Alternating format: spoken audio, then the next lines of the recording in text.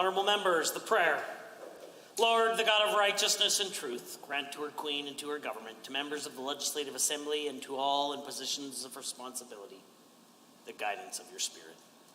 May they never lead the province wrongly through love of power, desire to please, or unworthy ideas, but laying aside all private interest and prejudice, keep in mind their responsibility to seek to improve the condition of all. Please be seated.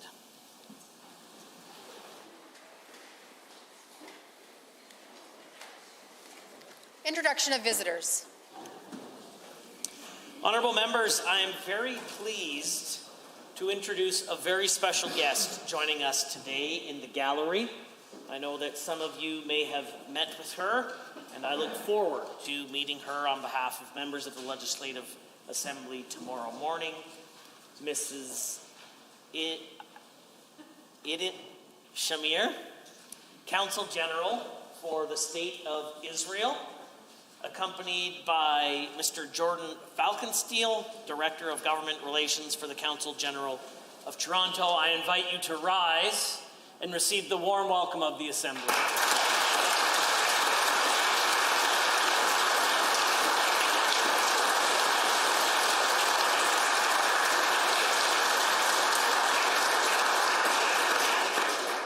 Honourable members, also joining us in the Speaker's Gallery today are Jordan Beck Lane and Neva Camponi. They are the family members. I know that you're never supposed to pick a favorite child or a favorite staffer, but one of my favorite staffers from the Speaker's office, Ms. Erin Camponi. Please rise and receive the warm welcome of the Assembly.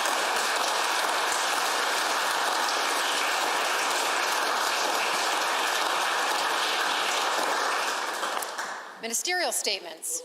The guests, sorry. Member statements. Oh, my apologies. Oh, maybe we don't have anyone else. I had one others.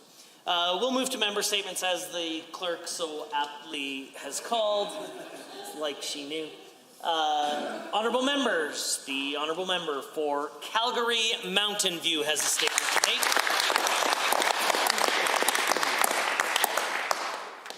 Let them eat cake. When first asked about skyrocketing energy prices, the Associate Minister of Natural Gas and Electricity proudly rose and declared he planned to do nothing. Nothing. When presented with stories from hundreds of real families trying to choose between buying groceries and keeping the lights on, this government tells them not to worry. It's just the market working.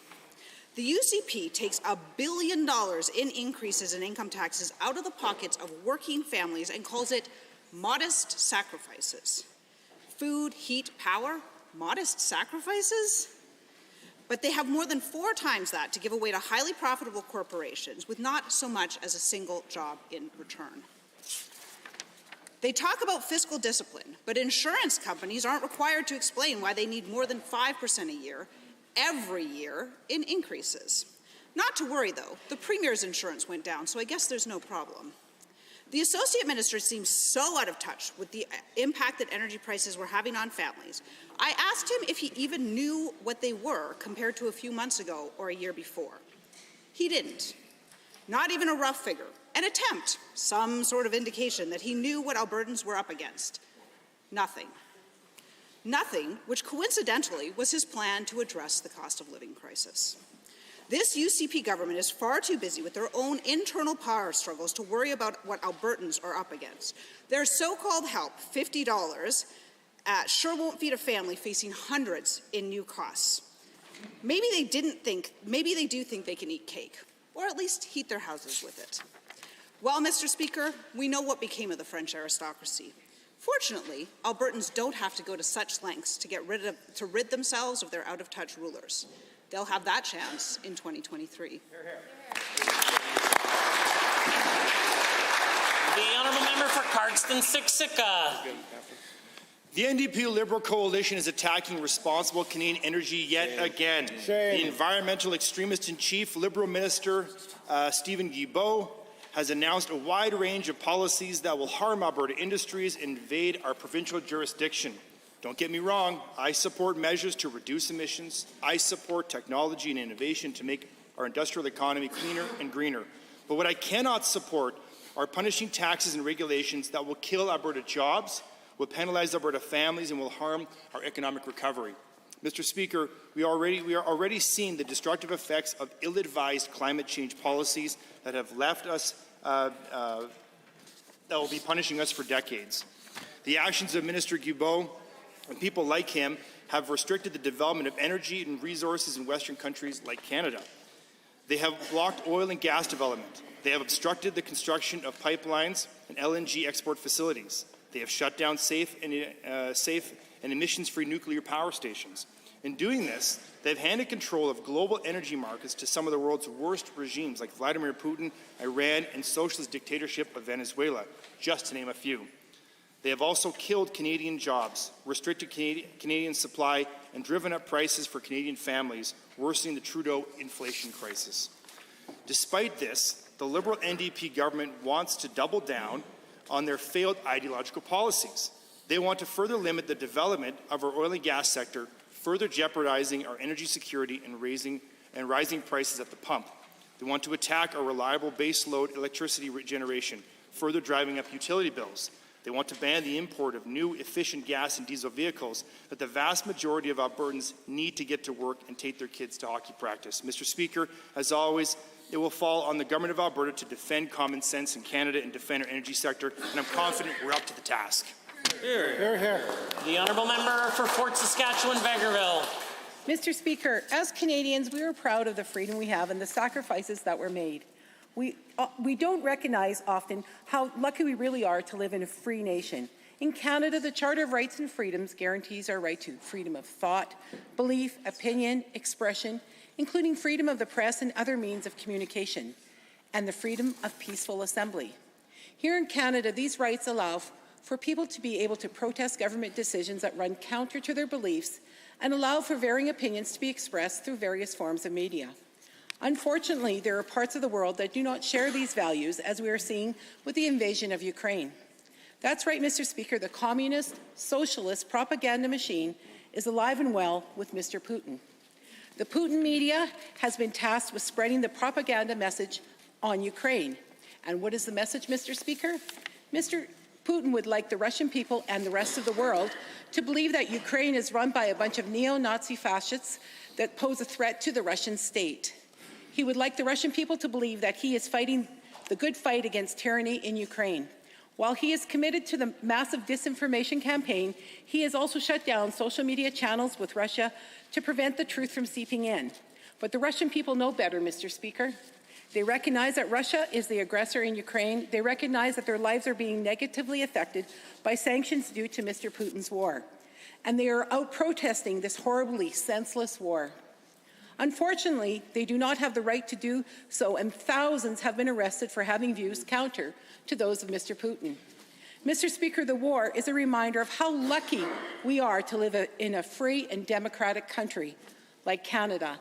And I hope those in Russia one day will know the freedoms that Canadians often take for granted. Thank you, Mr. Speaker. The Honourable Member for Edmonton Northwest. Mr. Speaker, our actions demonstrate our priorities, our values, who we are. Actions are how we demonstrate to the world what we most care about. Clearly, the UCP's actions towards post-secondary prove that they do not care one bit about students in this province. Yesterday was the Alberta Student Day of Action. Across the province in Lethbridge, Calgary, Edmonton, and elsewhere, students gathered to stand against the damaging cuts to our post-secondary institutions.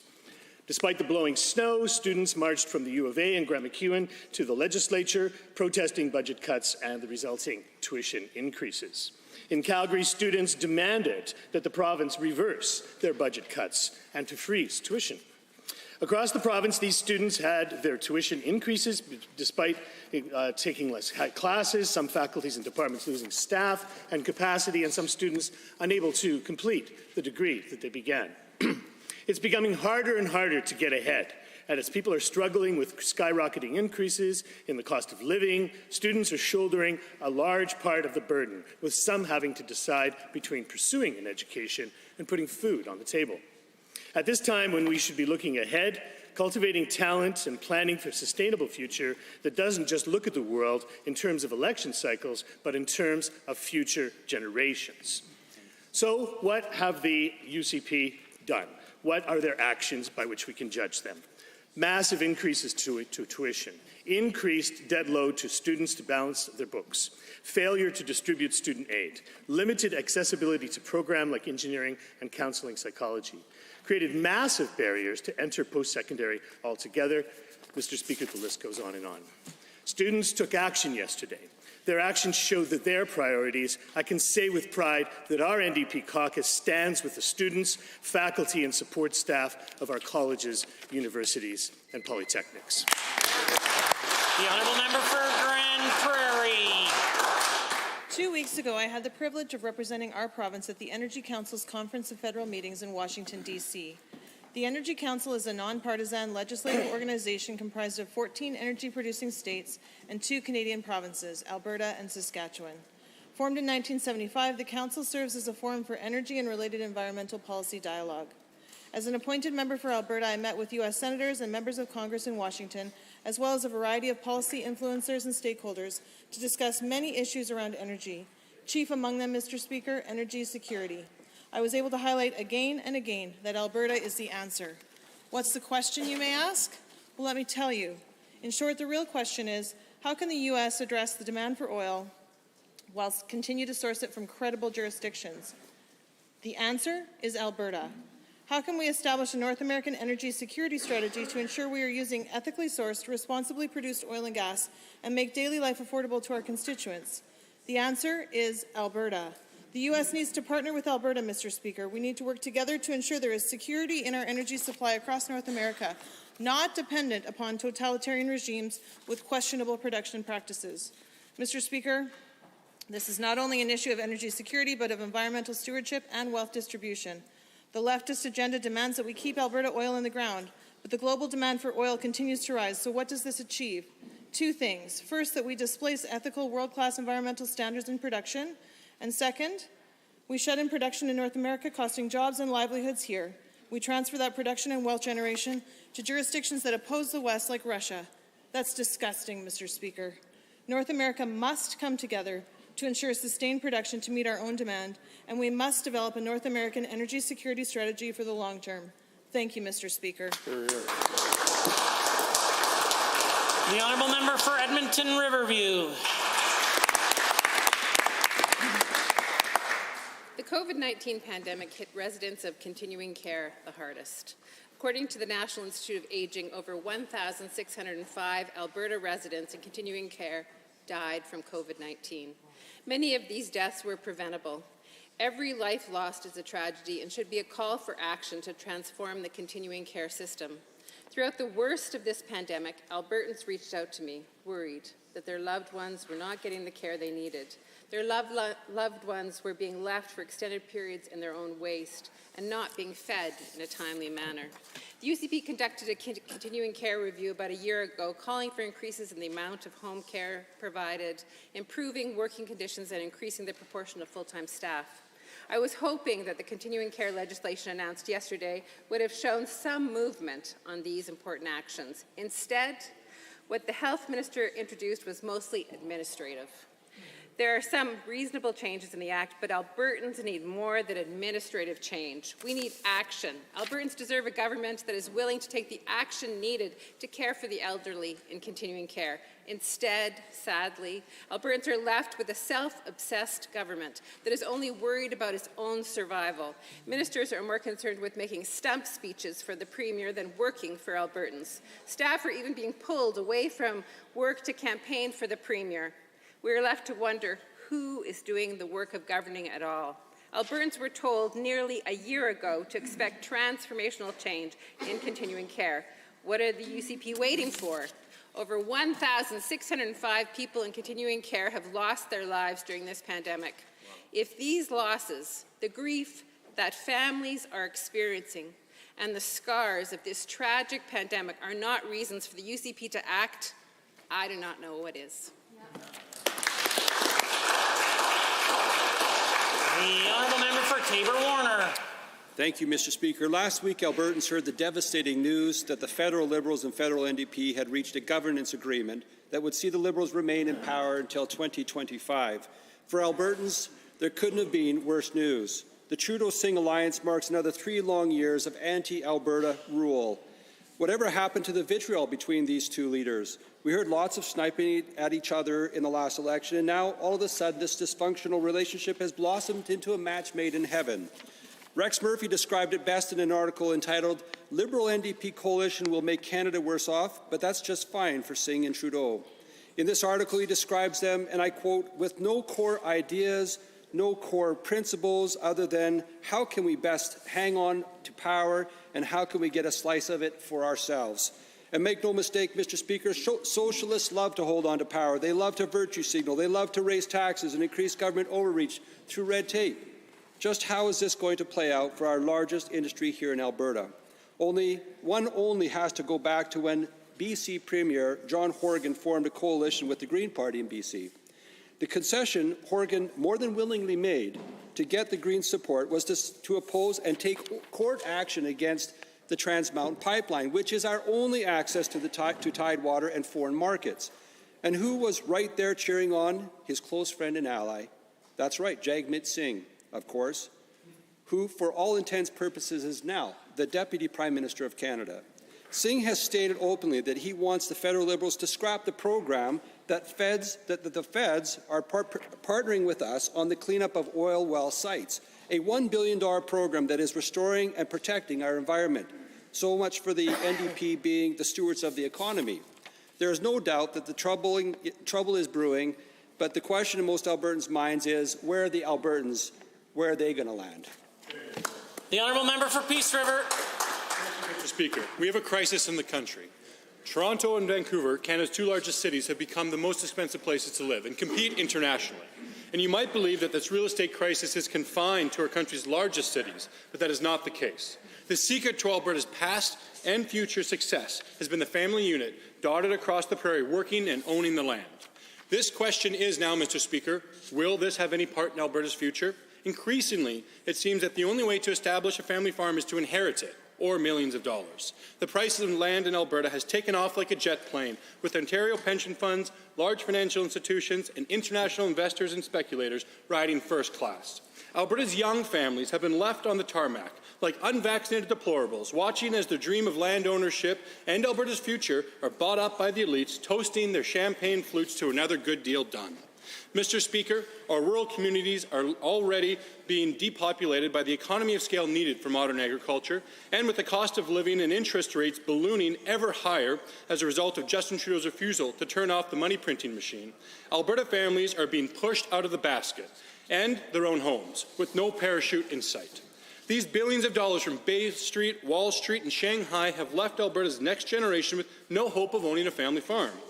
None of the world's elite give a flying rat's behind if the communities of Manning, Wildwood, Coronation, or Staveley become ghost towns.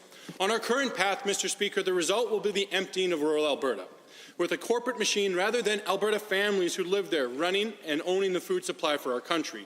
Shareholders will be richer, yes, but our citizens will be poorer. Rural communities will be made up of renters, no longer attached to the land that they live in with their homes.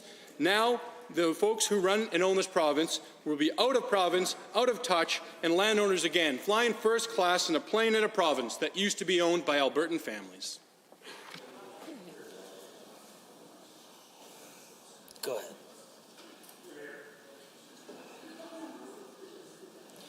Honourable members, the time is now 1:50, and that makes it oral question period. And the leader of Her Majesty's Loyal Opposition has question 1. Mr. Speaker, yesterday the Premier admitted that he's been questioned by the RCMP as part of an investigation into the 2017 UCP leadership race and alleged fraud therein.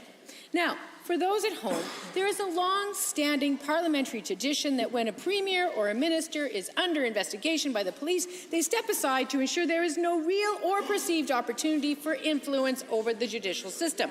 But the UCP, the rules around upholding the public trust do not apply to them. Why does this premier and his cabinet continue to feel that they are above the law? Good. The Honourable the Premier. Mr. Speaker, we heard the same fear and smear from the NDP all through the last election, and Albertans rejected their politics of personal destruction. But here's the problem. That kind of defamatory attack made in the privilege of this place is what encouraged her ethics critic to violate the law by seeking to violate my personal privacy. Why doesn't she understand, Mr. Speaker, that every time she goes into the gutter, all she does is to lower the tone of Alberta politics, and that will be, I fear, her legacy in this place, Mr. Speaker. Well, Leader of the Opposition. Well, Mr. Speaker, the appointment of a special prosecutor is the only thing standing between this premier and a conflict of interest in a police investigation that goes to the heart of his current role in this assembly. Now, 3 or 4 justice ministers ago, the UCP appointed that special prosecutor, but then refused to release their name. They said they're from Ontario, and that's it. 3 years later, investigation still ongoing. Will the Premier today stand and tell us the name of the prosecutor secured by Alberta Justice to protect the integrity of this investigation? Who is protecting The Honourable the Premier. Well, Mr. Speaker, I don't know, and nor should I. It would be inappropriate of me to ask that question. The Crown Prosecution Service and police services can always request, when they deem it appropriate, advice from outside counsel, and I understand that's what happened in this instance in 2019. Leader of the Opposition. The Premier wasn't the only one interviewed by RCMP. The Minister of Infrastructure was interviewed, as was the former Minister of Justice. Both went to great pains to say that they themselves were not the ones under investigation, again, over 2 years ago. Mr. Speaker, these are allegations of fraud, of vote tampering, of serious abuse of democracy around this Premier's leadership campaign. Will the Premier today please rise in the House and say with 100% absolute certainty that he is not the subject of this investigation into alleged voter fraud around his leadership campaign? The Honourable the Premier. Yes, Mr. Speaker, I was informed that I am not. The Honourable Member for Calgary, Boular-McCall. Mr. Speaker, for 3 years, the RCMP has been investigating the UCP in the leadership race that elected the Premier for identity fraud. Allegations of vote being cast using fraudulent email and people becoming member of the UCP without their knowledge, people having their personal identification number taken so their votes could be cast by someone other than them. Yeah. The Premier admitted yesterday he was interviewed by the RCMP but refused to tell us anything else. Why was Premier interviewed by the RCMP? What did they ask him, and what did he tell the RCMP? Yeah. Simple question. The Honourable the Premier. Well, Mr. Speaker, that question is inappropriate, and of course, if I have an interview, it is a confidential matter for those interviewing me, Mr. Speaker. What I can say is this: the NDP dragged all of these allegations through the mud in the 2019 election, and they were sent packing, Mr. Speaker, the first majority government in Alberta history to not make it past one term because Albertans oppose the politics of personal destruction, of defamation and division, which is the stock in trade of today's NDP. The Honourable Member for Calgary, Boular-McCall. Mr. Speaker, this is about trust, and Premier is not alone when it comes to RCMP interviewing members of this government in regard to their multi-year identity fraud investigation into the UCP. The Minister of Jobs, Seniors, Social Services, Infrastructure, all have been interviewed by the RCMP when it comes to this scandal. And now the Premier has also been interviewed. Premier, this is about justice and our democracy. Why should the details of that interview really be hidden from Albertans? Yeah. It's a simple question, especially when many suspect the UCP current leadership review process is rigged in the Honourable the Premier. Mr. Speaker, if the member has questions for the RCMP, I suggest he puts it to them. Of course, police operations happen independent of government. Perhaps he does not know that. But, Mr. Speaker, what I know is that his colleague and ethics critic violated the law to violate my personal privacy and that of another Alberta citizen. What did he know about that? What did his leader know about that? And why did they create an opinion environment in the NDP where that kind of illegal and unethical conduct was deemed acceptable by their ethics critic? The Honourable Member. I heard he... Order. The Honourable Member has the call. The question is, why was Premier interviewed by the RCMP? And these are serious concerns. If RCMP is interviewing Premier and looking into the UCP leadership contest that Premier won, and Premier is referring to that as sour grapes. I hate to break it to the Premier, but the RCMP doesn't investigate sour grapes for 3 years now. The Premiers keep deflecting. He points to others who have been fined for their roles. I'm asking about his role in this corrupt leadership contest that elected him. Can he finally come clean on this and stop hiding from the people? The Honourable the Premier. Again, Mr. Speaker, if he has questions for an independent police agency, he should put those questions to the independent police agency. But that's not what the NDP is about. They are about the politics of personal destruction, of defamation, division, and deceit, Mr. Speaker. They're addicted to it. But Albertans want a government instead focused on their concerns, like the cost of living, which is why we're scrapping the fuel tax this week, like a balanced budget, like a growing economy, like delivering on nearly 90% of our election commitments, Mr. Speaker. That's why the NDP is losing right now in the polls, and you can see how desperate they're getting. Hear, hear. The honourable member for Edmonton, Beverly Clairview. In the last election, the UCP promised that if they cut corporate taxes, investment would come flooding into the province. But even before the pandemic, investment dropped, our economy shrank, and 50,000 full-time jobs were lost. As a result, company laid off hundreds of staff or invested elsewhere. In the middle of the pandemic, the UCP doubled down on their corporate tax giveaway and even accelerated it. But that hasn't led to increased capital investment either. Now Alberta's unemployment rate is higher than the national average, and Calgary's is the highest among major cities in the country. To the Premier, why does Alberta continue to fall further behind other provinces under this UCP government? The Honourable the Premier. Mr. Speaker, talk about leading with your chin. You know, the NDP said that we were going to lose $4.6 billion in revenue through the job creation tax cut. In fact, we are generating $400 million more in revenue on that 8-point rate than the NDP was under their 12-point rate. Why? Because this has stimulated $60 billion of new private sector investment in Alberta's economy. We led Canada in economic growth last year. We are projected to do so again last year. Last year was the best year ever for film and television, for the energy sector, for our exports, for high tech, and so much more. The Honourable Member for Edmonton, Beverly Clairview. Corporate tax revenue in 2018 was $4.8 billion. Your numbers are less than $4 billion this year. According to RBC economists, capital investment is expected to increase across the country by 8.5%, with Saskatchewan leading the way at 18.5%. Meanwhile, Alberta will have the second lowest capital investment growth rate at 4.8%. But here's the thing, it's still well below investment levels seen in our last year as government. In 2018, capital investment was $62 billion.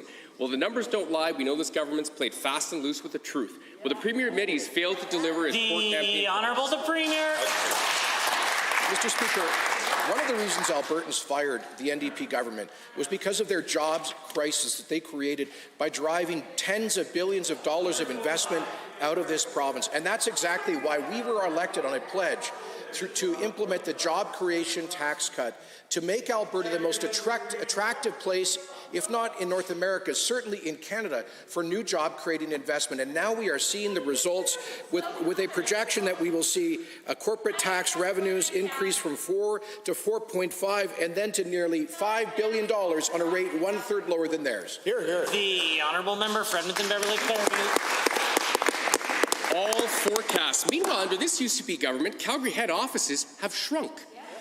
With higher oil prices, we've seen corporate profits increase dramatically. According to UCP's last budget, corporate profits increased 147% in 2021 and are forecasted to increase another 31% this year. But oil companies aren't spending money on capital investment. Instead, they're choosing to spend profits on dividends and share buybacks. The Premier went to these companies with cowboy hat in hand at last year's Stampede and begged them to spend. As we know, the Premier's all hat and no cattle. Given that he's failed to get them to invest... The Honourable the Premier. Mr. Speaker, you can't blame the NDP for not knowing what's going on in the oil and gas sector because they hate the oil and gas sector. The NDP's entire reason for existing is to attack Alberta oil and gas. Look at what their ally, Justin Trudeau, is doing in Ottawa today with his new outrageous environment plan, his 25% proposed increase in the carbon tax. Now, I want to give the NDP a trigger warning. They won't want to hear this, but here it is, Mr. Speaker. Drilling activity in Alberta in oil and gas this year so far, it's up by 80%. The order, the Honourable Member for St. Albert.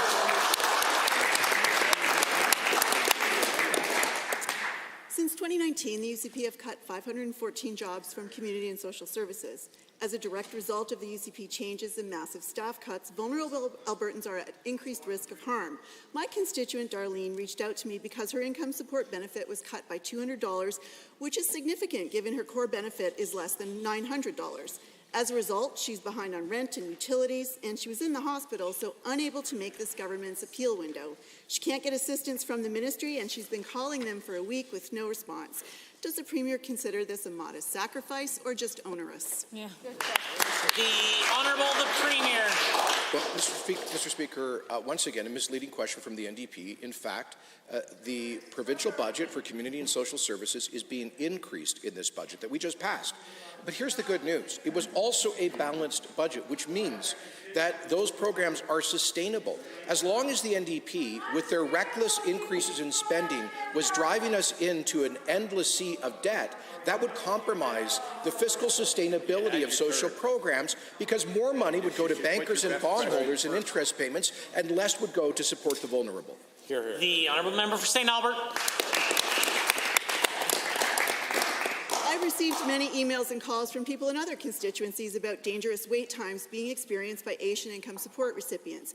Barrington Jr. from Red Deer wrote to me because he was unable to get prescriptions refilled. The stress of this is taking a toll on him, yet another preventable harm that will end up stressing an already overburdened healthcare system. The Premier talks a big game about supporting these extremely vulnerable Albertans, falsely claiming they are the most generous benefits in Canada when we know they're below the poverty line. Will the Premier tell this House how he plans to address these dangerous wait times that are causing harm? The Honourable the Premier. Well, Mr. Speaker, in point of fact, the overall budget for community and social services received a $36 million increase this year. That's part of the plan, Mr. Speaker. During the pandemic, we invested a total of $132 million for civil society. Order, order. If the Leader of the Opposition wants to ask another question, I invite her to rise to her feet to do that. Until then, the Premier has the call. An additional $130 million to civil society partners to help care for the vulnerable during the pandemic. Mr. Speaker, with respect to AISH benefits, they are 40% more generous than the analogous benefits across the country, on top of which we have the most generous suite of social benefits and taxes. 40% of Albertans pay no provincial income tax at all. Hear, hear. The Honourable Member for St. Albert. Mr. Speaker, these are real people that need answers, not rhetoric. The UCP has cut 514 workers in social services. We know caseloads have exploded to dangerous levels. People aren't getting the help they need. Is this Premier finally willing to admit what is crystal clear to Albertans, that cuts to income support, the slashing of 514 jobs, the systematic removal of supplemental benefits for housing and food have created a crisis, a real crisis? Will the Premier admit what Albertans already know? He can't be trusted with the truth, and for vulnerable Albertans. The Honourable the Premier. Mr. Speaker, the budget for Alberta AISH for the assured income for severely handicapped goes this year from $1.3 billion to $1.37 billion to $1.45 billion to $1.5 billion. Mr. Speaker, why does the NDP insist on referring to large increases in public spending as cuts? Is it because they studied too much discovery math, or is it just because they're dishonest, Mr. Speaker? The Honourable Member for Banff-Kananaskis. Thank you, Mr. Speaker. Human trafficking is a very serious crime to which we are certainly not immune in Canada. It happens throughout our communities, our cities, our small towns, and places where people would not normally suspect such wicked operations from ever occurring. Generally, trafficking incidents tend to happen in more urban centres, but the lasting effects ripple throughout our entire country. Human trafficking involves a process of recruiting, transporting, or holding victims to exploit them for forced labour, their organs and tissues, or sexual purposes, stripping them of their rights, freedoms, and humanity. So to the Premier, can you please tell us why this government struck a human trafficking task force and who was on it? The Honourable the Minister of Children's Services. Thank you very much, Mr. Speaker. Our government ran on a commitment to fight human trafficking. This is a horrific crime that happens right here in the province of Alberta. That is why it was such an honour to be with members of the Human Trafficking Task Force this weekend, as they provided our government with recommendations on how best to combat human trafficking in our province. Task Force members, Mr. Speaker, along with the Chair, Paul Brandt, include former Minister of Children's Services and Solicitor General Heather Forsyth, Centre to End All Sexual Exploitation Director Jan Fox, Edmonton Police Chief Dale McPhee, RCMP member Douglas Reddy, Catholic Social Services Director, and First Nations Advocate and Health. The Honourable Member for Banff-Kananaskis. Thank you, Mr. Speaker, and thank you, Minister. Well, given that our government introduced Alberta's first ever standardized definition of human trafficking and legislation to combat traffickers 2 years ago, but that vulnerable Albertans continue to need additional policies to protect them, as human trafficking cases in Alberta continue to increase every year, and in Canada are growing at one of the fastest rates of any criminal activity. To the Minister of Justice and Solicitor General, what is this government's plan to address the task force's recommendations? The Honourable Minister of Children's Services. Thank you, Mr. Speaker. Our government has accepted in principle nearly all of these recommendations, and we are already taking action. We're establishing an office for combating human trafficking to coordinate our province's work on this important issue. We've also increased support for ALERT, the Alberta Law Enforcement Response Teams, created specialized human trafficking and exploitation units to support victims directly, investigate human trafficking activity, and we are working with local groups to build networks that support victims and survivors like those that we fund in Children's Services under PSECA. The Honourable Member.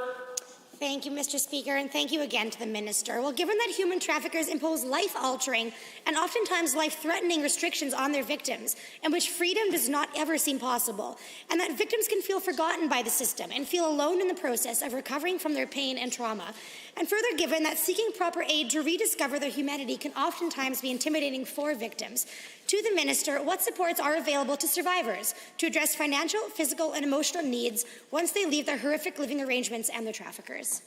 The Honourable Minister of the Status of Women. Thank you, Mr. Speaker. First of all, I want to thank the member for a question and thank the task force for their amazing work, including Paul Brandt and Heather Forsyth. Very strong work. In addition to Budget 22 funding of women's shelters to at the rate of $51.3 million, we also provide funding for the family violence line at 310-1818. This support line provides services in 170 languages, including Indigenous language, where women can seek supports. We also provide funding for those escaping abuse through the benefit, the Alberta Supports Benefit. The Honourable Member for Edmonton Northwest. Mr. Speaker, yesterday I was with students in Calgary for Alberta's Student Day of Action. They shared their experiences of having to drop classes, change programs, drop out of school entirely, or choose between getting an education and putting food on the table.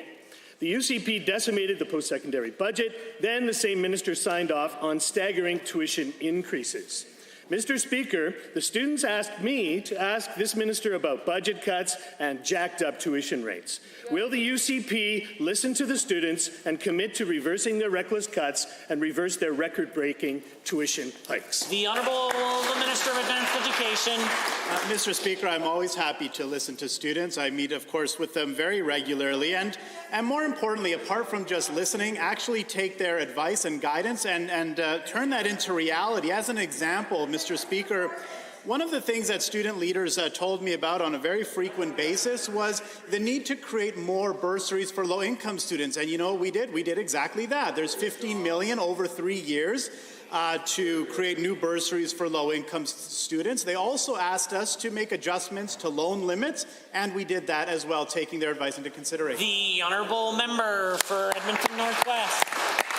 Mr. Speaker, given that this UCP minister actually underspent the student aid budget by $4 million last year, given that life has become deeply unaffordable, tuition increases, student loan rate spikes make it hard to pay off debt, given these students need support now more than ever, these students are made to be the major drivers for our economy for decades to come. If they actually stay here and don't flee the UCP, can the minister explain to all of us why this government cares more about filling their coffers than they do about future prospects for young people and young long-term economic viability? The Honourable Minister of Advanced Education. Well, Mr. Speaker, the question demonstrates that the member doesn't understand how the post-secondary budget works. Any dollar that's raised from tuition revenue goes to the institutions. The government doesn't get a dime of that. So I'm not sure what the allegation is, but when it comes to investing in students, our government is committed to doing precisely that. That's why we're providing $171 million over 3 3 years to create 7,000 additional spaces in our post-secondary institutions. As well, we're providing $15 million over 3 years to expand apprenticeship educational opportunities, $6 million over 3 years to expand work-integrated learning opportunities, $8 million over 3 years to create additional micro-credential programs. There's more. The honourable member for Edmonton Northwest. Well, Mr. Speaker, given that this minister needs a little tutorial in his own budget estimates, he said he paused student aid because he had so many applications, and also shared that they didn't give out the student aid because they didn't want to spend and to ask for more money. And given that already Alberta has fallen short of other provinces in offering student aid, and given that higher upfront costs create even more barriers for hopeful students, can the minister let all of us here know today who actually supports his reckless cuts to our colleges, universities, and polytechnics? Certainly students don't, faculty doesn't, researchers and support staff. The honourable minister.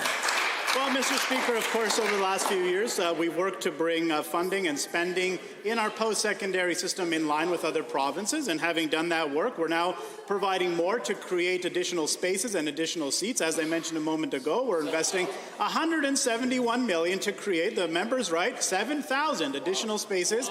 As more spaces than have been created in over a decade in our post-secondary system, we're providing key investments to help ensure that when our students complete their programs, they graduate with the skills, knowledge, and competencies they need to succeed, Mr. Speaker. The honourable member for Edmonton West Henday. Mr. Speaker, I have a really simple question for the Minister of Finance or the Minister of Service Alberta. One, I sincerely hope either of them can answer. To either minister, how much has the average Albertan's auto insurance increased since the UCP government was elected?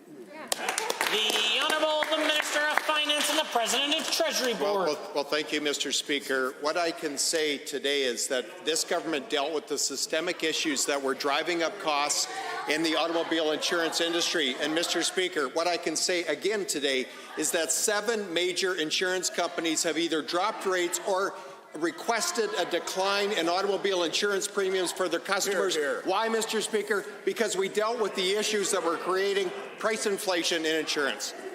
The honourable member for Edmonton West Henday.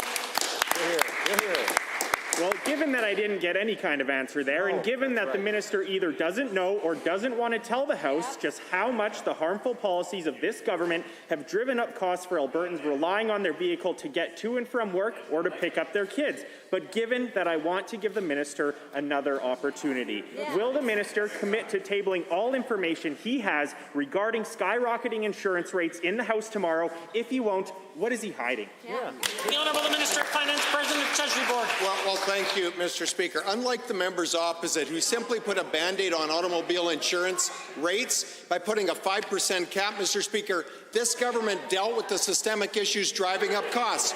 Rates went up 5% or more under the previous government.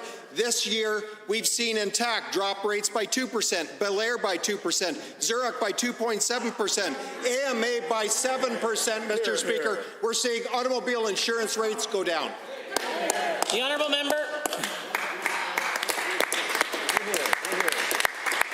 Well, given most Albertans surely aren't seeing those savings that the minister claims, and given that the cost of everything is going up with the UCP in charge, given they're making matters so much worse by pulling the cap on electricity, pulling the cap on auto insurance increases, increasing property taxes, school fees, tuition, and so much more. Can the minister explain why he both wants to drown my constituents in debt and also withhold vital information about the cost of living crisis they're facing? The Honourable Minister of Finance. Well, thank you, Mr. Speaker. Again, our government's dealing with the systemic issues that are creating affordability for Albertans, unlike the members opposite. The members opposite didn't have the courage to deal with insurance pressures, Mr. Speaker. They simply put a cap on. The members opposite on electricity costs added over $7 billion of cost. The Minister of Finance. The members opposite added over $7 billion of cost to our infrastructure system, Mr. Speaker. Ultimately broke agreements with power purchase companies, creating a $1.4 billion liability for Albertans, and imposed a carbon tax. The Honourable Member for Calgary Falconridge. Thank you, Mr. Speaker. The NDP and the Trudeau Liberals recently signed a deal that would grant Justin Trudeau a majority until 2025. This deal is bad news for Alberta, as both parties are against supporting Alberta's oil and gas industry. It is disappointing to say the least.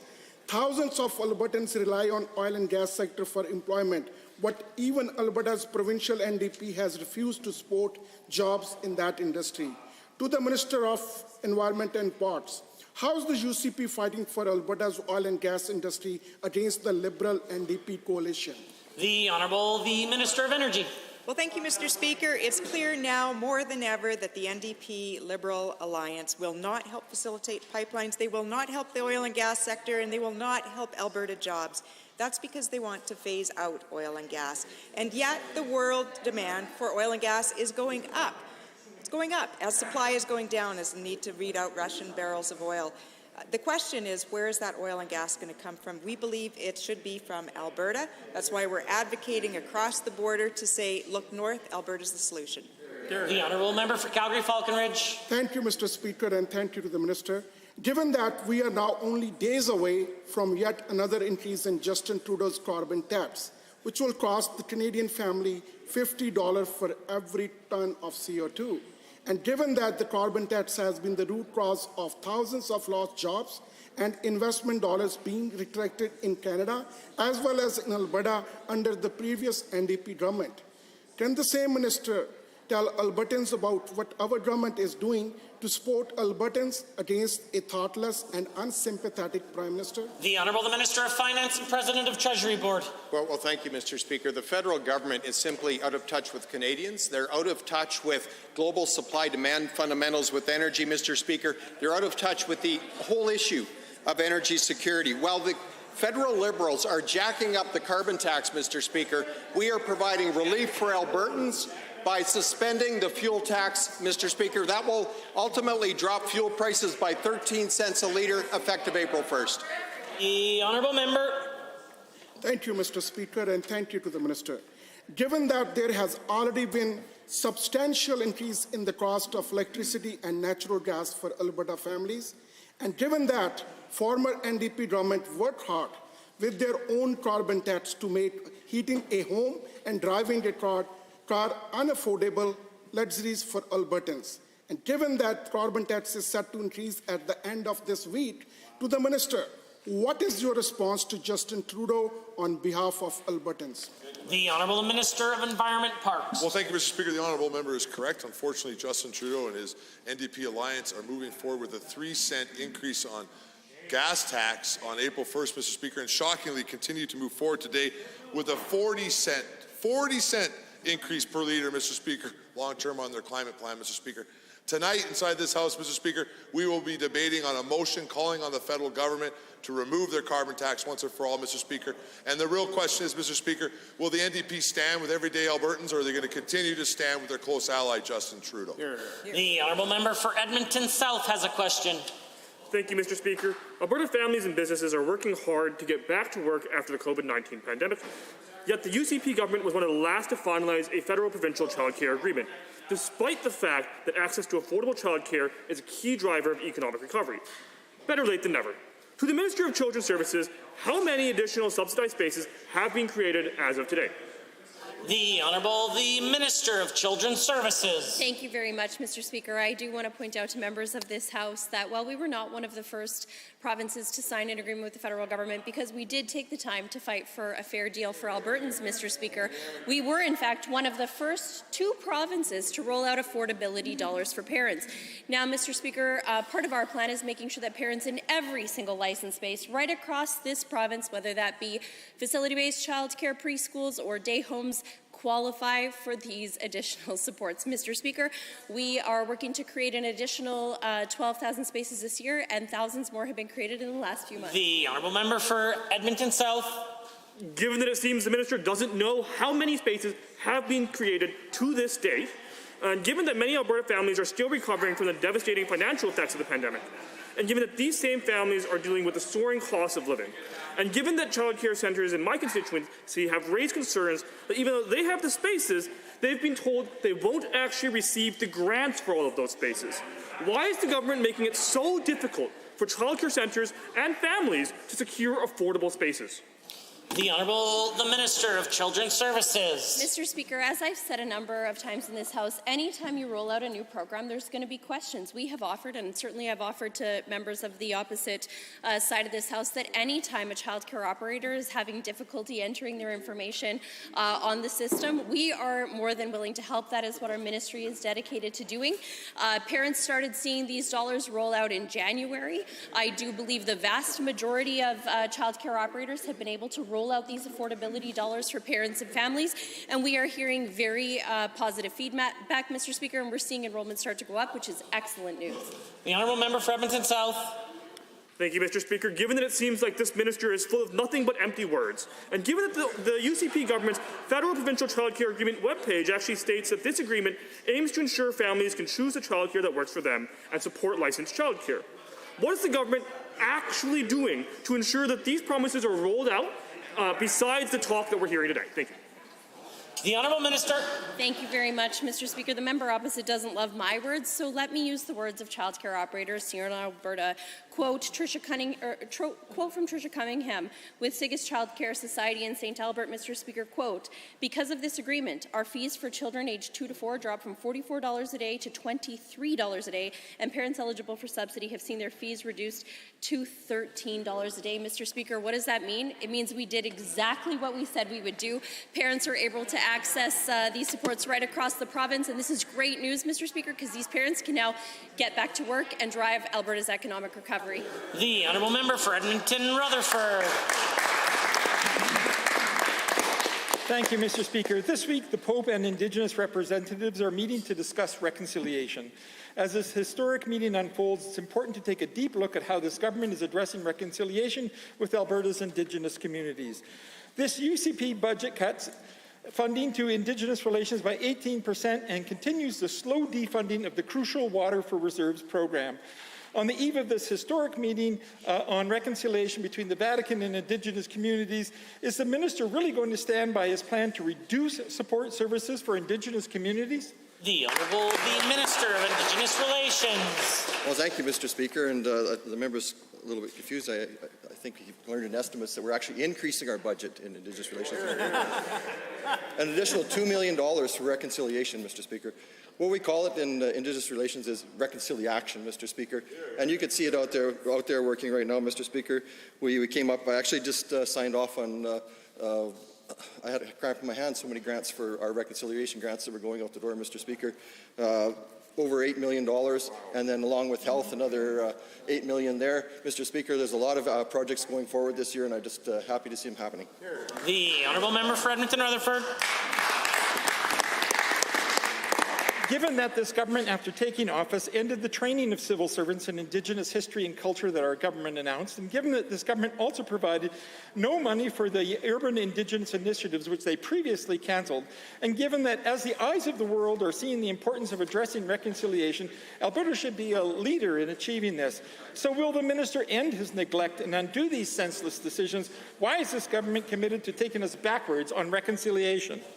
The Honourable the Minister of Indigenous Relations. Well, thank you, Mr. Speaker, and I'm happy to say we actually increased our budget again on urban initiatives. Many things going forward this year, Mr. Speaker. Again, several grants were signed off this morning to help out various projects that are going forward throughout the province, Mr. Speaker.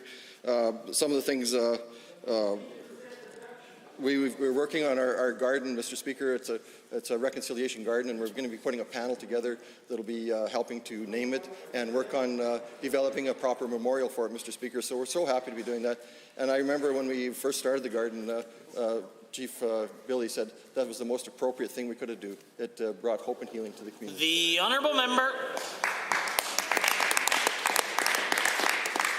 Given that it's been 3 years since the federal government released their findings from the Missing and Murdered Indigenous Women and Girls report, and given that in the past 2 years this government has done next to nothing and has not even released findings of the Joint Working Group on Murdered and missing Indigenous women and girls, despite their final report being submitted to the Minister over 2 months ago.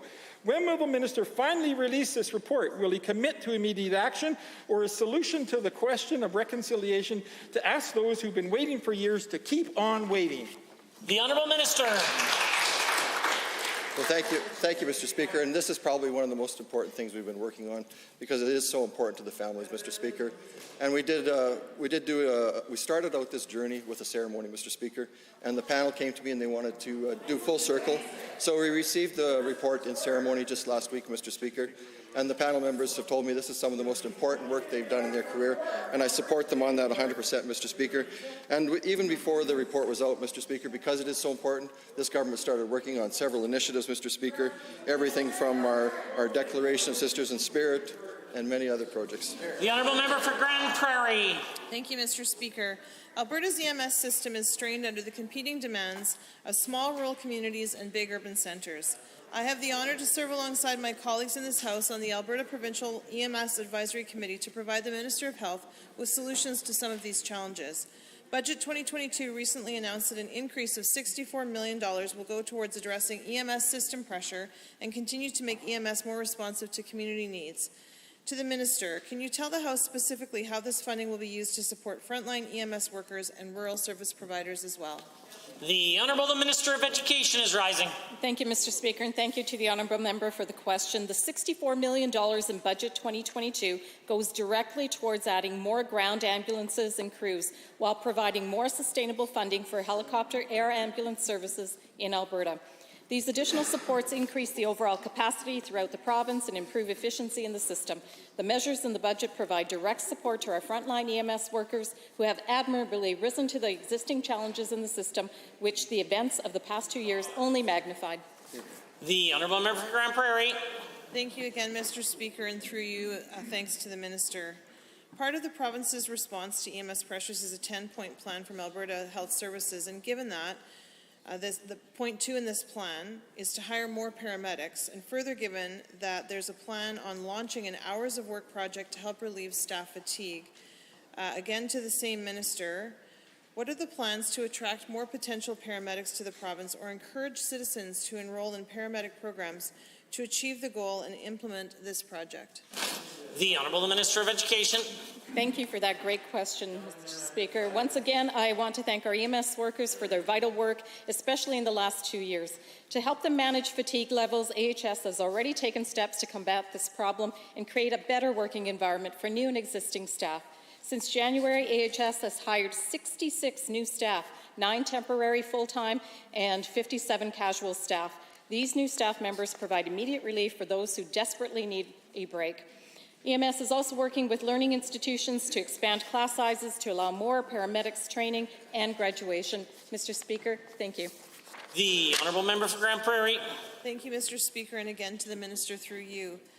Given that Budget 2022 only details the addition of 5 24/7 ambulances to each of Alberta's largest cities, Calgary and Edmonton, plus 1 to Airdrie, and given the recommendation to improve integration between EMS and hospital staff, to improve the overall flow of operations, again to the Minister of Health, how will this help rural areas who already have fewer ambulances than the larger centres, and what does this do in areas that don't house their own hospital? The Honourable Minister. Thank you again for another important question. Adding 20 new ambulances in these urban centres over the next 2 years will alleviate the existing pressure in suburban and rural areas. This reduces the need for rural ambulances to answer calls in the urban centres, meaning there are more available to respond to the calls in their immediate communities. Additionally, EMS began a pilot project in the rural areas of the Northern Zone on January 9th to better manage the transfer of patients who do not have acute care needs. Mr. Speaker, we're doing more to increase EMS capacity. The Honourable Member for Edmonton-Glenora is next. Mr. Speaker, the last 2 years have been extremely challenging for students, staff, and families. Alberta kids have been through so much over the course of the pandemic, and the impact to their mental health cannot be underestimated. Experts say mental health supports will have to evolve quickly as students face new anxieties and stresses. Considering that this government has failed to meet the mental health needs of students to date, Will the Education Minister now finally commit to placing a mental health therapist in each and every school? The Honourable Minister of Education. Thank you, Mr. Speaker. Mental health obviously is of concern to all of us, and particularly within our schools. That's why we've added an additional $110 million over the next 3 years, $30 million in this upcoming year to address mental health concerns. It was on the recommendation of the Child and Youth Wellbeing panel that made further recommendations. Of course, we're concerned about mental health, and we're going to continue to prioritize that in our budget. The Honourable Member for Edmonton-Glenora. Given that answer was a no, and given that experts have said that in order to protect children's resilience, we must give them proper support to process their experiences, the tools for emotional regulation, and access to safe professional guidance in the form of properly trained mental health therapists in schools. And given that the recent data from the University of Calgary shows student stress also comes from economic strain suffered from families, and with so many Alberta families having their hours cut, or in Calgary experiencing the largest unemployment of any major city in the country, will the Education Minister commit to putting a counselor... The Honourable the Minister of Education. Thank you, Mr. Speaker. Again, I want to draw your attention to the fact that we've added over $700 million to the budget over the next 3 years, 1% increase to base, a 1% increase to operations and maintenance, a 4.6% increase to transportation, as well as an additional $110 million over the next 3 years, $30 million in this upcoming year to address child and youth well-being, especially around the mental health area. It is of grave concern to us, and we are going to do everything we can to address it. Here, here. The Honourable Member. Given that educators stress that mental health supports go hand in hand with academic success, especially for students who've suffered significant learning loss during the pandemic, and given that Leanne Temko, the Director of Learning Services with Calgary Catholic School District, said, quote, "Learning is about taking risks, about knowing you might make a mistake and get something wrong," end quote. But those who learn recognize when their mistakes are made, and they pledge to do better. So will the Education Minister admit that she's failed Alberta students and learned from her mistakes? Will she fund a counsellor in every school, or will she continue to show Alberta families she can't be trusted? The Honourable the Minister of Education. Thank you, Mr. Speaker. The member opposite never fails to continue to make mistakes, and again, she's made another mistake. We are adding another $110 million on top of our $700 million over 3 years in our budget. We're increasing the supports to our students. That's on top of the fact that last year we added an additional $40 million to address learning, specialized learning support funding. Mr. Speaker, we're continuing to make sure that it is of top priority to address the mental health of our students. We know of the concerns, and not only is it the Ministry of Education, but all my fellow ministers are working collaboratively to address these issues. The Honourable Member for Edmonton-Whitemud. Mr. Speaker, 47 children and youth in the child intervention system have now died between last April and today, most of them Indigenous. This heartbreaking trend has continued to develop over the past year. It is our responsibility as legislators to do everything in our power to learn from and better prevent the deaths of children in government care. This is a continuing crisis, and it is time to act. I'm asking again, will the Minister of Children's Services convene an all-party committee to address the safety of children in care and outstanding recommendations of the Child and Youth Advocate? Good question. The Honourable Minister of Children's Services. Thank you very much, Mr. Speaker. And this certainly is, it has been a difficult 2 years, Mr. Speaker, and my heart does go out to the families of those children and young adults who have died and those who have had interaction with the child intervention system. We know that there are going to be changes that need to be made. Unlike the members opposite, Mr. Speaker, we're not going to wait for an all-party panel. I've asked the ministry to do a review into what we're seeing in these cases as this year has been very different, and we're seeing different trends in terms of the data and information we're seeing. We are absolutely committed to being transparent, accountable, and taking action where needed. The Honourable Member for Edmonton-Whitemud. Given, Mr. Speaker, that a discussion about the deaths of children deserves more time than a 35-second exchange, and that's what this is about, given that we could work together on this, and I urge the Minister to reconsider. Now, given that last year the Minister of Children's Services committed to a review of policies and practices when it comes to the deaths of children in care, can the Minister update this House on the state of this review? When will it be completed? Who is conducting it? Who is being consulted? Will the report be made public, and will the members of this House be able to consider it? And most importantly, when can we expect action? Yes. The Honourable the Minister of Children's Services. Thank you, Mr. Speaker. I have spoken about this. I have said that I would make this report public. Obviously, we had expected this in January, but Mr. Speaker, we did have a number of staff away with COVID, and so that has slightly been delayed. But there are 3 different groups that we see, Mr. Speaker. We see supports for those who are transitioning into adulthood. We're seeing also a group of infants, and we want to look at the circumstances surrounding each and every one of those cases. And then for children in care, Mr. Speaker, I've already said I will absolutely make it public, and if the member opposite has recommendations, we'd be happy to hear them. The Honourable Member. Given that of the 47 deaths this year, 21 were young people over the age of 18 who are receiving financial assistance, a grim record. Given that BC just extended supports to youth transitioning out of care to age 27, and given that once again the UCP is out of step with best practices and chose instead to defend through the courts, cutting young people off supports for the sole purposes of saving money, if the Minister's report finds that decisions of this government in any way contributed to or failed to prevent the situation we face today, will the Minister commit publicly that that information will be included in the report and guarantee full transparency and accountability? Good question. The Honourable Minister. Mr. Speaker, we are not actually seeing that what the member opposite is saying is the case, and I have shared that information with her before. But what we are doing, Mr. Speaker, is we've just transitioned to a Transitions to Adulthood program. We've always said, I started saying it in 2019, that we needed to do better than have a financially focused support system for young adults who are transitioning into care, and putting in place really a series of supports and check-ins to make sure that young people have the supports and services and connections they need to succeed. The Honourable Member for Camrose. Thank you, Mr. Speaker. Far too often we have been faced with and are threatened by blockades of our borders and halts to our railway. These careless actions cause worry and harm in our economy and for our farmers. Farmers on our side of the border and on the other side both rely on each other to have seed for crops and feed for their cattle. To the Minister of Agriculture, Forestry and Rural Economic Development, what is our government putting in place for farmers that are experiencing these price fluctuations and supply challenges? The Honourable the Minister of Agriculture, Forestry and Rural Economic Development. Thank you, Mr. Speaker, and it's a great question. Our essential services need to remain essential.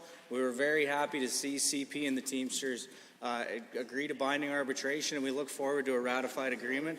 What are we doing? We're very proud of the business risk management suite of programs that we have in partnership with the federal government. Agri-Invest, Ag Stability, Ag Insurance, Ag Recovery in disaster situations like we saw during the drought last summer. Very important programs. There's enough risk in agriculture, from weather to rain to price increases and bad federal government policy.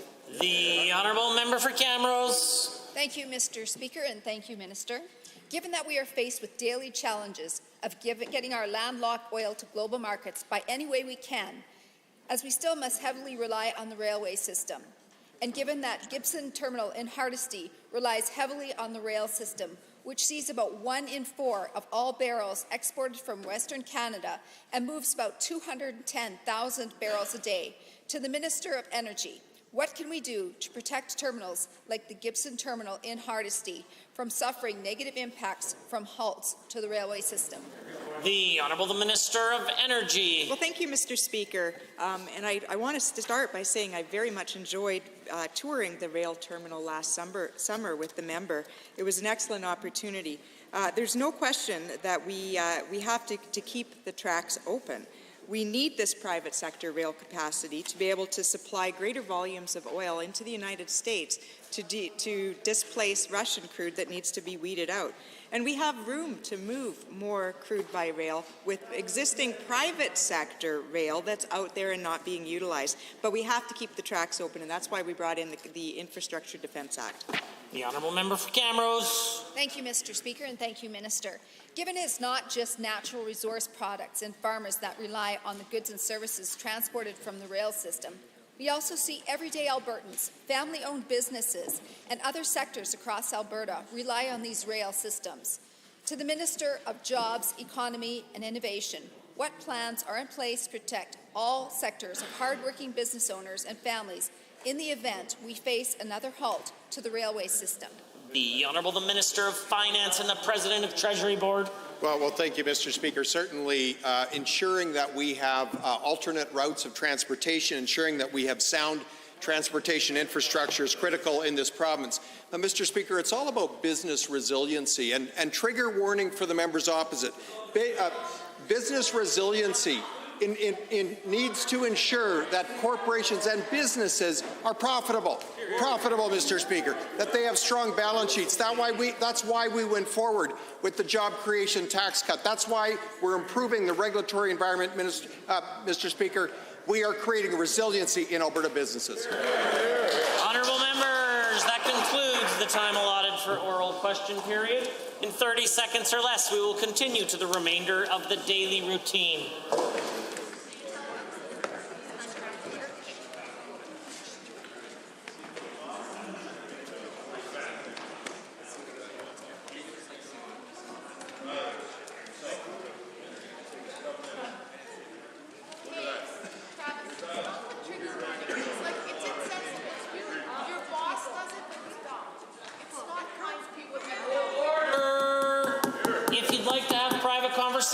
There are places to do that.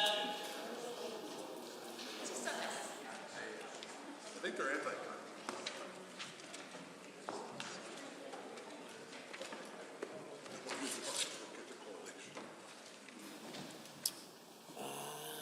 Ready, Garth? The Honourable Member for Vermilion, Lloydminster Wainwright. Mr. Speaker, Alberta's government has made an historic $390 million funding commitment to improve broadband access in rural, remote, and Indigenous communities, helping to eliminate the digital divide. The pandemic made it clear that access to reliable, high-speed internet is not just a luxury. In today's modern and increasingly digital world, it's a necessity which will cost approximately $1 billion. Alberta's government worked hard to secure an expanded dollar-for-dollar matching agreement with the federal government, bringing total public sector funding to $780 million. We anticipate that this financial commitment will drive significant private sector investment, pushing overall investment north of $1 billion, helping us to eliminate the digital divide. With funding secured, our government announced Alberta's broadband strategy, which outlines how we will deliver universal connectivity to Albertans by spring of 2027. Alberta's broadband strategy strengthens our economic recovery and diversification. It emboldens our education and health sectors, enabling socioeconomic development. We are currently hard at work reviewing Alberta's focused applications to the Universal Broadband Fund. With negotiations underway, we expect the first round of approved projects to begin construction later this year. Improved broadband access has long been a concern for constituents in my riding of Vermilion Lloydminster Wainwright.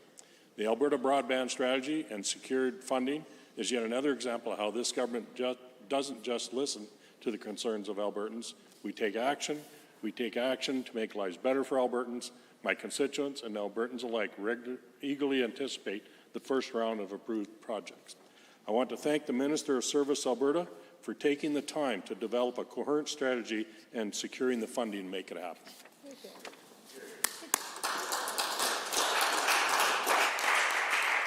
Presenting reports by standing in special committees.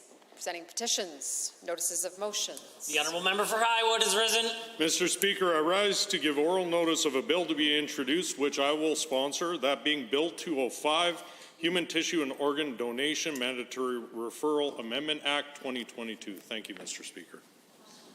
Introduction of bills. The Honourable the Minister of Justice and the Solicitor General. Well, thank you, Mr. Speaker, and I request leave to introduce a bill, being Bill 12, the Trustee Act. Honourable members, the Minister of Justice and the Solicitor General has moved first reading of Bill 12, the Trustee Act. All those in favour of the motion for first reading, please say aye. Aye. Any opposed, please say no. In my opinion, the ayes have it. That motion is carried and so ordered. Bill 12, Trustee Act, is now read a first time. Tabling returns and reports. Are there tablings? Seeing none, I do have a tabling today. I am tabling 6 copies of the Office and Child Youth Advocate Mandatory Review into Child Death Reports. The clerk. Tablings to the clerk. Honourable members, orders of the day. Orders du jour. Government bills and orders for second reading. Bill 2, Financial Statutes Amendment Act of 2022. Debate adjourned. Ms. Pancholi speaking. The Honourable Member for Edmonton-Whiteland has 6 minutes remaining, but I see the Honourable Member for Edmonton-McClung is on his feet. Thank you, Mr. Speaker. Pleasure this afternoon to rise and speak to Bill 2, the Financial Statutes Amendment Act 2022, which of course is a piece of budget legislation, and it speaks or attempts to speak to making life more affordable following the government's stated ambition to convince Albertans that that's exactly what they're trying to do. But in fact, it fails to do that on a number of accounts, and the largest and most difficult to explain is the failure to index tax brackets to inflation, wherein the government in this piece of legislation, it's a Budget Implementation Act that locks in a horrific decision to tax inflation, and it's something that the Premier in his former role with the federal government really waxed eloquent against on numerous occasions. He used to call this tax on inflation an insidious and pernicious tax grab, and now his government here in Alberta is working overtime, taking an additional $1 billion out of the pockets of hardworking Albertans. Now, that's a significant chunk of change, Madam Speaker. It's $1 billion at a time when the provincial government is trying to claim that they're not raising taxes. They'll point to other elements and say, no raising taxes going on right now. And what's actually happened, of course, is that this $1 billion is coming out of the pockets of Albertans as a direct result of the bracket creep that the government is engaging in. And Albertans are not fooled by this. They know and feel every ounce of the increase that this government is putting forward that's coming out of their pockets. The economic insecurity that the province is going through right now is being felt on so many levels by Albertans, and it doesn't matter whether it's the cost of insurance for automobiles. It's one thing that's really a huge burden on the backs of Albertans. The $1 billion tax grab that's involved in the Budget Implementation Act is one thing, but it's added on to the other burdens that Albertans are already feeling, and it hurts, and it demonstrably will affect the quality of life of Albertan families. And the $1 billion is something that will be especially hurt lower income families, as usually happens when extra tax burdens are placed on the population. And the cost of everything is going up, Madam Speaker, as we all know, and we hear from our constituents every day, no matter whether we're from Airdrie or Cochrane or southern Alberta, anywhere, northern Alberta, Edmonton, Calgary. We hear from our constituents on a daily basis about how difficult life has gotten because of the increases in everything that they're seeing. And this bracket creep, tax increase that the government is engaging in through the Financial Statutes Amendment Act is something that was an unnecessary burden on Albertans. It was a tax grab that the government was hoping perhaps they could claim didn't exist. But Albertans are not stupid, Madam Speaker. They are very well adept at understanding, especially at this time of year when we're all about to do our taxes, Madam Speaker, that if indeed the tax brackets are not indexed to inflation, it's going to cost you more. And it's a tax increase by any other name. And Albertans are not fooled and are not impressed by it either. It's to be taken for fools is not something that has been something that Albertans have suffered gladly over the years. And this government, by failing to index the tax brackets to inflation, by not allowing this bracket creep, by implementing this bracket creep, and by taking $1 billion out of the pockets of Albertans, is adding to the burdens that we're already feeling. Inflation is skyrocketing for a number of reasons, but of course the government totally fudged the numbers in their budget 2022. They estimated inflation at 3.2%. Well, recently, Madam Speaker, Statistics Canada measured inflation at a 30-year high of 5.7%. And of course, now we see the government taking an extra $1 billion out of the pockets of Albertans who are already suffering. The worst act, I think, that this government is taking, Madam Speaker, when it comes to placing burdens on individuals in this province who will suffer once again because of this $1 billion tax grab, is to those who are already on some form of government support. Particularly, I talk about those who are on AISH. The Premier, in his remarks today during question period, spoke about those individuals in a very offhanded way, in my opinion, and in a very callous manner, talked about how they were receiving the most generous government support payments across the country compared to others who are receiving AISH-type payments. And the amount of money that an actual AISH recipient receives in this province is not something that is easy to live on, Madam Speaker. It is almost impossible, I would say, to live on. You're certainly not living with dignity. And it begs the question always, Madam Speaker, why indeed we can afford to give out $4.7 billion in tax decreases to profitable corporations, yet somehow it's beneath us to make sure that those who are least able to afford to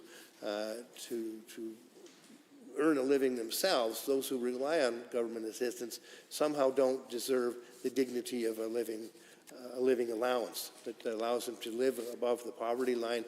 And to have the Premier today in question period, Madam Speaker, claim proudly that the AISH money that is received by Albertans is above average, and that somehow makes it an acceptable amount, is beneath the dignity of this House. I think that if indeed we were to have anything to celebrate about the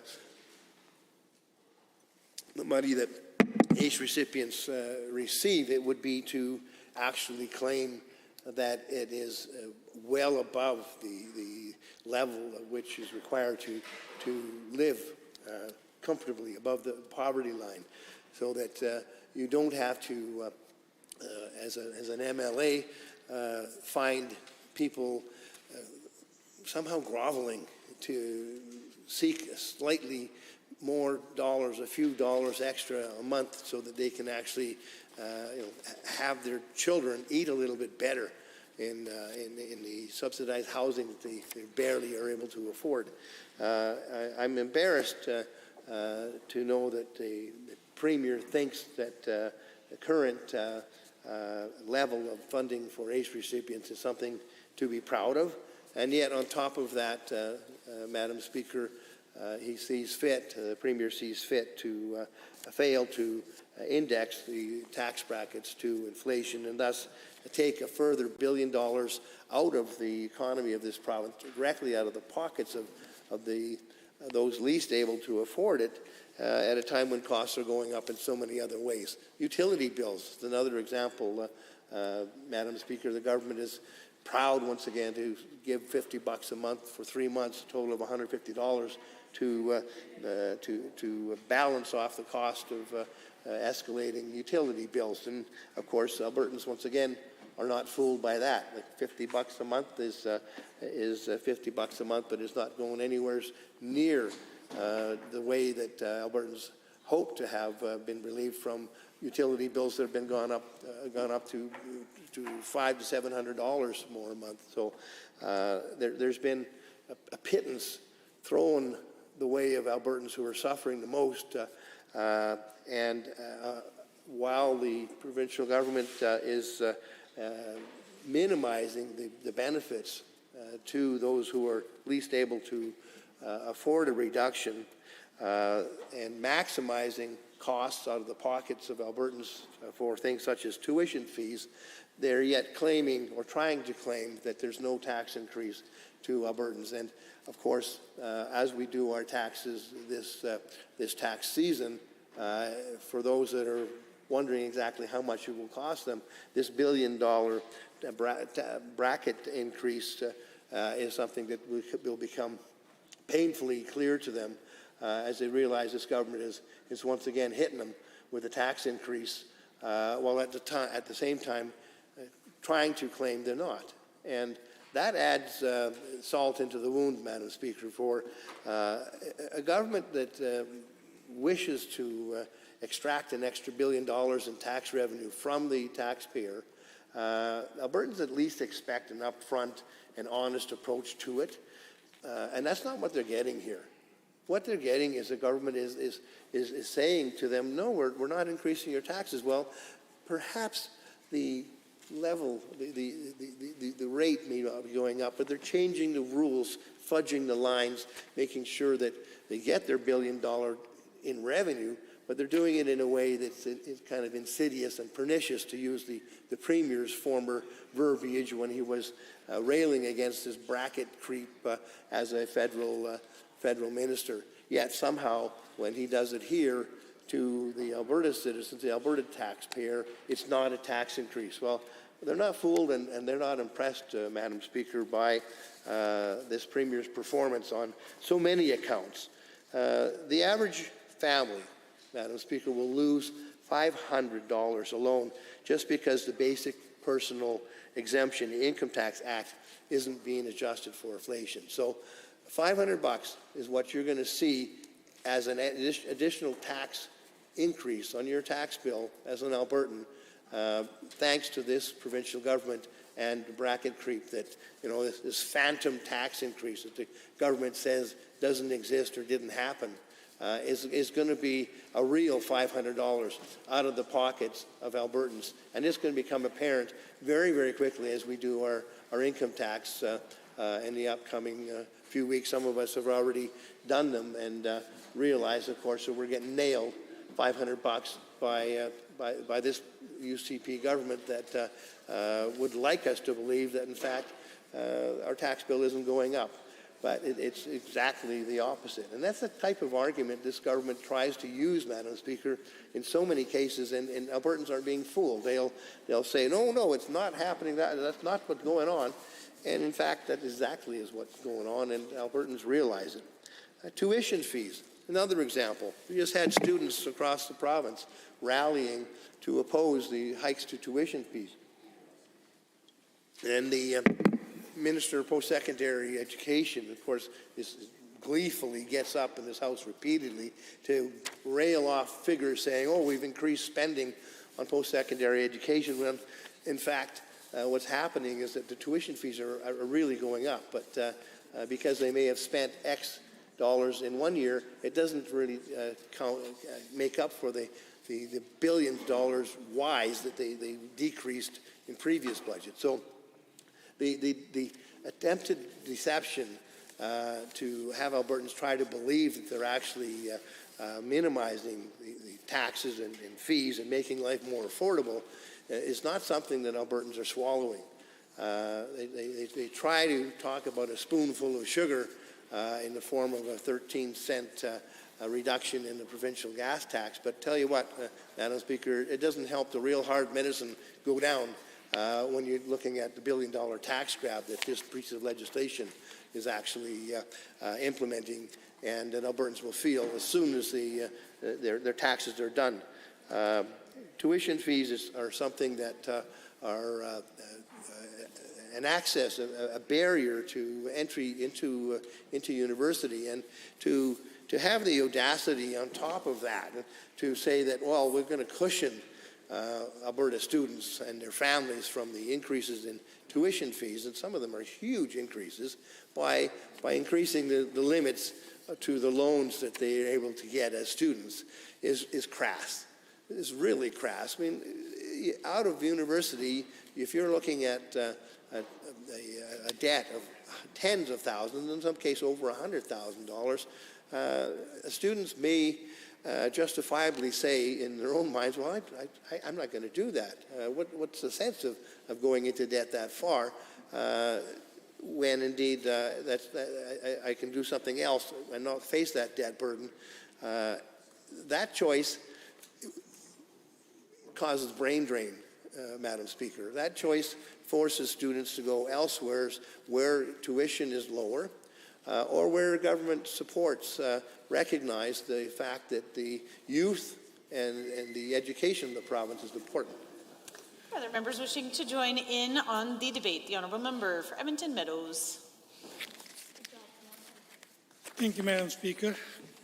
I'm pleased to rise in the House to speak to the Bill 2, Financial Statutes Amendment Act 2022.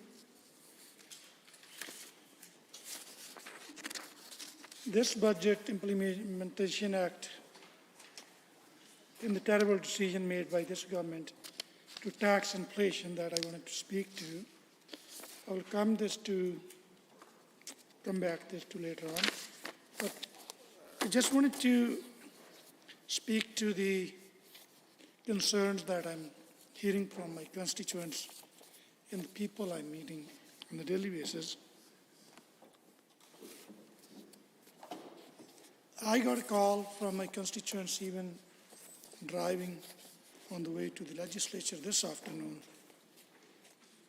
and they wanted to know what kind of sports they have in this budget for their communities.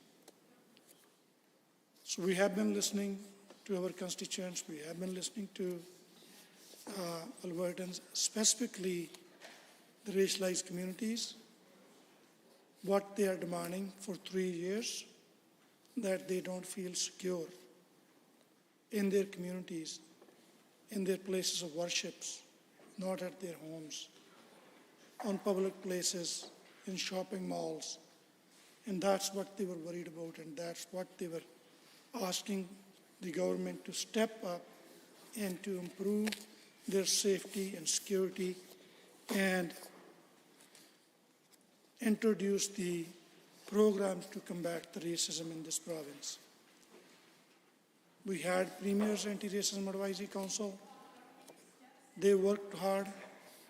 They created the report and the recommendations submitted to this government. And it was expected that government will take some initiatives in this budget to address the concerns raised in the ARAC report.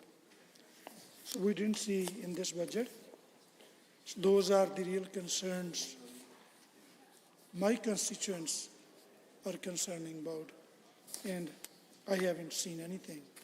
On the contrary, I remember that when this government came into the office in 2019, we had a ministry that has a budget for multiculturalism and diversity and inclusion, and that was reduced in year 2020-21, and that has been totally eliminated in this budget. And I am getting calls from people from the racialized communities from across this province. They're asking me if I'm raising their concerns. They're asking me if I'm representing their voices in this House, and if I'm doing it, what is the government's response to it? So what kind of action they are taking? What kind of lessons they are learning from it? It was very sad to see that after rising cases of hate in this province, the government, instead of supporting this, they removed the community group anti-racism grant program.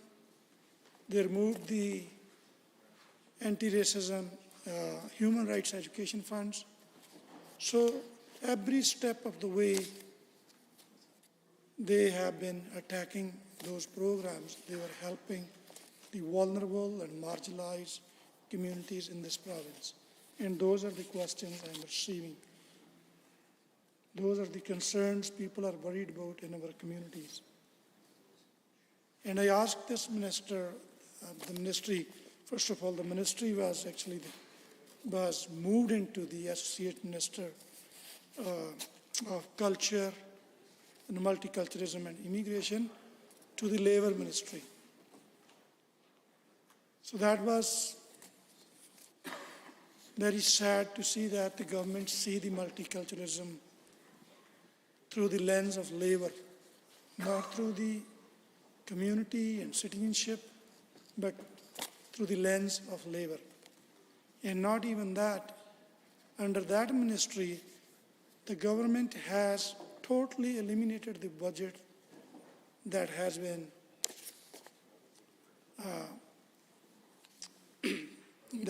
subscribed to the program in the past 2 years. That is kind of concerns and questions I'm hearing from my community members. Every time I meet, every time the people come into my office, they want me to bring these messages to this house. Anytime we are discussing or debating something around financial statutes or the budgets, that they wanted to see why these communities are being ignored. The government and the Premier only remember these communities when it comes to getting help and support for their personal benefits. We have seen the rallies, we have seen the tweets, we have seen the messages, increasing messages around those communities and appeals from the government in relation to the coming leadership, voting and debate. But when it comes to serving those communities, the government is totally failing. The other concern I have been hearing for the past 2 months is the rising cost of utilities, the affordability issue. And I remember that even a few months back, in the early days of the session, when my colleague, actually a member from Edmonton and Lursley, arose in this House to ask the question that our constituents are concerned about the skyrocketing cost of utilities. Is Associate Minister has any plan to deal with this? And the Minister took a pride in jumping off the seat by saying just one single sentence or word to answer the question, saying no. And that is very discouraging. This is very sad to see that is what is happening in this House, and that is not being discussed in this budget. On the contrary, the government have taxed the inflation. It's not about what Premier has called while as he was a federal politician, how many names he called, insidious, pernicious, or specious. What is more important, he knows what it is. He understands what it is. And then still, it's sad to see the hypocritic position the Premier is taking, and the not only Premier and his executive council and the people sitting around him, not even speaking single word but Premier was saying on the record, not only on once, not only on twice, not only in 1 year, not only second year. He has a history of those understandings, but he's implementing same thing. In this province, when he got the option, when he got the choice, when he got the option to serve these very people, and his mom, every single day, when my colleagues are rising in this house and asking this question, why this government is raising the taxes on very people, and we are not getting any answer. The ministers simply deflecting from the topics when it comes to answering these questions. The affordability cost is keep growing in this province, and as well as unemployment rate is keep growing. People are keep losing jobs. Over 14,000 people lost jobs in last month, in last quarter. People lost jobs. And affordability is a concern. People are struggling to pay their bills. It is not even small increase in their utility bills. The rates have been increased 3 times. And I would be happy to see if any of the government caucus member wanted to debate on this, that this fact is not true. 3 times. The utility bills raised 3 times, and I'm surprised to see that none of the government caucus member rose in this House and represented their constituents' issue, that they're struggling and they're calling for government to act and take real action to address this issue. But so far yet, what we're seeing is fake programs that government is trying to use as a distraction. The $50 rebate per month for those who have seen increase of $600 in their bill. This is how much the government care about the Albertans.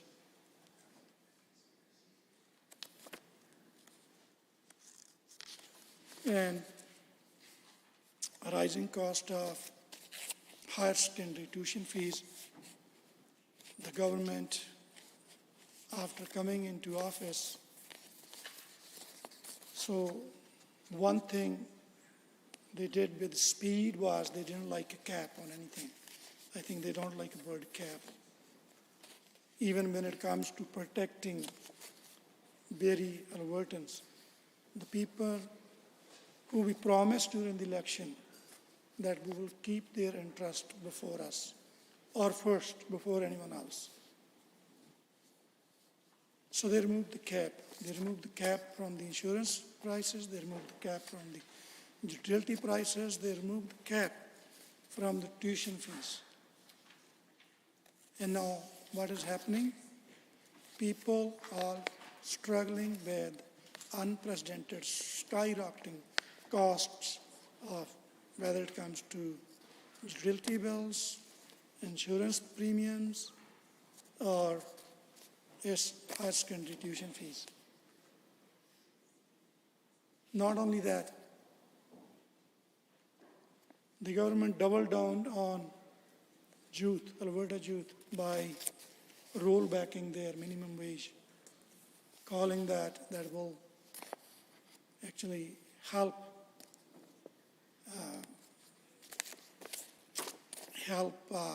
reducing the unemployment or creating more jobs in Alberta. On the contrary, what happened? They see a higher unemployment rate in the history of this province.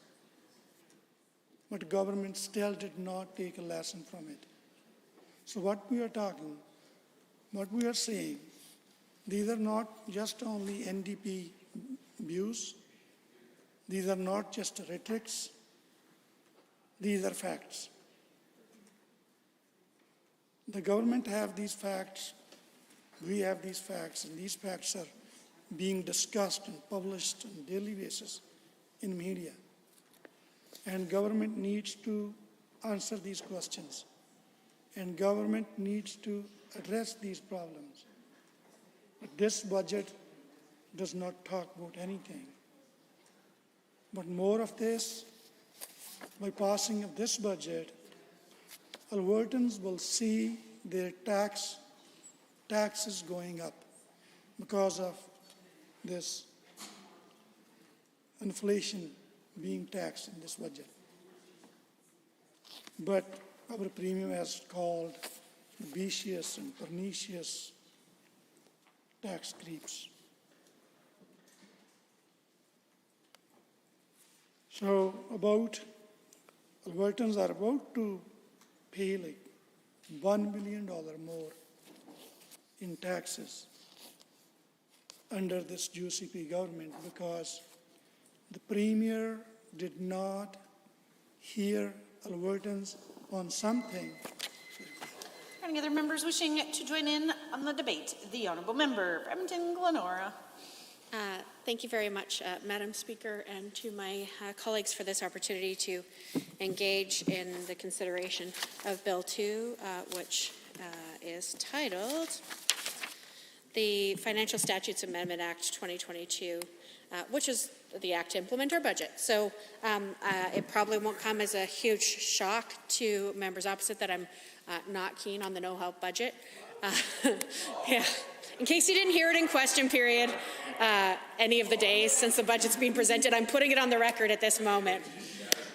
So let me talk about what I would have liked to have seen in this budget and what would actually be a helpful budget for the people of Alberta and the folks that I've been spending a lot of time talking to throughout this province, and especially, of course, the folks in Edmonton-Glenora. And I have to say that the number one issue that gets brought up with me right now when I am meeting with folks typically on their doorsteps is affordability.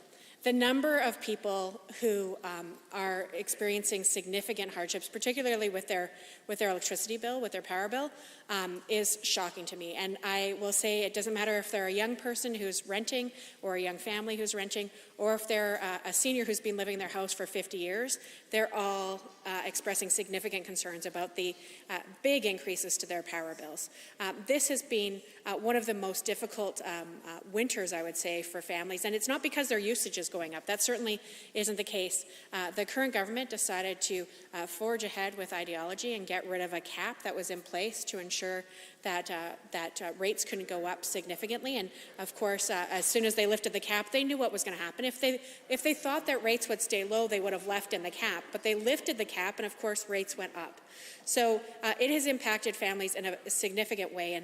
And sometimes we'll hear members opposite say, well, good news, we're going to create more opportunities for people to find jobs. Well, the proof is in the pudding on that one, Mr. Speaker, and that's that there are still significantly larger numbers of unemployed Albertans than there are in many other parts of the country. I think only second to Atlantic Canada. And specifically Calgary, the largest city in the province of Alberta, has the highest unemployment right now of any major city across Canada. So for folks that are being told, well, just get a job that will help you pay your bills, that's not really an opportunity or a realistic option for a lot of folks right now, given the situation here in the province of Alberta that the government seems to have its blinders on and its earplugs in when it comes to acknowledging the real hardships. And when I think about the seniors who are telling me about their pressures, are you telling that 85-year-old who's been living in her house for over 50 years that she needs to go get another job to pay her increased power bills because the government got rid of the cap? I sure hope not. I think that that is pretty disrespectful to the many, many people who've helped create opportunities for all of us to prosper here in this province over their lifetimes, and hopefully not just for ours, but also for future generations. So affordability, I would say, is probably one of the #1 issues that continues to get raised with me over and over and over again. And specifically, power bills have been really difficult on ordinary families in Edmonton, Glenora, and throughout Alberta.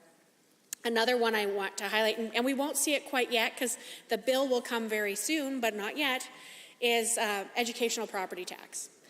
Here we have an opportunity where the government stumbled backwards into a very profitable international price of oil. That means that Albertans, who are the owners of these resources, have a government right now who has the opportunity to invest that back in making life more affordable for the families who are the owners of that resource, but instead has decided that they are going to actually increase educational property tax, increase school fees, increase licenses and fees, accounting to over $117 million in increased educational costs being downloaded onto ordinary families. And the current government also continues to fail to build for what we need today, let alone what we need into the future.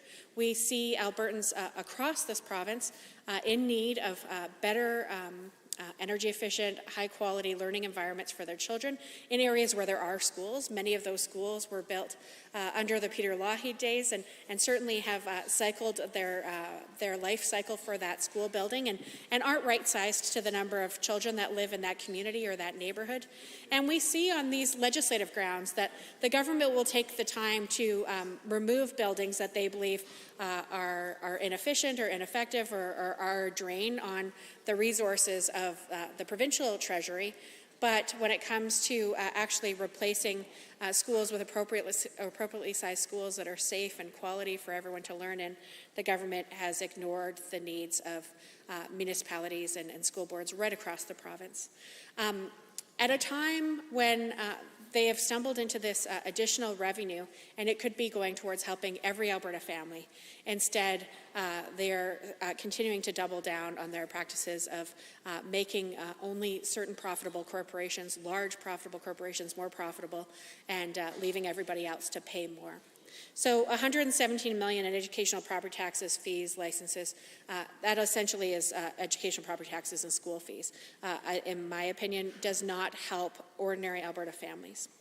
And when we need schools in Edmonton Public alone, there were 5 schools on their Year 1 needs assessment, and the current government granted 0 schools for the second largest division in the province of Alberta, one that overwhelmingly the vast majority of Alberta families continue to choose public education, and the government for the second year in a row completely shut out Edmonton Public families from any capital investment in this budget.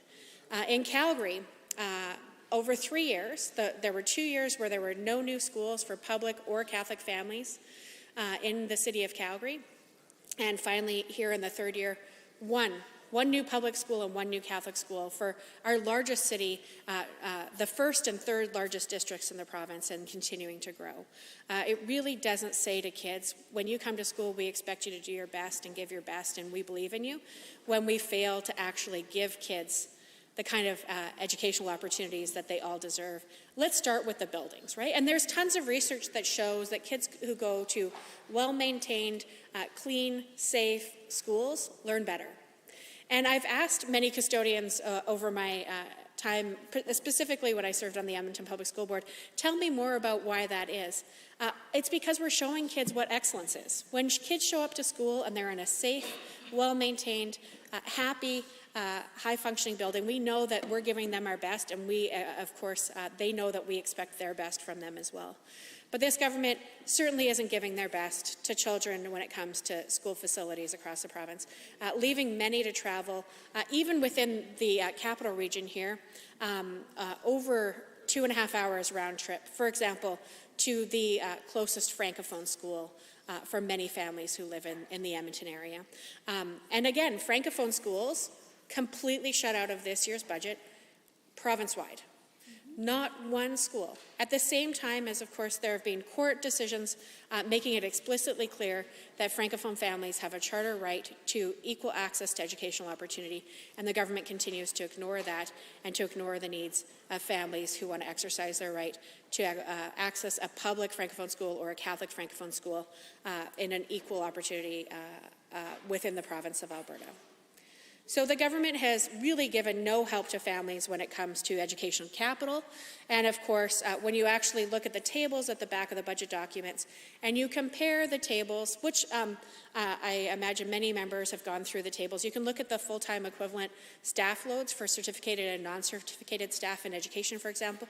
You can look at it for the Ministry of Energy, for example. You can compare one year to the next. What we see in education is that between the time when the NDP was in government and today, there are 1,000 fewer teachers in Alberta schools. That's the government's own budget documents. And they'll say, well, the NDP said it's 1 year. No, we said between when we were in government and today, it's 1,000 fewer. And yes, they've moved their accounting practices around a bit, but the tables don't lie. You can find out exactly how many teachers there were 3 years ago versus how many teachers there are today in this budget. I also want to take, wow, time flies, when you're talking about all the things that could have been in this budget. I want to take a few minutes to talk about importance of, it probably won't surprise people that I care deeply about public health care and public health services and resources that we all rely on. And I'm very proud of the fact that in the first few months, actually, there was a spring election, and by the summer, when I had the opportunity to serve as the Minister of Health, we made a firm commitment to the people of Alberta, the people of Calgary, that we were going to build the Calgary Cancer Centre. We were going to stop the political yo-yo that Conservative governments had done to the people of Calgary over more than a decade, and that we were going to move to make that happen. And I am glad to see that it is continuing to make progress on the building. What I will also say, though, through the extensive consultations we had with staff and with patients and with family members of patients, there was a dad who I think about often when I think about the Calgary Cancer, because his wife had passed away, but he and his child wanted to stay connected and do something better to leave families in Calgary in a better position than where they were when his wife was a patient at the Calgary Cancer. And he talked about the people who work there and how there was a need to expand on the services. And instead, what we're seeing through the current government and the budget that's being presented is a continued contraction in the number of people who are working to deliver services in the Calgary Cancer Centre, as is well documented now through media reports. And I can tell you, having loved many people who've lived with cancer and died of cancer, that time between diagnosis and treatment is agonizing. So for anyone who is continuing to wait for their treatment options, to hear that we're losing expert technicians from the Tom Baker Calgary Cancer Centre, and that the primary reason they've cited is because of a lack of trust and a lack of respect and a lack of fair negotiations around their compensation. They're not part of the union, that they have felt they need to leave when they are given far better opportunities in other provinces, is devastating for those families and for every single Calgarian and anyone in southern Alberta who's relying on the Tom Baker for their cancer treatments. These are the kinds of things we could be addressing in this budget. We could actually focus on the main issues that our constituents are raising with us. We could talk about healthcare and education and affordability and economic diversification. We could actually fund additional staff for Calgary Cancer today to make sure that we provide those additional services in the Tom Baker as they transition over to the new Calgary Cancer Centre. We could make sure that we're increasing funding to support long-term care. For anyone who lived through the stress of having a loved one in long-term care or continuing care over the last 2 years, one of the scariest things, I think, was realizing that people needed to put somebody they loved in a congregated care setting. When we saw the devastating impacts that COVID-19 in particular had on congregated care sites, and also when we saw the issues with having staff work multiple part-time jobs in multiple settings and how quickly something can spread, like COVID, which had deadly consequences for many Albertans, especially those who lived in these types of congregated care settings. So we could be looking at putting things in this budget to actually help address the root issues that led to so much harm and suffering over the last 2 years, like additional staff for long-term care.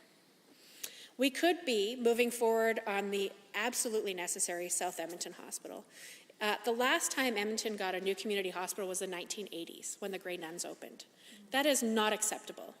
We should not be looking at our second largest city, one that has grown significantly and continues to grow, and continue to deprive them of basic community hospital opportunities for all Albertans who access the capital region, and especially those who are living in South Edmonton who need a hospital.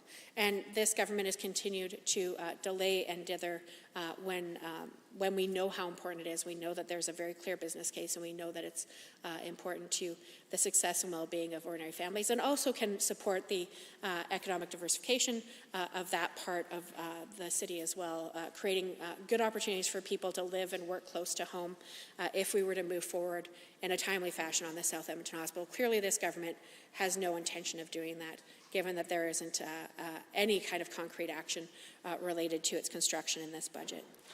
And also, I want to highlight, it was cut in a previous budget, but it should have been restored in this budget, the child and adolescent mental health facility that is so desperately needed here in Edmonton. And I believe in my colleague, the member for Edmonton Highlands Norwood's riding, or very near to her riding anyway, we need to have a facility that says, again, to those children, I talked about the importance of quality schools. We need to have a healthcare facility for kids who are suffering, for their families who are suffering, that says, we care about you. We're putting you in a quality space that has wraparound services, inpatient and outpatient support, and we're going to make sure that you get the help that you need because we believe in you and we care about your future.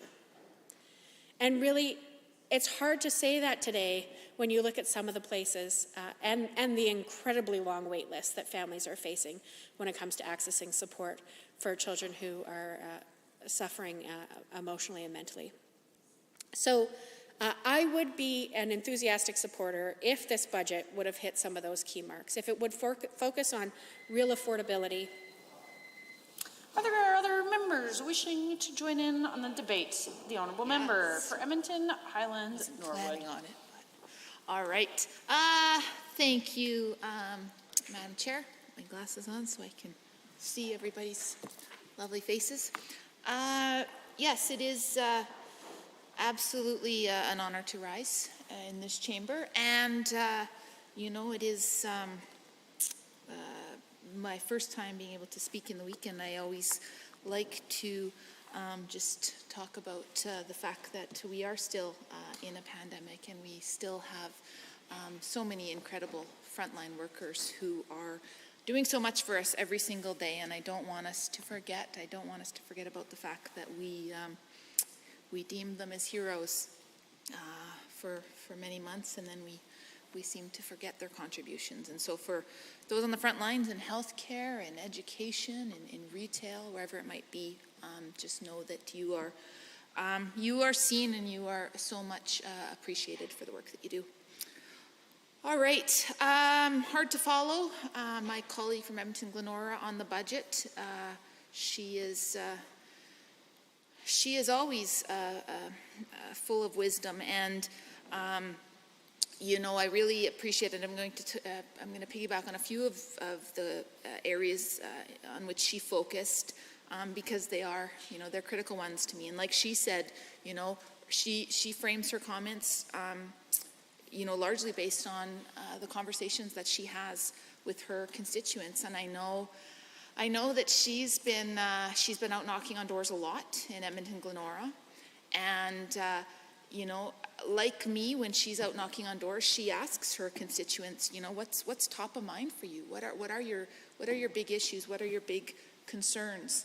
And you know, I shared this actually. Gosh, I can't remember. Time is confusing, and my memory for time these days is quite weak. But probably last week, I just shared, you know, that I've been door knocking in various parts of the province, and you know, no matter where I seem to be, you know, the issues are the same. So they seem to transcend, socioeconomic backgrounds, that sort of thing. Most recently, I was out in Edmonton Manning with my colleague, the MLA there, and a little bit of a different neighborhood than most of the neighborhoods that I represent. But again, what were the top issues that we heard on the doors in Edmonton Manning this past weekend? Affordability, for sure. Affordability was top of mind. And, it may have folks say to us, well, yeah, but you probably prompt people and you probably mention, how about those high power bills? How about those high electricity bills? And no, absolutely not. Those are issues that are organically raised, and I do. You can watch me. If anyone would like to come door knock with me, I'd be happy to have you hear some of those concerns. But truly, that's what I say. Say I'm your MLA, or I'm with your MLA, and just really wanting to hear what's top of mind for you. And affordability, and a few people did bring up just how much higher their bills have been over the last few months. And so, and again, that's something I've heard in Edmonton Highlands Norwood as well. I've heard it in some of the other ridings that I've door knocked in, like Strathcona Sherwood Park, Morinville, St. Albert, and I'm looking forward to knocking on doors in a number of Calgary ridings in the upcoming weeks. And I don't want to anticipate what they'll say, but I have a feeling that many of those issues will be the same. So affordability is certainly a top issue. And to tie it back to this bill that we have in front of us, should name it Bill 2, the Financial Statutes Amendment Act. This government and this minister really had an opportunity to address affordability. And I haven't had a chance to be up in the finance minister's riding lately, although I do have family from up in the Grand Prairie Wapiti region, and my mom's actually a northern Albertan. Well, she's from the Valley View area, but I spent lots of time in the Grand Prairie area too, and I can imagine that affordability would be top of mind to many of the finance minister's constituents. And so I am curious, and I hope, it's unfortunate that we seem to be it's the opposition MLAs who seem to be the only ones speaking up and speaking out about affordability. I would have hoped that one of them might have joined the debate today, but alas not. But I would be curious, just, how does the minister respond to those concerns that his constituents raise around affordability? And actually, yeah, I'd love to have him intervene. Why not? Well, thank you, Madam Speaker, and to the member for giving way. I'd be pleased to answer that question, because absolutely, Albertans in the Grand Prairie Wapiti constituency are concerned about affordability, as they are, I believe, right across the province. We're in a time of significant inflation. In February, the Canadian inflation rate was 5.7%, and we are very aware of that phenomenon. And Madam Speaker, as we take a look at the various levers that governments have in times of inflation, we've reflected on those levers, and we've worked to understand what is the best possible policy during times of inflation. Is it simply to borrow from future generations and add more fiscal stimulus into the economy, exacerbating inflation? Because, Madam Speaker, if we take a look at the root cause of inflation today, it's certainly caused by constrained supply chains. It is caused by very liberal central bank policy, monetary policy.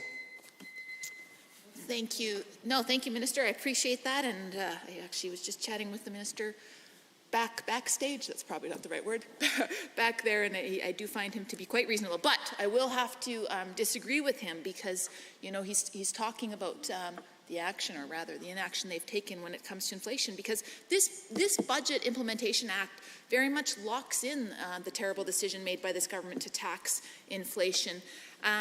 And it was that same Premier, and we've heard many people in this chamber throw back at this Premier the very words he used, and I think it was it the 90s, 80s, maybe before my time, but he talked about how a tax on inflation was a quote, an insidious and pernicious tax grab, yet This very government and this very premier is doing exactly that, and they're taking an additional $1 billion in income tax out of the pockets of our constituents, my constituents in Edmonton Highlands, Norwood, that minister's constituents in Grand Prairie, Wapiti. And you know what? This would be a hard pill to swallow in itself. But add on to that, this is all happening with the backdrop of higher utility bills, higher insurance costs. This minister was asked just earlier in the day by my fantastic colleague from Edmonton West Henday about auto insurance, and was asked, if I remember correctly, was asked quite explicitly, I believe the question was something to the effect of, do you know how much auto insurance has gone up? Very short, very succinct. Well, and that minister did an incredible dance in not answering that question, but the reality is, as my colleague talked about, our constituents are seeing rising automobile insurance costs as well. Tuition fees. Let me tell you about the fact that I spent yesterday, I didn't get a chance to march over from the U of A with the students, but I met them in the parking lot just out here. I'm bad at directions, I should never point. Just out here, a number of students who marched in a beautiful spring snowstorm to march and rally against high tuition costs and about budget cuts. And I have to tell you, and this is not just me being, well, cheesy, I'm often cheesy, but I honestly, I was so inspired by those students. They had an open mic yesterday on the stairs outside of the legislature, and they talked about the impacts of rising tuition costs on each of them.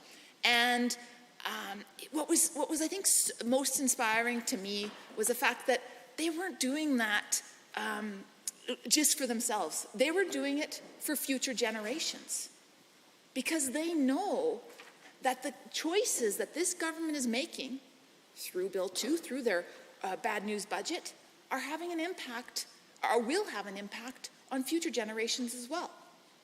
At a time when we should be encouraging young people to attain a post-secondary education, whether that's a university education, whether that's a trades-based education, whatever it might be, there should be opportunities for young people across this province. But this government is making it more challenging. And one of the students talked about, it was an engineering student whose name was Adrian. Apologies that I don't know his last name off the top of my head, but Adrian, and he was an engineering student, and he talked about the fact that, you know, we should be seeing diversity in the engineering faculty. We should be seeing people from various socioeconomic backgrounds, international students. He said, he's a young white guy. He said, I don't want my faculty to just be more people like me. And his point was that post-secondary education is becoming something for the privileged, for the wealthy. And so this government is making explicit choices to make it more challenging for young people to have an opportunity here in post-secondary education. And a couple of other students stood up and spoke as well. A lovely student named Joanie, who is at Campus Saint-Jean. She's a student there. I've met her before. She's an incredible advocate. She talked about how she can, and I'm looking at my colleague from Saint-Albert, qui parle français aussi, et on doit parler français. Yeah, on peut pratiquer un peu. She talked about the fact that she is not able to access her education entirely in French, whereas those who came before her have been able to, because of budget cuts to Campus Saint-Jean, right? And then I look at my colleague from Edmonton McClung as well, who I know is a francophile comme moi, and it's absolutely absurd that someone like Joanie doesn't have an opportunity to see through her entire education in the language of her choice, which is French. And so, these are the kinds of real-world stories that I wish this government were we're listening to. And, I had an opportunity to speak at the mic yesterday, and they said we don't usually have politicians. And I said, well, if any of the UCP MLAs want to come join the rally and speak, they certainly can. I did shout at the Minister of Advanced Education, but I don't think he heard me. But I wish he would, truly, and I mean it quite seriously. I wish that he would listen to those stories.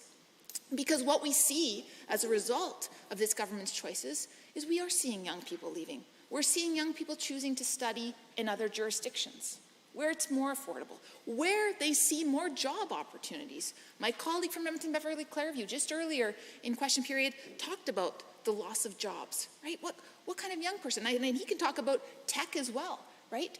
There could be so many opportunities for young people in this province, but this government is making explicit choices that are making it more difficult. And so, oh goodness, I've only talked about a few things here, and I've got so much more to talk about in this bad news budget. Tuition and affordability is certainly a big one. Now, my colleague from Edmonton Glenora spoke quite wisely about education, and I had the chance last week in budget estimate discussions, supplementary supply, I should say, to just talk a little bit about the fact that in my own riding of Edmonton Highlands Norwood, there's one school. It's called Delton School. It's in a lovely neighborhood just north of where I live. In fact, it was #1 on Edmonton Public Schools' capital list. Great school community. This government will come back and their response will be, yeah, but it's only at, I think, it's not fully at capacity. Well, let's think about this. It's terrible logic. It's not at capacity because young families in my neighborhood of Delton are seeing that, well, maybe there's not a future here. And my colleague from Edmonton Glenora said it quite well, right? We want young people to be in safe, healthy schools. They don't all have to be new, right? They don't all have to be new. I get that. I taught in Balf School when it was an old school. They've got a new building now. But I've taught in schools Balf School that just had one little window. I still remember that. That was not good for my vitamin D levels. But it was a safe, welcoming, caring school environment for the students there. Of course, it was neat and upgrades, and I'm happy that it got it. So same thing for the school in Delton. We would see more parents choosing that school if they knew it was a building where they felt confident sending their kids to. And don't get me wrong, there are amazing families and students at that and staff at that school right now. And I'm so proud to represent it. But the fact is, this government chose to not heed the #1 request of Edmonton Public School Board, and that was a new Delton school. And so that's incredibly frustrating to me. It's hard as their MLA to have to try to find some sort of logic in this government's decision making.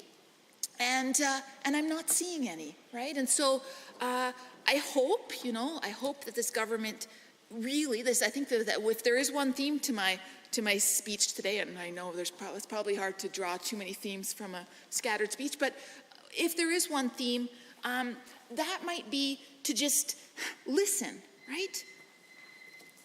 The Honourable Member for Leduc-Beaumont. Thank you, Madam Speaker. We've had some very good debate this afternoon on Bill 2, wide-ranging, as it always is in this chamber. But I'm excited personally, Madam Speaker, for a balanced budget, one focused on growth, and growth in all sectors as well, Madam Speaker. And I think that absolutely needs to be highlighted, as Albertans have had a tremendous opportunity in whatever profession or vocation that they are in to make sure that they've got a chance and an opportunity at a job security, and growth in income. And that is what is exciting about this budget as well. It is balanced, and there is... My apologies.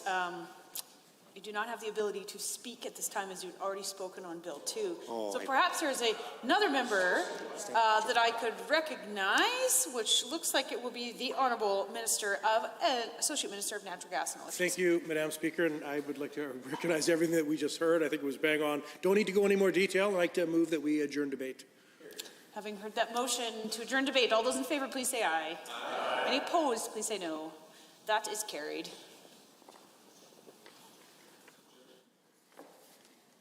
Under government motions, motion number 18, Honourable Mr. Nixon.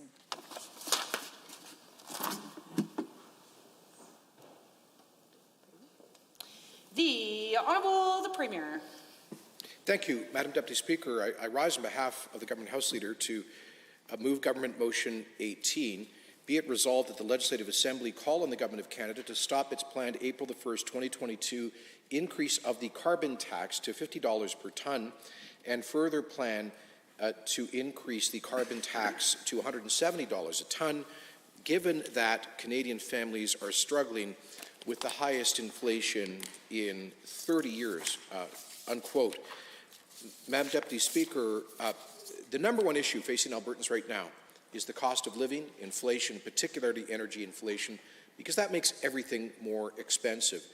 We, according to Statistics Canada, are experiencing 5.7% inflation in Canada right now. That is a 30-year high. And that is a tax on people's savings. It is a tax on everything. It is driven by a number of factors, Madam Speaker, including the significant recent increase in energy prices. But in addition, Madam Deputy Speaker, the federal government is ultimately responsible for monetary and, at a macro level, Canadian fiscal policy, both of which have been aligned by this by this Liberal NDP coalition government in Ottawa to increase inflation. We are now in, I think, the 8th consecutive year of quantitative easing, which is effectively, to put it in plain English, Madam Speaker, is when central banks massively expand the money supply that is sometimes called for at a time of a severe recession, like we experienced, for example, in the spring and summer of 2020, when there's a huge destruction of demand and private sector economic activity. It is sometimes necessary for central banks to step in to stimulate growth and to stimulate demand by increasing the money supply. But to carry on a policy like that indefinitely, even in the face of inflation, makes a bad situation much worse. Printing more money means the money becomes less valuable, and that's effectively what inflation is. But on top of that, Madam Speaker, the federal government has a deliberate policy to make the cost of living more expensive for everyone and everything we do. And that is the explicit stated goal of their carbon tax. It is not a coincidence, Madam Speaker, that food inflation in Alberta has been 18% since 2015. What happened in 2015? Well, the Alberta NDP brought in their job-killing carbon tax in 2015, immediately following the election. It was very interesting. They never mentioned it once in the preceding election campaign, but they imposed the largest tax hike on the province as soon as they could. And by the way, Madam Speaker, guess what? A fellow named Stephen Guilbeault was at the news conference in the basement of this building, in the news press gallery, standing alongside the now leader of the opposition, the leader of the NDP, to cheer on and endorse her Alberta NDP carbon tax. Wow. It is no coincidence that the same Stephen Guilbeault, a former Greenpeace radical, arrested for criminal acts to advance his environmental extremism, today introduced a new federal environmental policy that could be devastating for Albertans, our economy, the cost of living.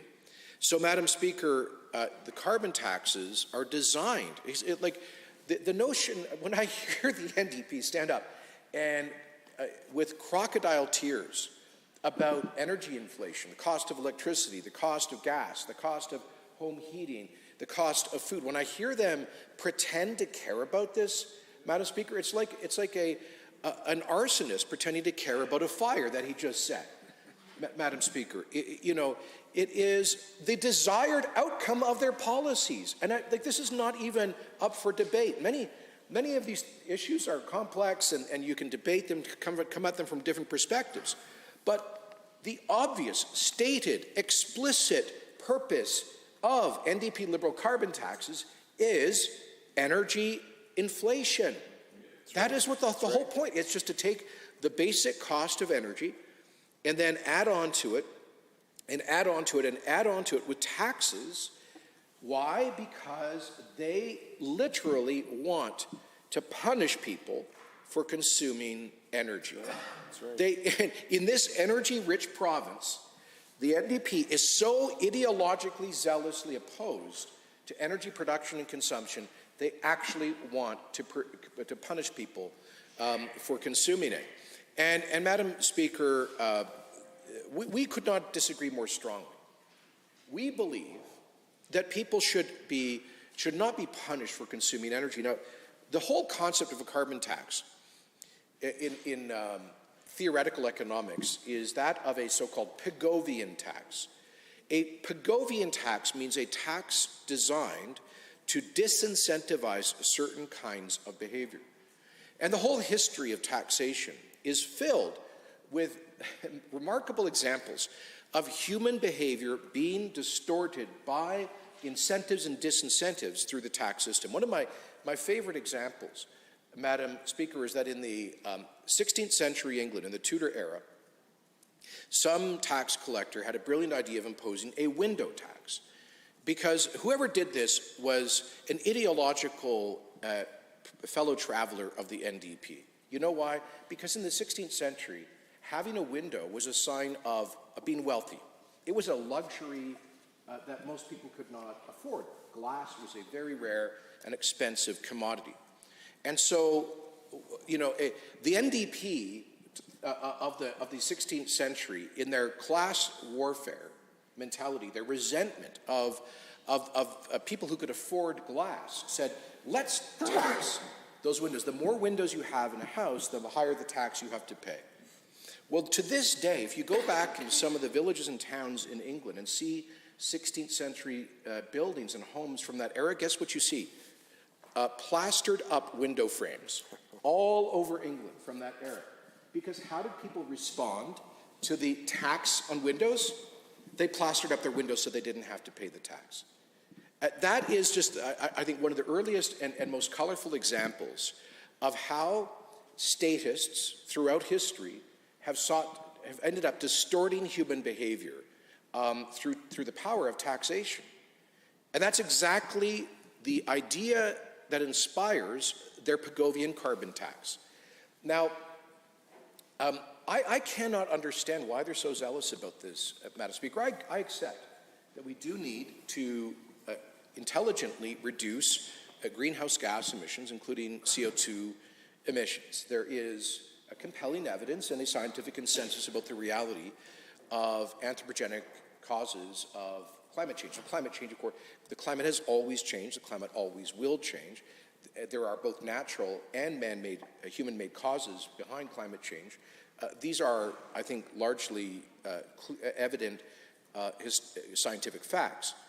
But, Madam Speaker, the notion that we can somehow radically reduce greenhouse gas emissions and have an effect on global climate by making it more expensive for people to heat their homes, drive to work, pick up their kids from soccer, or turn on the power at home, is perverse. Because, Madam Speaker, at the end of the day, people only have so much money, and consuming energy is not an option. Now, I know the NDP's response to Albertans who say, I can't afford potentially $2 a litre gas. I can't afford continued food inflation. I can't afford these high electricity prices. The NDP response is walk or take the bus. Remember that? The Leader of the Opposition, when she was asked about this, said, well, I don't just mean go and buy electric vehicles, but you can also take the bus. Well, Mr. Speaker, Madam Speaker, I look at my colleague from Innisfail Sylvan Lake. I don't think there are many buses or subways out in his riding. I don't know what buses they're talking about. When, I look at my colleague from Fort McMurray, most of his constituency is the size of a European country in northwestern Alberta.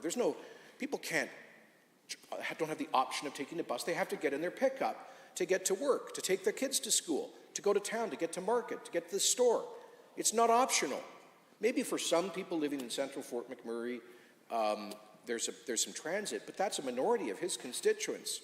So they don't have those options, Madam Speaker, especially in this big province, and especially in our rural communities. The carbon tax is a prejudicial attack on rural people in particular. It is a transfer of wealth from intense energy intense energy consumers in rural communities to the minority of people who live in urban cores who don't need to necessarily own a car and may live in a 1,000 square foot apartment as opposed to having to heat a farmhouse and a barn and run a small business on the side. So I submit that the Green left obsession with making life more expensive for people is a disaster. It's an economic disaster, and it is a disaster for folks who are just trying to pay the basic costs of living. Now, right now, Madam Speaker, the average middle-class family with, right now the carbon tax is $40 a ton, right, going to $50 a ton on April the 1st. And once it reaches that level, it will cost the average family, that is to say with about a $70,000 household income, $600 in costs. But they're not done there, Madam Speaker. They want explicitly, again, this is not some conservative conspiracy theory, this is not some political rhetoric, this is the stated goal of the Alberta NDP in cahoots with their ally, the Trudeau Liberals. Their stated goal is to increase the carbon tax by another 400% from the current 40 to $170 a ton. $170 a ton from the current 40. And that would take the cost out of an average family's household budget of $2,000 a year. So, Madam Speaker, Albertans, working people, families simply cannot afford this. Now, when they're put on the spot, the Liberals and NDP say, oh, don't worry about it, we're going to send you all a rebate. Well, Mr. Speaker, the Parliamentary Budget Officer, an independent officer of Parliament, just confirmed that the majority of households will be net losers on this fiscal shell game of carbon taxation and then rebates. The majority of households will pay significantly more in carbon tax than they get back in these putative rebates. But, of course, our economy is much bigger than just households. Our economy includes businesses. In Alberta, hundreds of thousands of small businesses and nonprofits and community organizations, and they all have to pay. None of them get a rebate, Madam Speaker. Just the other day, I was in the constituency of the member for Calgary-Klein, and we were at a wonderful local community hall that provides a place for seniors to be active and families to gather. And while I was there, I visited the Calgary Filipino Golden Age Club, and it was the seniors in the Filipino community. They got all dressed up to the nines, and they held a big celebration. They had a dance night, and I thought it was just so wonderful to see those seniors in their 70s, 80s, some of them in their 90s. I'll tell you, they were very energetic. They tried to drag me out on the dance floor, Madam Speaker. I don't want you to see the video of that. But, wonderful, kind, hospitable folks. And it was just great to see them getting together after COVID and reconnecting and having a good time. But the director of that community center came up to me and said, Premier, last month we had to spend $2,000 in the carbon tax just to pay for the power and the heating in this community center. And she said, we can't raise we're in a kind of a low-income area here. We can't really raise our membership fees. We try to offer free space to these little nonprofit community groups. We don't want to charge people if we can avoid it. We don't have any big business sponsors. How are we supposed to pay this carbon tax? And I said, that's a very good question. And I said, you know that they're planning on raising it by another 400%? You know what she said to me? Madam Speaker, she said, well, we just won't be able to operate. We'll have to hand the keys back to the city or something. Like, we won't be able to pay $8,000 a month in the winter to operate our little community center there in North Calgary. Do they care? No. They call themselves the party of compassion. They couldn't care less. What about those Filipino seniors? What's your answer? Nothing. What's their answer? To sign a coalition deal with Justin Trudeau to raise the taxes on that little community center by 400%, while calling themselves compassionate. I'm sick of this hypocrisy. These guys standing up in this place, pretending they care about inflation and the cost of living. Madam Speaker, Albertans are struggling and shocked to see their electricity bills, and rightfully so. And then they get these socialists stand up and caterwaul about this when they created the whole problem. Madam Speaker, they created the problem. In their hard-heartedness and incompetence, they spent $7.5 billion, they approved that, in additional electricity transmission infrastructure that we didn't need because we were already overbuilt. But because the NDP doesn't understand economics, they don't understand business, they don't understand electricity markets, all they understand is they've got an ideological impulse to punish people for turning on the power. And so they put in $7.5 billion of higher power of transmission costs. And guess what? Here's what the NDP doesn't understand. They think there's a free lunch, but there is no such thing, as Milton Friedman famously said. There's no such thing as a free lunch. And so who pays for the $7.5 billion? We do. We all do. 4.5 million Albertans do on our power bills. That little community center. Those Filipino seniors on their fixed, low, modest incomes. They have to pay for it. Because I know for the NDP, in their foggy socialist utopian minds, they imagine, well, you just make the rich corporations pay for it. Well, what does that even mean, Madam Speaker? What does that even mean? Well, let's just walk that through. If we were to impose, and they didn't. In their own power policy, they passed all those costs on to consumers. But, Madam Speaker, lest anybody be gullible enough to believe the beggar thy neighbor class warfare failed economics of these socialists, hear me.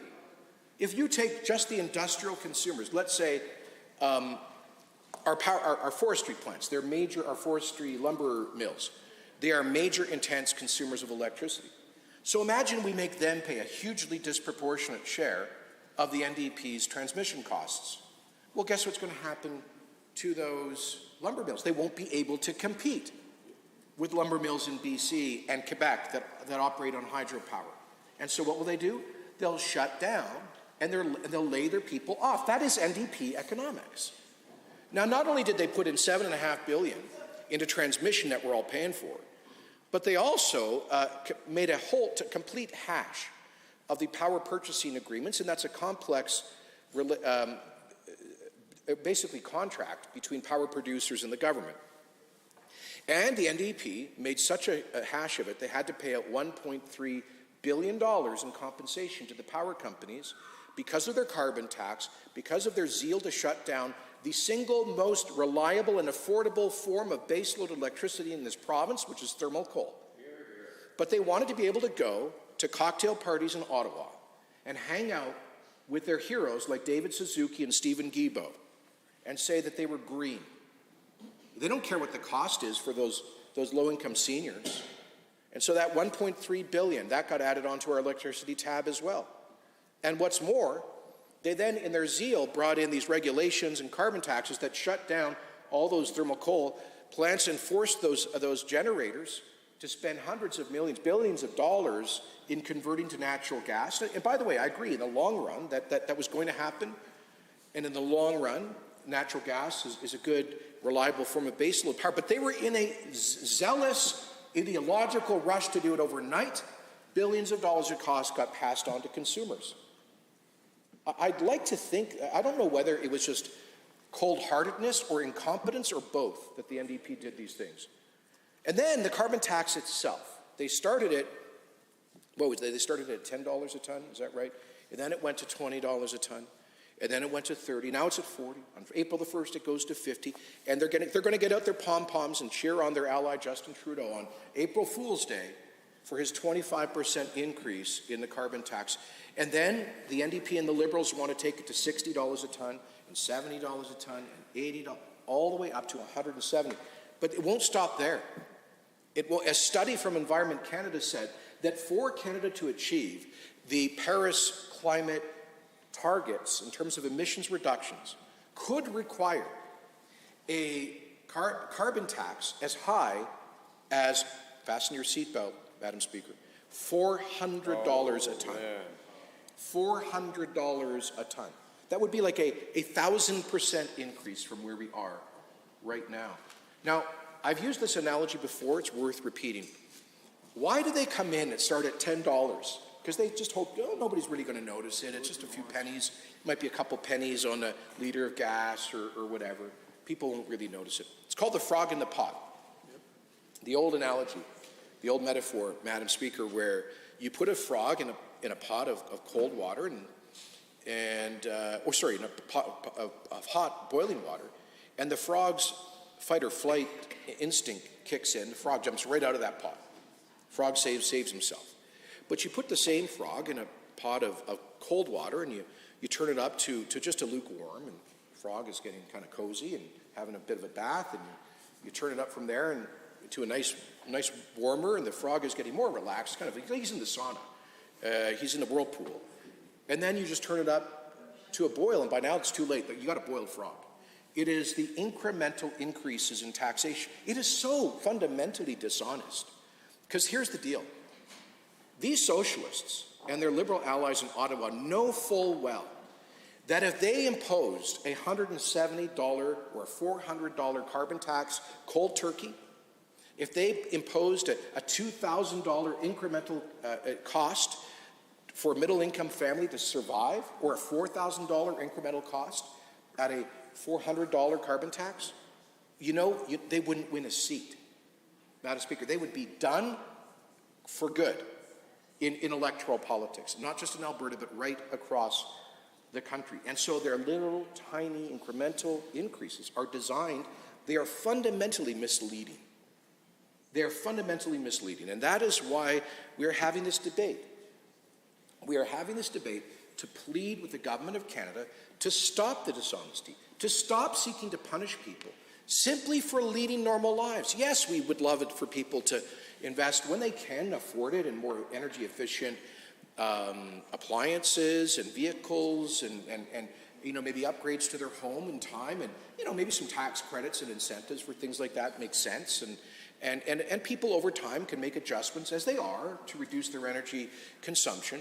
But the big gains on reducing emissions, Madam Speaker, are not going to be found by telling those low-income seniors that they have to spend $2,000 a month in some punitive tax. The real gains are going to be made through the miracle of modern technology on an industrial scale.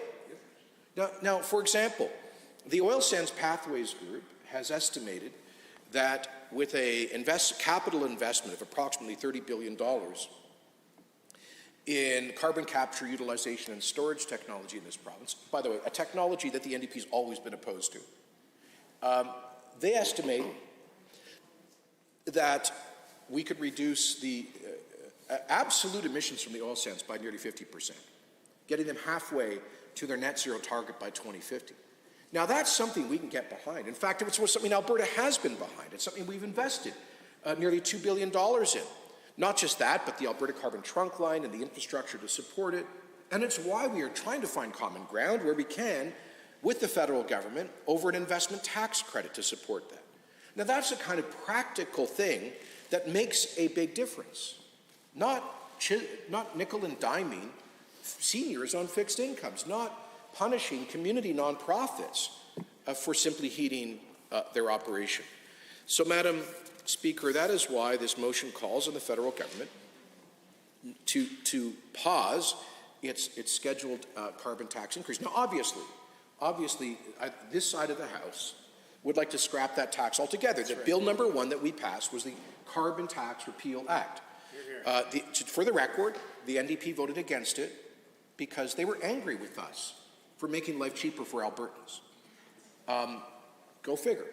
And then that was in May, June of 2019, okay? And then fast forward to January 1st, New Year's Day, Justin Trudeau's holiday gift for people was to impose his federal carbon tax on Alberta. So right away, we kept our election commitment. We sued him in the Alberta Appeal Court. We joined our friends in Saskatchewan and Ontario as interveners in their courts. We won that case as that being an unconstitutional intrusion in our ability to regulate our resources at the Alberta Appeal Court by a 4-1 decision. Went to the Supreme Court of Canada. Regrettably, we lost that case by 5-3. And so now we have this federal carbon tax. So it is, I hope that right now, that, I think what's happening is people are getting mugged by reality. That's right. And they're realizing that they can't, Central Canadians are realizing exactly what the Green Left has been up to all along, which is to drive them in to energy poverty. Madam Speaker, if I could add another dimension to this, a moral dimension. Driving people into energy poverty hurts the poorest the most. That's right. It doesn't matter what kind of nonsense rebate schemes you come up with. Hear me now, Madam Speaker. The increase in natural gas prices, and this is a point that my friend, the Minister of Finance, frequently makes. Because we have not had enough investment in upstream oil and gas exploration and production, we have a global scarcity of supply. That means the price has gone up dramatically for natural gas, and natural gas is a necessary feedstock for fertilizer production. Now, Europe has already shut down half of their typical fertilizer production because of the unaffordability of this natural gas. And sadly, much of the natural gas they are using for fertilizer feedstock comes from Vladimir Putin's Russia, fuels his war machine. You see how all of this is connected? But here's the problem. That global reduction in fertilizer production, driven by Green Left energy policies, driven by them opposing pipelines, LNG facilities, carbon taxes, discouraging energy production through misapplication of ESG principles. All of that means, tanker bans and all of that means less fertilizer production. Now I know for the socialists, like when a conservative starts talking about something as mundane as fertilizers, their eyes roll, kind of fog over. They don't really get who cares? It's probably their attitude, Madam Speaker. I'll tell you who cares. The billions of people in the developing world who can barely afford to feed themselves care. Because as that fertilizer comes off global markets, global agriculture yields will plummet. They will plummet. The green revolution, the real green revolution in much of the developing world was all about increasing agricultural yields so that countries like India went from chronic starvation and malnutrition to being next net exporters of grain. Why? Because of crop science, because of smarter seed technology, and yes, because of ever more effective fertilizers. Now, I know they don't understand farming or agriculture or any of that. They don't care. But here's the reality. In Africa, in Asia, in Latin America, hundreds of millions of people in the next year are going to experience food scarcity. That's right. Not just because of the conflict in Russia, but because of a lack of fertilizer, which is driven by energy inflation, which is the desired outcome of Green Left policies like this carbon tax. Right. How many people need to starve for them to care? How many people in the developing world need to go into malnutrition? And the same people, by the way, in the developing world, many of them have no access to reliable, affordable energy. Madam Speaker, I've been to many developing countries, and often when you land, the first thing you can smell is the smell of carbon, of people gathering twigs and cow dung and garbage to heat their homes and cook their dinners. Why? Because they do not have what we take for granted, which is affordable, reliable energy and the infrastructure to support it. And what is the answer of the utopian green left in the rich northern countries? So sad, too bad. The oil exports, you know, I remember visiting Narendra Modi when he was then Chief Minister of Gujarat in 2008 in Ahmedabad. And his first words out of his mouth were, Minister Kenny, I just violated the rules by using my own name, excuse me. He said to me, Minister, how can we get Canadian LNG? Because we're building an import terminal on the west coast over here in Gujarat. We want your LNG. And he said to me, right now, we have contracts with Qatar, but Qatar finances the ISI in Pakistan, which destabilizes us and funds terrorism in my country. We want democratic, reliable Canadian energy. And are we any closer to getting it to them? No. These folks, the Green Left, they campaign, you know, it's the member for Lethbridge West. Got to get that right. The member for Lethbridge West, she actually wrote a foreword to a book by another Greenpeace radical that was promoting illegal civil disobedience to stop pipelines. And she actually stood up at a rally in Prince George, BC, opposing the Northern Gateway pipeline. Maybe if we'd gotten that pipeline, and my colleague, the Minister of Energy, worked for 9 years of her life, and she lost on trying to get that pipeline built, while the member for Lethbridge West was out there trying to stop it. And Madam Speaker, here's the point. There are people in India who have to burn waste sometimes to heat, if they're very low income, to heat their homes, and that is because we didn't get the Canadian energy to them. They don't care. They're out there, they get on their moral high horse. They go out there in front of this building with Greta Thunberg 2 years ago, and they're all starstruck. They're all starstruck, man. They're out there with Extinction Rebellion and Greenpeace and all these folks, and they're calling for no more pipelines. That's what you got the NDP caucus out there chanting, no more pipelines. Because they were pushing and shoving to get in the camera shot with Greta Thunberg. Because in the weird left-wing salons that they inhabit, that's a badge of honor or something, Madam Speaker. That's what they care about. That's the woke, politically correct points, not the people in the developing world who desperately need affordable and reliable energy. So I'm here to say that they are wrong economically, they're on the wrong side of the cost of living, and they are on the wrong side of global peace and security.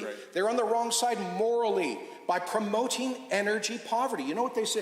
Oh, don't worry, those poor folks in the developing world, well, they can just buy windmills and Teslas and solar panels when they're heating their homes in some countries with dung.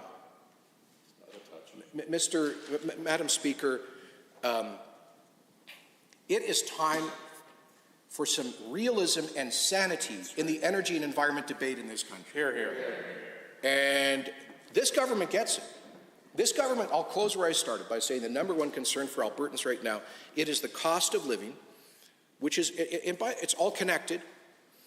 When it's more expensive to buy diesel, well, right now, a liter of diesel in Alberta is over $2. And we're the cheapest in Canada. But just imagine this. Imagine you're a good Alberta trucker. I know my colleague from Calgary Falconbridge, he has a lot of good, hardworking truckers. And by the way, a lot of them from the Punjabi community, wonderful, hardworking, long-haul truckers. God bless them. They kept our grocery stores filled through COVID. Right now, some of his constituents who are truckers, they're down there in San Diego taking on loads of groceries.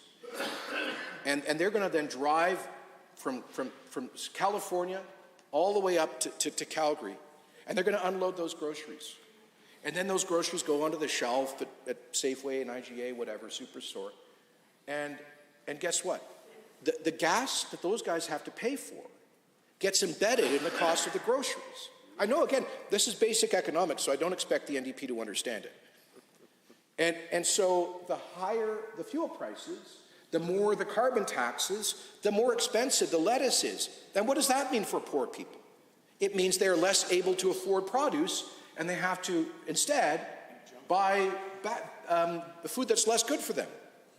We want people to eat well, eat healthy, but the healthy stuff often costs more because it needs to be transported from places south of here. And so this is why, Madam Speaker, we're doing everything we can. It's why on midnight, April 1st, which would be like Thursday night at 12:01 a.m., the Alberta provincial fuel tax will be suspended. Here. 13 cents a litre. Gone.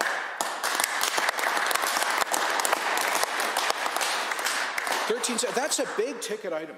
Now, that's predicated on there being high oil prices at $80 and $90 WTI. Right now, we're trading at about $105. So that will certainly be there for the next quarter, and quite likely for the balance of this year.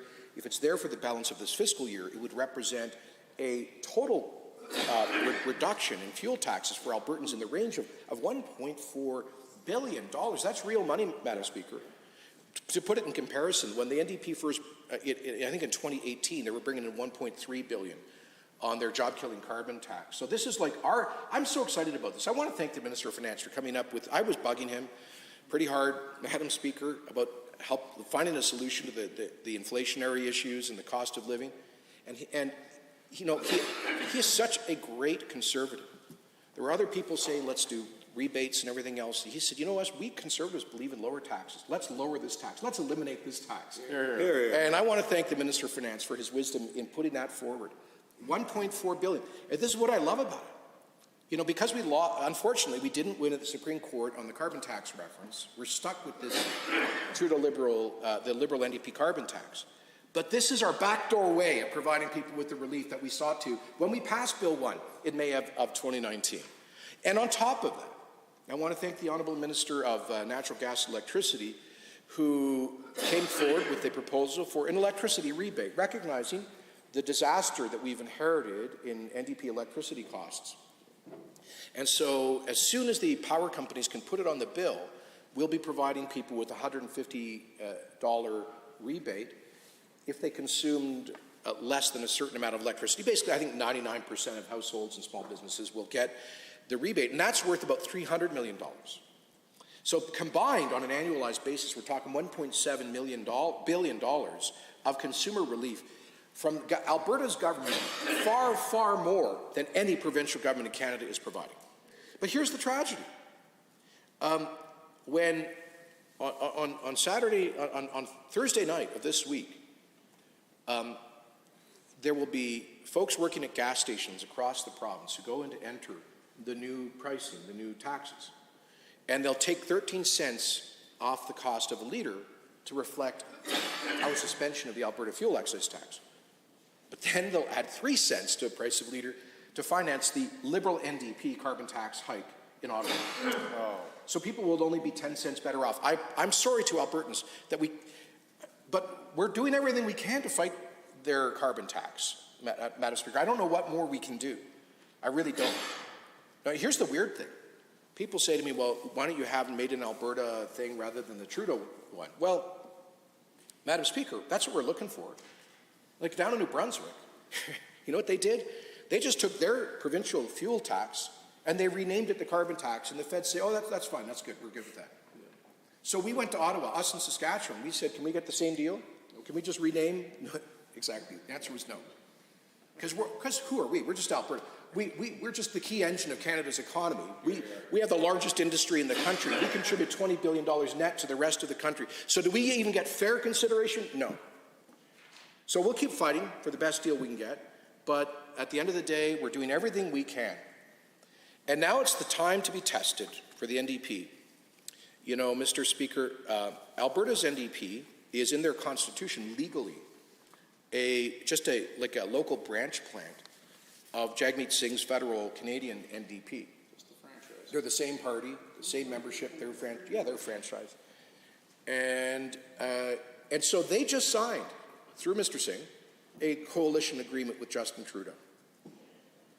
So I know that they probably have to check in with headquarters, with Mr. Singh and Mr. Trudeau on this motion. They got to get their marching orders from Ottawa, from Mr. Singh and Trudeau on this motion.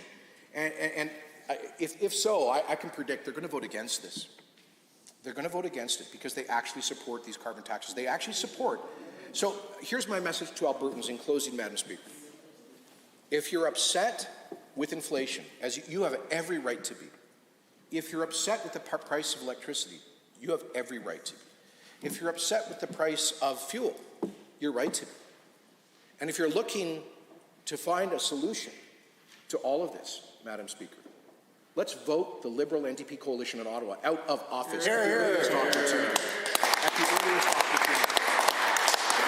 So, Madam Speaker, in closing, I once again encourage members to vote for this motion, to vote for reducing the cost of living on Canadians, to oppose this federal carbon tax increase, because it will make life even more challenging for people at the worst possible time. Why in the world does the NDP want to make energy more expensive while we're living through 30-year high inflation? I'm looking forward to them trying to answer that question. Thank you, Madam Speaker. Hear, hear.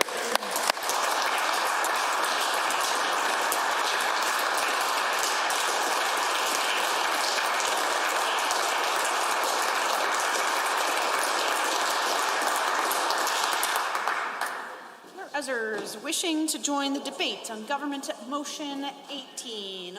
The Honourable Member for Sherwood Park. Well, thank you so much, Madam Speaker. It was a pleasure to listen to the Premier's amazing speech on this. He hit all the key points, as he always does, and I'm really excited to follow and contribute to this Motion 18. And I really hope we can find unanimity.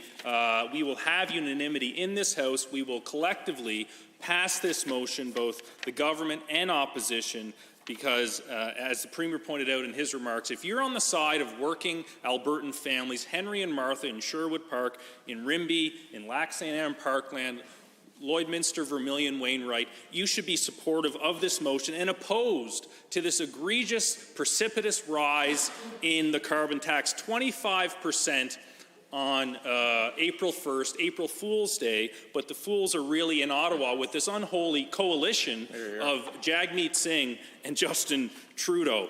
Madam Speaker, in my time speaking to this resolution, which I will be speaking in support of, I am horrified that we're even at this point that we have to even speak to this. There's a lack of common sense in Ottawa. We know that, and the best thing we can do, as the Premier said, Madam Speaker, is vote out the unholy alliance of the Liberal NDP cabal in Ottawa. It is all from them. It is all economic pain, no environmental gain, including on this phony carbon tax, which we fought.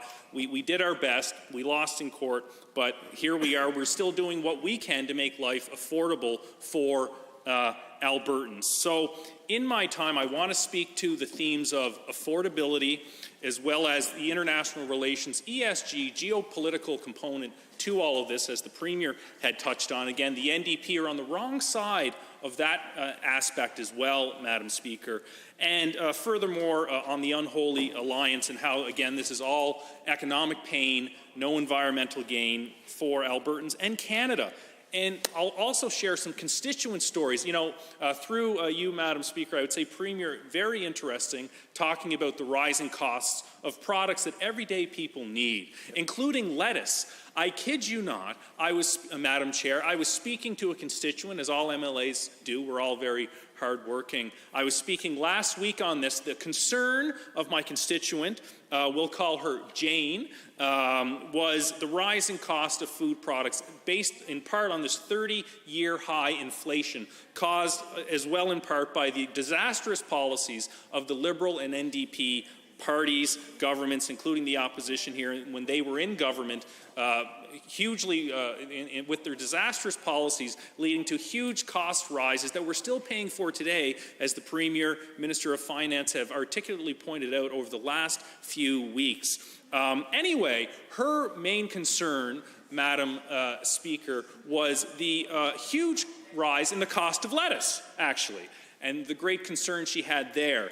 And she understood, she was also calling about utility bills, Madam Speaker. She understood, and it resonated with her. She said, you know, ultimately, she understood systemically that the previous NDP government, bringing it, when they brought in their disastrous carbon tax, they overbuilt the transmission line system, canceled the most affordable form of energy in thermal coal. Overall, the genesis of all this pain goes back to the disastrous policies of the provincial NDP former government, thankfully former, and will be former again in 2023, 100%. The first one-term government in Alberta's history, a total disaster, but also their big bosses, ultimately in Ottawa, Justin Trudeau and Jagmeet Singh, are highly responsible for this burdensome higher cost of living with this egregious, very injurious rise in the carbon tax on April 1st. And I mean, let's put it into context, my fellow members, including the opposition. We are living in unprecedented times, folks. Absolutely unprecedented. We have had, living through the first pandemic, Madam Speaker, in a century. We, at one point, were blessed with high commodity prices now, but you go back to, I think it was February 2020, around there, oil was trading at a negative price. We're thankful where we are today, but you know, the energy roller coaster, that is something that we always have to be cognizant of. And of course, Alberta had been at that point in recession for 6 long years. Of course, our swagger is back on the economy because of a lot of the free enterprise policies we have put forward. But take into account all those triple crises that Albertans, that Henry and Martha were facing over 6 years, in part also due to the disastrous fiscal and economic policies of the previous government, chasing away tens of billions of dollars in capital, Madam Speaker. And they want to talk about affordability? The members of the opposition think they can preach and promulgate on what economic policies are needed when they, as the Premier rightly pointed out, Madam Speaker, are ultimately the main creators of all this economic pain and unaffordability that Albertans are facing. That is so rich. I know the great people in Lac St. Anne Parkland feel that way. The great people in Tabor-Warner get that. All Albertans do. On this side of the House, we defend the affordability for Albertans, their quality of life. We are on the side of working men and women, their families. That is what we're here to support. And so, again, on the affordability, Madam Speaker, as the Premier had mentioned, we are rolling out $1.7 billion in immediate relief to Henry and Martha, to Albertans, understanding that they are facing unbelievable pressures with 30-year high inflation. We are there to support them, unlike the NDP, who I haven't heard a word from them. I haven't heard them complaining or, going to Ottawa to talk to their big bosses and say, you know what, could you just hold off on that carbon tax hike? I don't think it's going to really work. Albertans are hurting right now. Could you just temporarily take a pause, Madam Speaker? But I'm not hearing that from them. But they want to stand here and say, I'm door knocking here, I'm door knocking there, and I'm hearing about affordability. Well, look in the mirror. You guys are the cause of the unaffordability that Albertans are facing. My goodness, that is rich. That is rich. I'll take that. Thank you. Absolutely. Yeah. So, there's so many ways we could look at this. I'm just going to go on to the international relations component that the Premier was also wonderfully talking about. So here's another aspect of this on this motion, Motion 18, where the opposition is on the wrong side of history. Their green left radical politics, which are nothing but pain, economic pain, social pain for Albertans, because they stopped, probably 30 years ago, I would say, that the left stopped caring about working class people. They got into the woke politics, the radical green left movement. It's all about globalism and being a global citizen, rather than caring about your country, your province, right? Country first, province first, Alberta first. How about that? Not David Suzuki or whatever Thomas Piketty's writing or whoever. I mean, come on. This is not what they should be caring about. So anyway, here's a great example.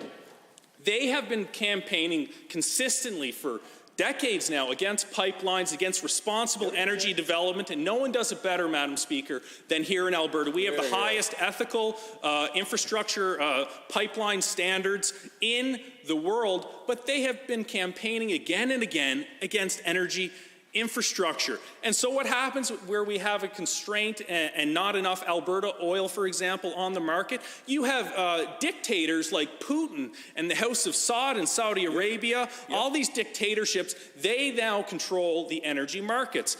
From 2000, when Vladimir Putin assumed power, until now, $4 trillion in Russian oil and gas exports have gone into his coffers to fund war against neighboring Georgia, against Ukraine in 2014, against Ukraine again in 2021.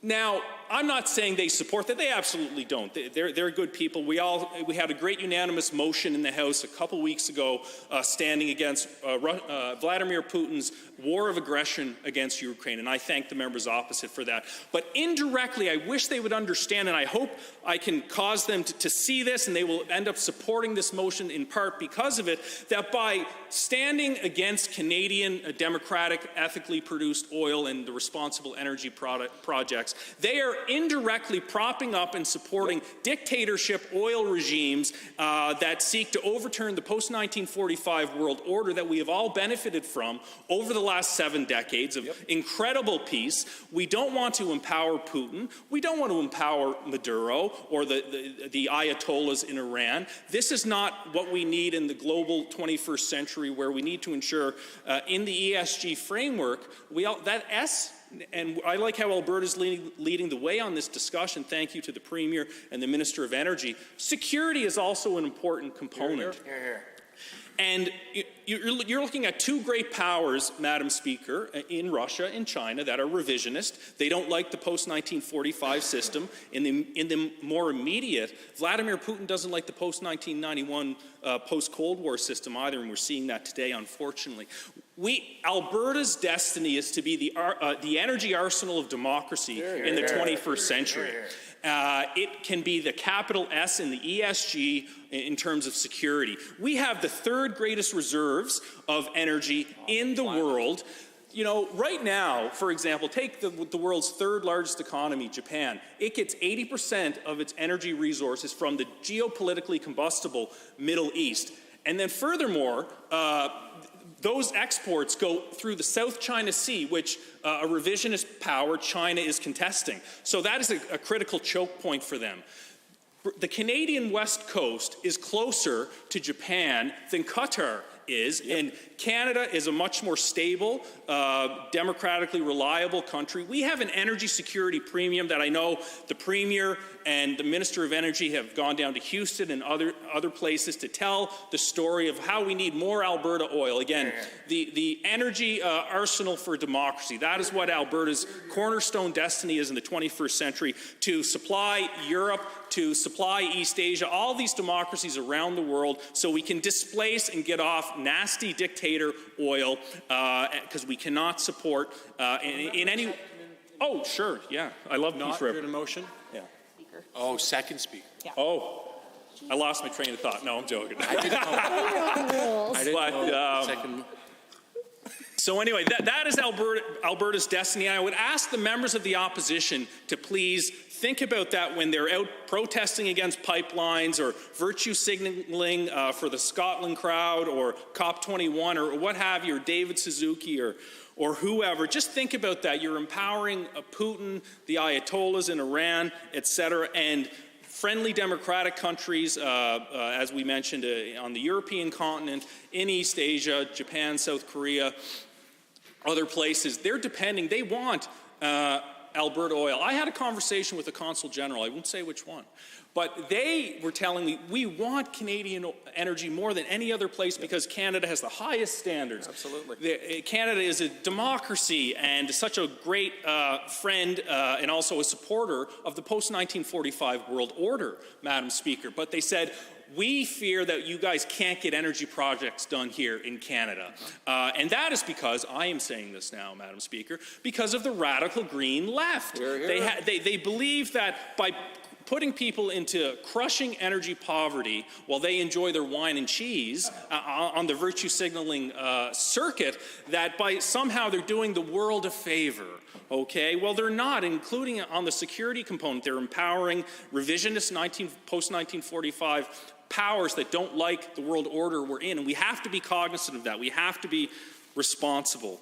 I could go on, but I just want to talk about the a little bit more on the unholy, pernicious, injurious alliance between Jagmeet Singh, Justin Trudeau, the Liberals, and the NDP, because I know we have a lot of speakers who want to speak, Madam Speaker, so I'm cognizant of that. So just quickly, you know, I just see, like, I've been talking to constituents on this, and they are telling me, I didn't vote for this coalition.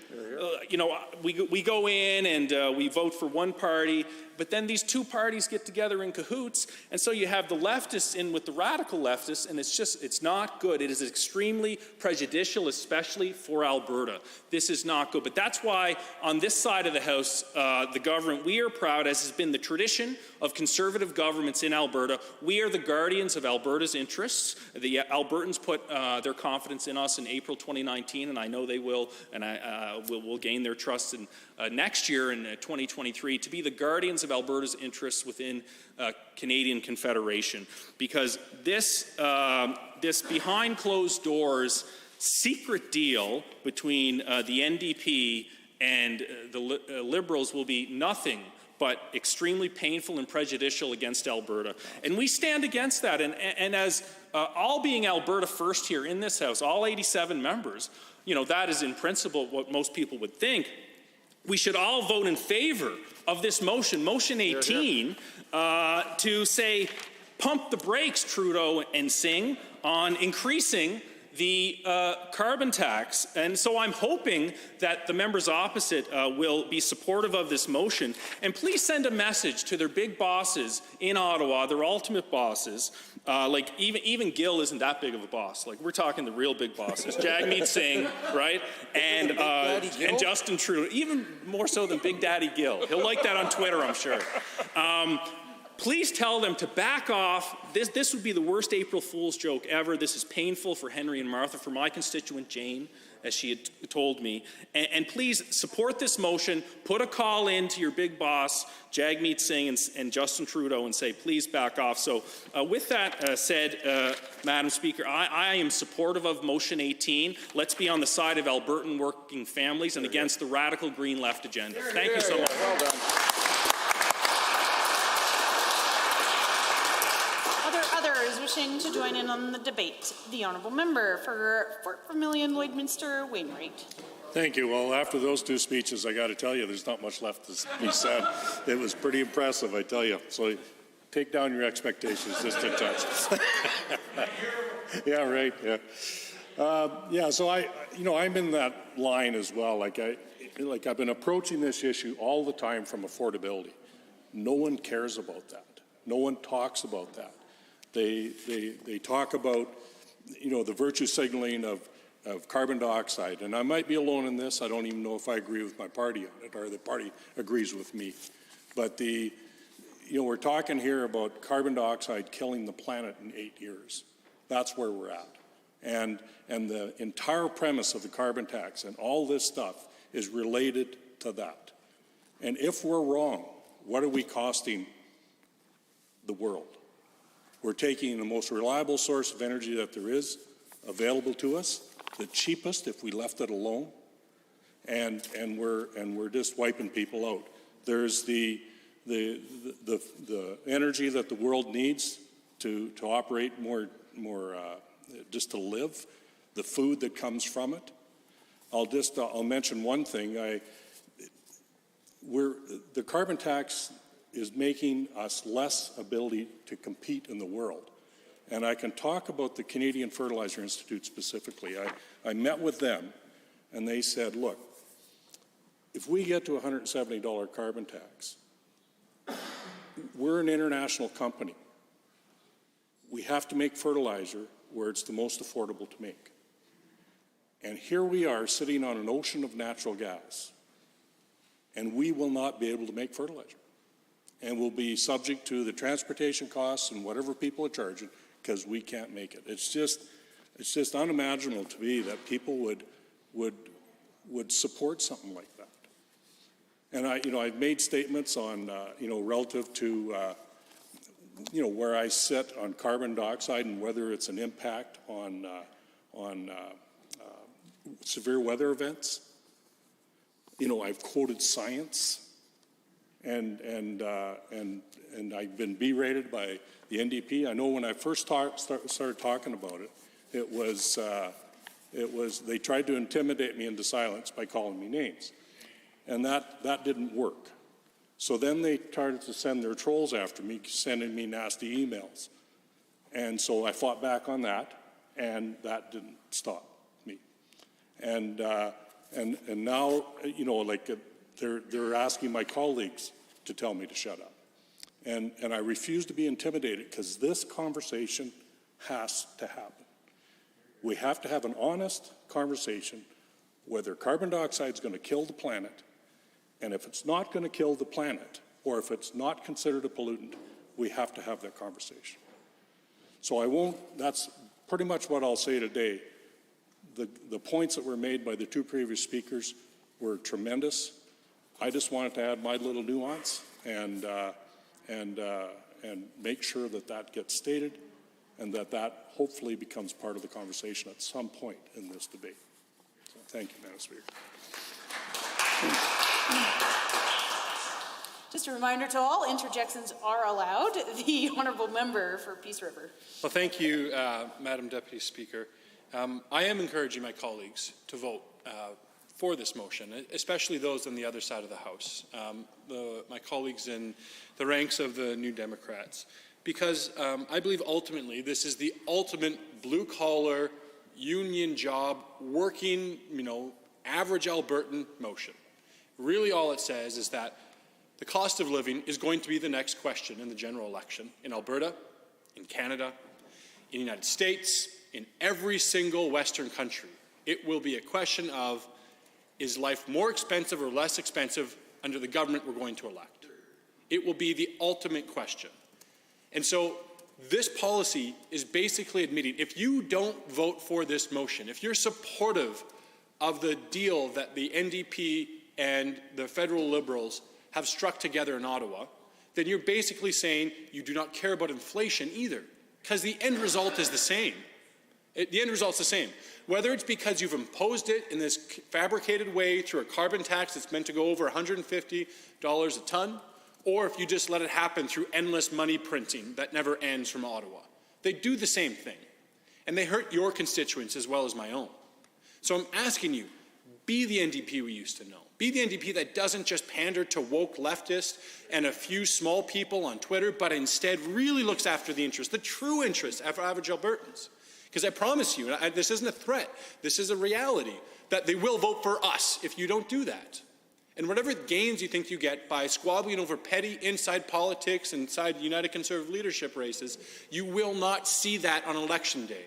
Because average Albertans will say, these guys were trying to cause some sort of drama, the NDP, instead of trying to look after my interest. And Refinery Row out towards Sherwood Park, average blue-collar working folks in union jobs in my own constituency, whether they be teachers or nurses or private sector unions working for trades, they will not support the ideology of woke leftism over the bottom dollar of what gets their family ahead. So this is my plea to members opposite. This is a nonpartisan issue if you care about fundamentally the cost of living for your constituents. This is fundamentally in Alberta. This is an average citizen issue that each and every one of you ought to be paying attention to. Because if you let this go underneath and you say, oh, I can pander a bit more woke leftist politics to Twitter and just let this one slide, it'll slide way too far and way too fast for yourself. But maybe I shouldn't be warning you, because I'm happy to take those votes in my constituency. I'm happy to have my colleague in Sherwood Park get those votes. I'm happy to see my colleagues across the province, and my future colleagues yet to be elected in 2023, say, thank you, NDP. Thank you for voting against this. Thank you for following that crazy path down the crazy left woke liberal ideology instead of looking after the interests of average blue-collar Albertans. As it's going to mean the next election. Because you cannot, with a straight face, say you support carbon pricing in this way and also oppose inflation. Also impose skyrocketing electricity transmission distribution costs. Oppose all these things that end up driving day-to-day costs in the average life of Henry and Martha, or name your constituents, wherever they are. It's inconsistent with reality. But I repeat myself, that's the NDP policy and worldview, it seems. Inconsistent with reality. And the last thing I want to speak on, Madam Deputy Speaker, is this so-called unholy alliance between the NDP and the Trudeau Liberals. Now, what I oppose about this so very much is we've had how many elections over the last 4 years federally? Too many. I mean, Canadians had a choice to vote for the NDP if they wanted to. The federal Liberals had, I think, 3 opportunities now to say we're going to enter into some sort of supply relationship or an informal coalition with the NDP. They didn't do it. Why didn't they do it? Because the voters would have rejected that. They would have rejected it soundly. And they make their coalitions after the election and pull the wool over the eyes of average swing vote Canadians across this country.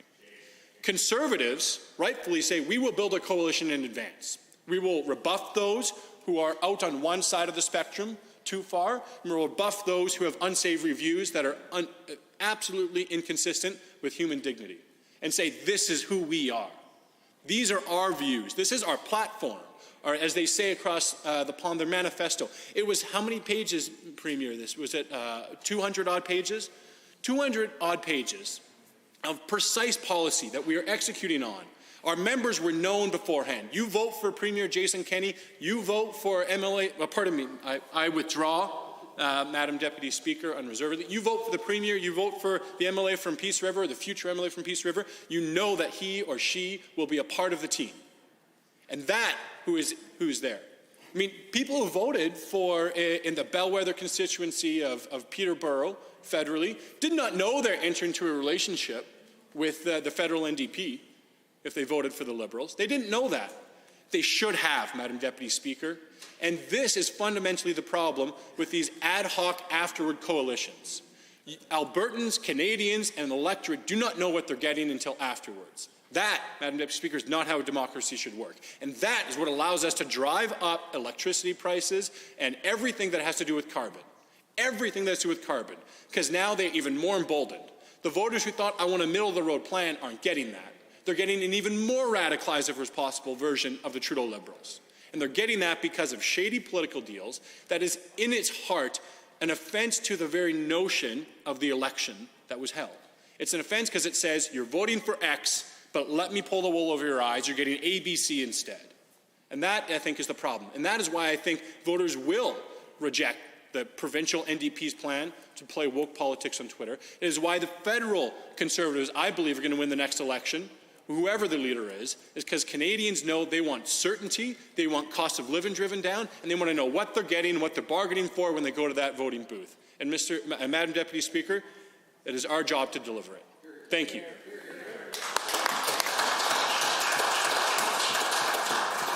The honourable member for Calgary, Falcon Ridge. Thank you, Madam Speaker. It's an honor in this House to speak on behalf of my constituents of Calgary Falcon Ridge. As Premier mentioned, I represent the constituency where we have a lot of new Canadians who are involved in the service industry. They drive cabs, they drive trucks, they work in service industry. They also own small businesses. And from last few days, few weeks, I am listening to my constituents over the phones and also at the doors. And they are concerned about the rise in the prices. They are worried about inflation. Because I still remember those days when I moved here about more than 25 years ago. If you go and rent a basement, they used to rent a basement $400, utilities included. When I became a small business owner, we used to sign a lease. Then it was a lease net rent plus common area cost. You know what, Madam Speaker? In these days, even if you lease, the net rent is zero, still you can't afford operating cost because it's more than net lease. This is the reason that a lot of small business owners are suffering. Before I get into this rise in prices of utilities, I want to speak about the new coalition we have it. The way I see it, what Justin Trudeau did, he has replaced democracy in Canada with a dictatorship style of governance. His latest stunt of collaborating with NDP is a stab in the heart of this democracy. Shame on Trudeau and Sen. He states that's what Canadian wants. No, Madam Speaker, that's what he wants.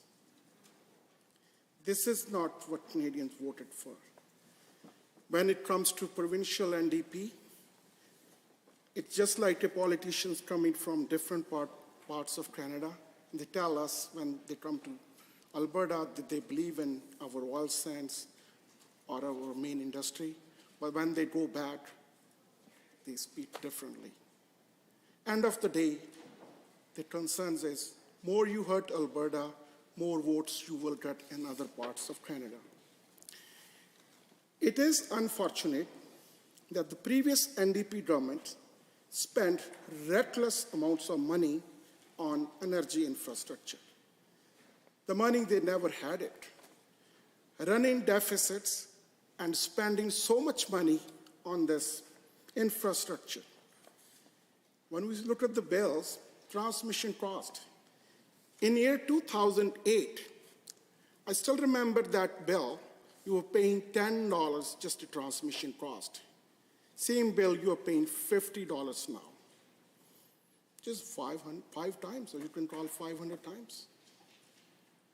So when people ask us that why this cost is going up, it's because of few factors. The money, they never had it. They ran so many deficits. They keep on spending money, and now we are paying for it. After they left the office in 2019, they added approximately, I think, $70 billion in debt to our province. And now we're paying for it. Madam Speaker, they work hard to make energy consumption affordable for Albertans. They worked together with Justin Trudeau to create the carbon tax. It was their hidden agenda. Even Trudeau brought carbon tax, they brought their own carbon tax. Started with $20. Premier rightly mentioned, we might end up paying $400 per ton. Where it will take us? I was just looking at the bill. I think almost 1/3 is a carbon tax. So if we are paying it, we don't have it control. We didn't talk about the energy cost, but these are the hidden taxes. Right from day one, since we formed the government, we were upfront that we don't want this carbon tax. We brought Bill 1. With this Trudeau, he fought with government of Alberta, with other government of Saskatchewan too, to impose this carbon tax on us. As a provincial government, we are keep on fighting and will keep on fighting.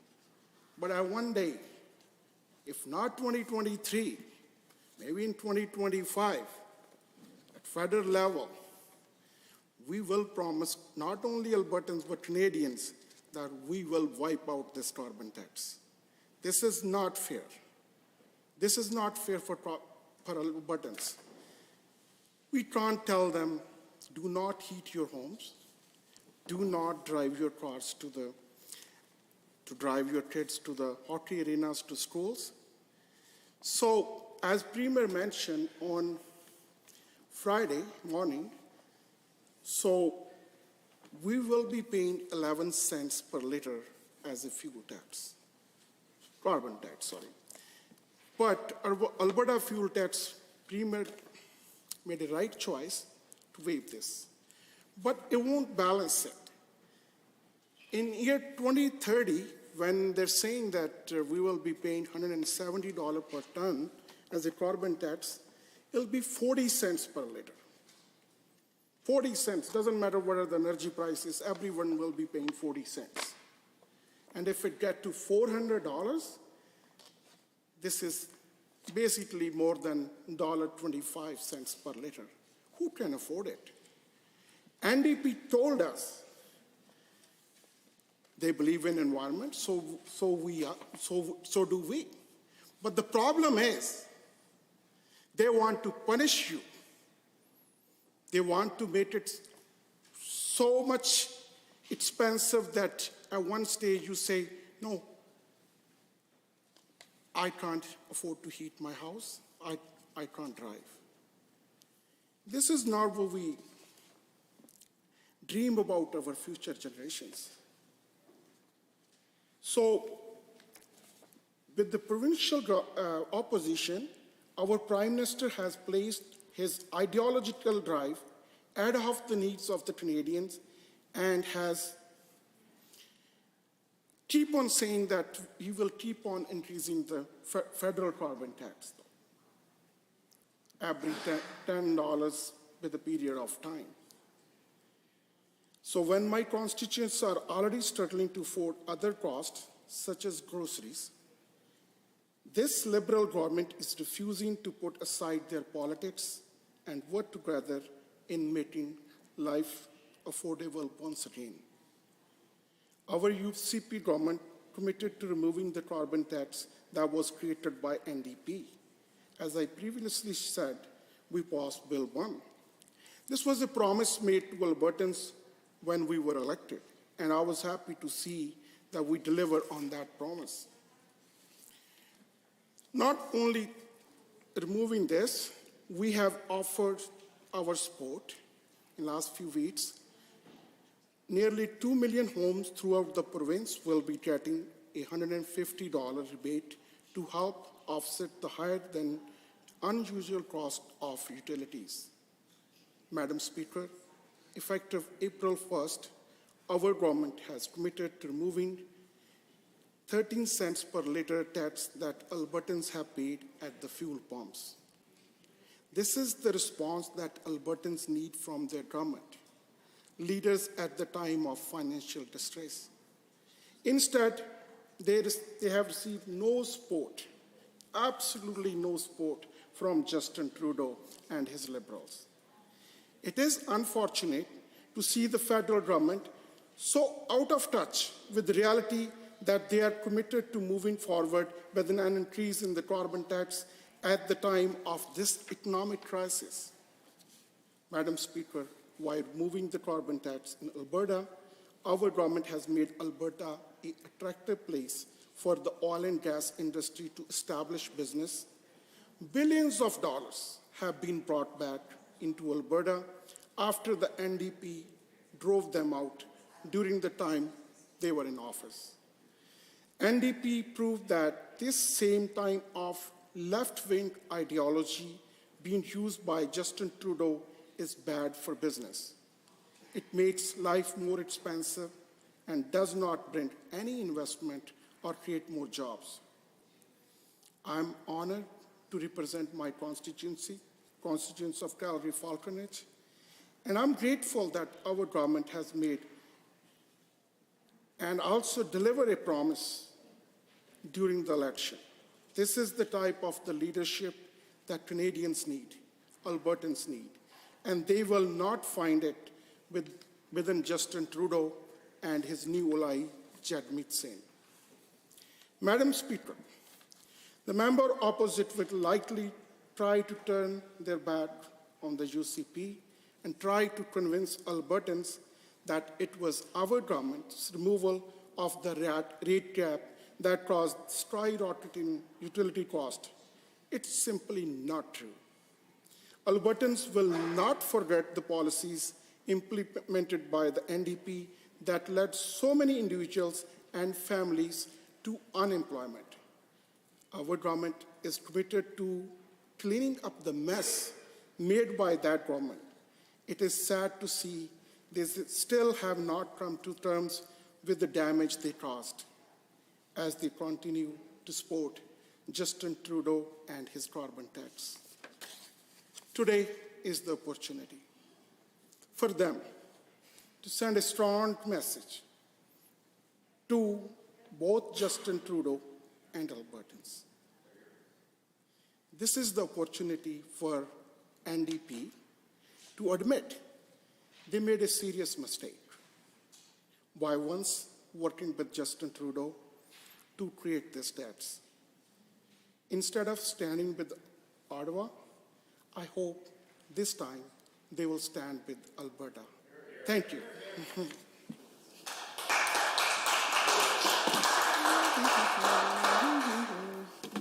The Honourable Member for Taber-Warner.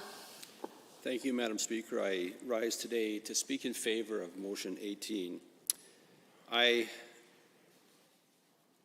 interested to think about. It's interesting to think about this motion, and I thought about what does it take for a government to raise taxes, and how do you go about doing it? I listened to an interesting talk on this, and the speaker said you need to have lots of Hollywood star power to be able to try to sell it and make it seem like it's valuable and important.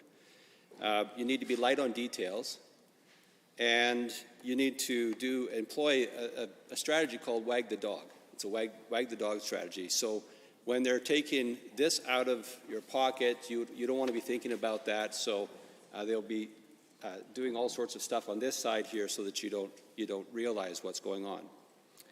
And this is why this motion is so important and so critical right now, because we have the opportunity to be able to shine a light on what's been going on and what is continually going on throughout this world, which is an increase in cost to everyday Albertans, everyday people of the world. And it's sad that earlier the member from Edmonton Highlands Norwood was complaining when she was talking about Bill 2 how there was no members of the government side standing up and speaking about affordability. And yet we have had, I think, 5 speakers now talking about the importance of affordability and what happened and why that affordability was lost. So, Madam Speaker, as you know, I've been in this House in opposition. I watched as the NDP went forward with their strategy of increasing the costs to Albertans, especially when it comes to utilities. And so just so that the members opposite don't forget and that the Albertans can remember what really truly did happen, when the NDP were in office, they decided that they were going to implement the carbon tax. And they actually did that prior to the federal government. So they can blame all they want on Justin Trudeau, he's the one who brought it in. That's actually not true. What happened was they brought it in and the federal government was emboldened by that, and they thought, what a great idea, let's do that. And so then they actually implemented their carbon tax on a federal level. Now, what's interesting, Madam Speaker, is that once they made a policy decision, all of a sudden the consequences of that policy decision started to unravel. One of the consequences of that policy decision was that there's a clause with utility providers, there was a clause called power purchase agreements that actually said that if you change the contract and change the ability of us to be able to have, to be able to make money off of these contracts or not, in any way that we can cash in these power purchase agreements and that we will sue for damages. And this is what happened. And the cost to Albertans, Madam Speaker, was $1.4 billion. That is the cost that was borne in terms of the liability cost. So the damages cost was the $1.4 billion. But what has not been talked about is the fact that when you quickly move from coal to natural gas, there was already a plan for it, but once you quickly move from coal to natural gas, what happens is you move the incremental cost up 100%. Because you go from 1.5 cents per kilowatt hour to 3 cents per kilowatt hour for natural gas. Now, I remember when they first were talking about doing this, and I brought this up in the House, and of course they did the wag the dog strategy where you just talk about other things rather than the actual issue at hand, which was affordability. When you have a 100% increase in input costs, that has got to be something you need to take into serious consideration. Madam Speaker, the members blindly went forward and added that cost onto Albertans. And yet we have heard for weeks now the members going after the Associate Minister of Utilities, saying that it's the government's fault, or it's his fault, that these costs have increased. And in reality, this was the NDP's approach to utilities, and it was all because they wanted to bring in a carbon tax, the largest tax hike in Alberta history. This is the reason why the snowball effect happened, where they started to bring in these different policies, and as those policies came in, we saw the cost of everything go up. Now, the other thing to remember, Madam Speaker, is that there's nothing that you can get in this province that isn't trucked. And so as soon as you add on a carbon tax, that is going to be a cost to Albertans in everything they do. The NDP knew that the past Conservative governments had already implemented a bill that said they cannot bring in a PST unless that PST is brought before the Albertans in an election.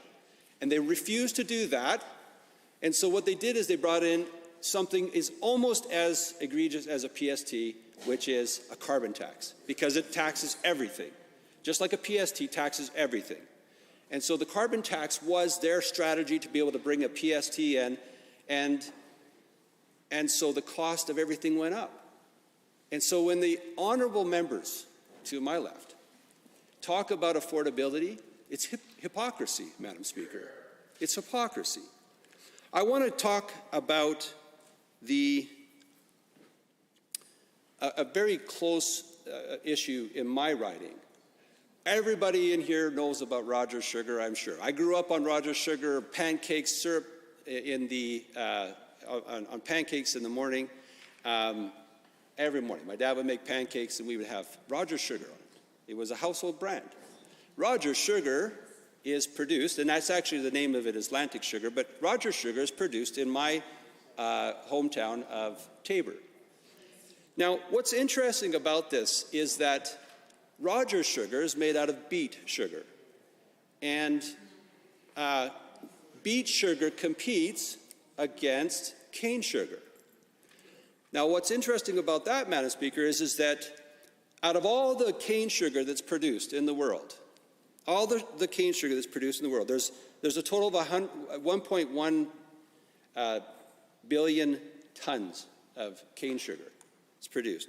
906 million tons of that comes from countries that do not have a carbon tax.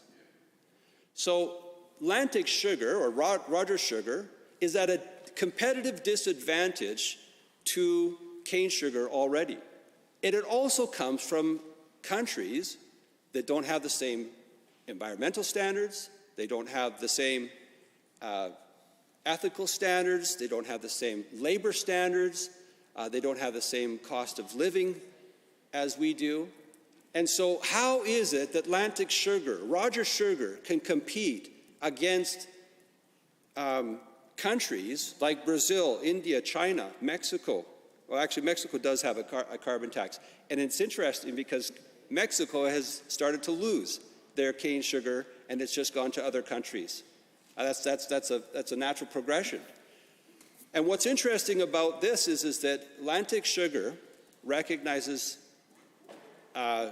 very quickly that just across the border, because my riding is right on the U.S. border, right across the border, you have a country of the United States that does not have a carbon tax as well. And so that carbon tax advantage the United States, the lack of carbon tax advantage the United States has, is now starting to take away from our ability to keep Rogers Sugar, a household name in our province that I grew up on, from being able to be here to stay, not just in Alberta, but in my riding, which is a major employer of men and women in Tabor-Warner, a major employer that provides good-paying jobs, that provides jobs for people who actually came up from Mexico. The Low German Mennonite population work, disproportionate amount of people from the Low German Mennonite population work in Atlantic Sugar. They love it. They love being there. They're paid well there compared to what they would be paid in Mexico. Through our ability to provide Rogers Sugar to provide Rogers Sugar to Albertans, we not only provide a great product that everybody loves, but we also are able to provide people from other countries, like the Low German Mennonite population from Mexico, with good-paying jobs. We've allowed them to be able to come to our country, to our province, and to be able to have a lifestyle that they would never have been able to have in Mexico. Buy homes and have a vehicle to be able to take their kids to practice, soccer practice, to be able to go to a soccer game, to be able to go to swimming, have their kids in ballet or in swimming lessons. This is the lifestyle that is actually provided for the Low German population that is disproportionately employed by Rogers Sugar. Now, 100% of the sugar beet produced in the United States, which is our direct competition, in direct competition with us, has no carbon tax whatsoever. And so on a regular basis, I have to meet with Rogers Sugar executives and management and help them understand why we have the Alberta Advantage, and to just stick with us a little longer, because you know what? We're going to be competitive in other ways, even though we have a federal government that's bent on doing everything they can to make us less competitive with other jurisdictions. So, Mr. Speaker, I hope that the honourable members to my left will recognize the trickle-down effect of bad policy, the trickle-down effect of the policies that they had made in the past that took away our ability to be competitive on a national scale. When we have a situation where you're not price makers, you're price takers with international products like sugar, there's no way that you can compete if you've got that kind of an input cost, going up to $170 a ton. Mr. Speaker, they are complaining about being competitive at $40 a ton. At what point do we drive out the Rogers Sugars of from this province, from this country, to other jurisdictions that don't have a carbon tax? What number does it have to be? I guarantee you it's not going to be 170, it's going to be well below that. So within years, we're going to see a complete change in employment opportunities, good paying opportunities for our children, for our grandchildren.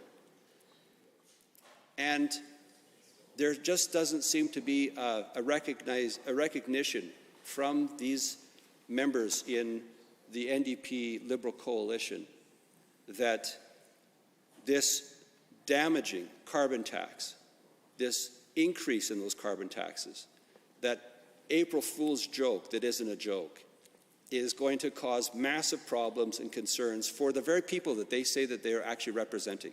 Because Edmonton, which is where most of the members to my left are from, they are also employed They are also needing jobs. They also need to be able to have those opportunities for gainful employment. For them not to think about that they think that they can get green energy jobs and that will be the silver bullet for all of this, is astounding when you think about it, Mr. Speaker. And so I will say that I would hope that we would see a change in the honourable members to my left, that we would see a change in the way that they understand and see how economics works and how it needs to be worked. Good policy will create jobs, which is what we're seeing right now, because we've created many jobs, thousands of jobs, because we have established back that Alberta Advantage again. The NDP don't believe in the Alberta Advantage. They actually want to break it down and destroy it. And I believe that Albertans are rejecting that, seen right now in the polls as the poll numbers are starting to drop for the NDP, as they're starting to see that those damaging policies have a real effect on Alberta families, on each of our families, and also on the NDP's families. And yet they are going quickly to do what they're doing. So, Mr. Speaker, I am fully in favour of this, and I hope that all members will follow it as well. Honourable members, Government Motion 18. Are there others? The Honourable Member for Laxton and Parkland has risen. Yeah, thank you, Mr. Speaker, and really appreciate the conversation we're having back and forth here.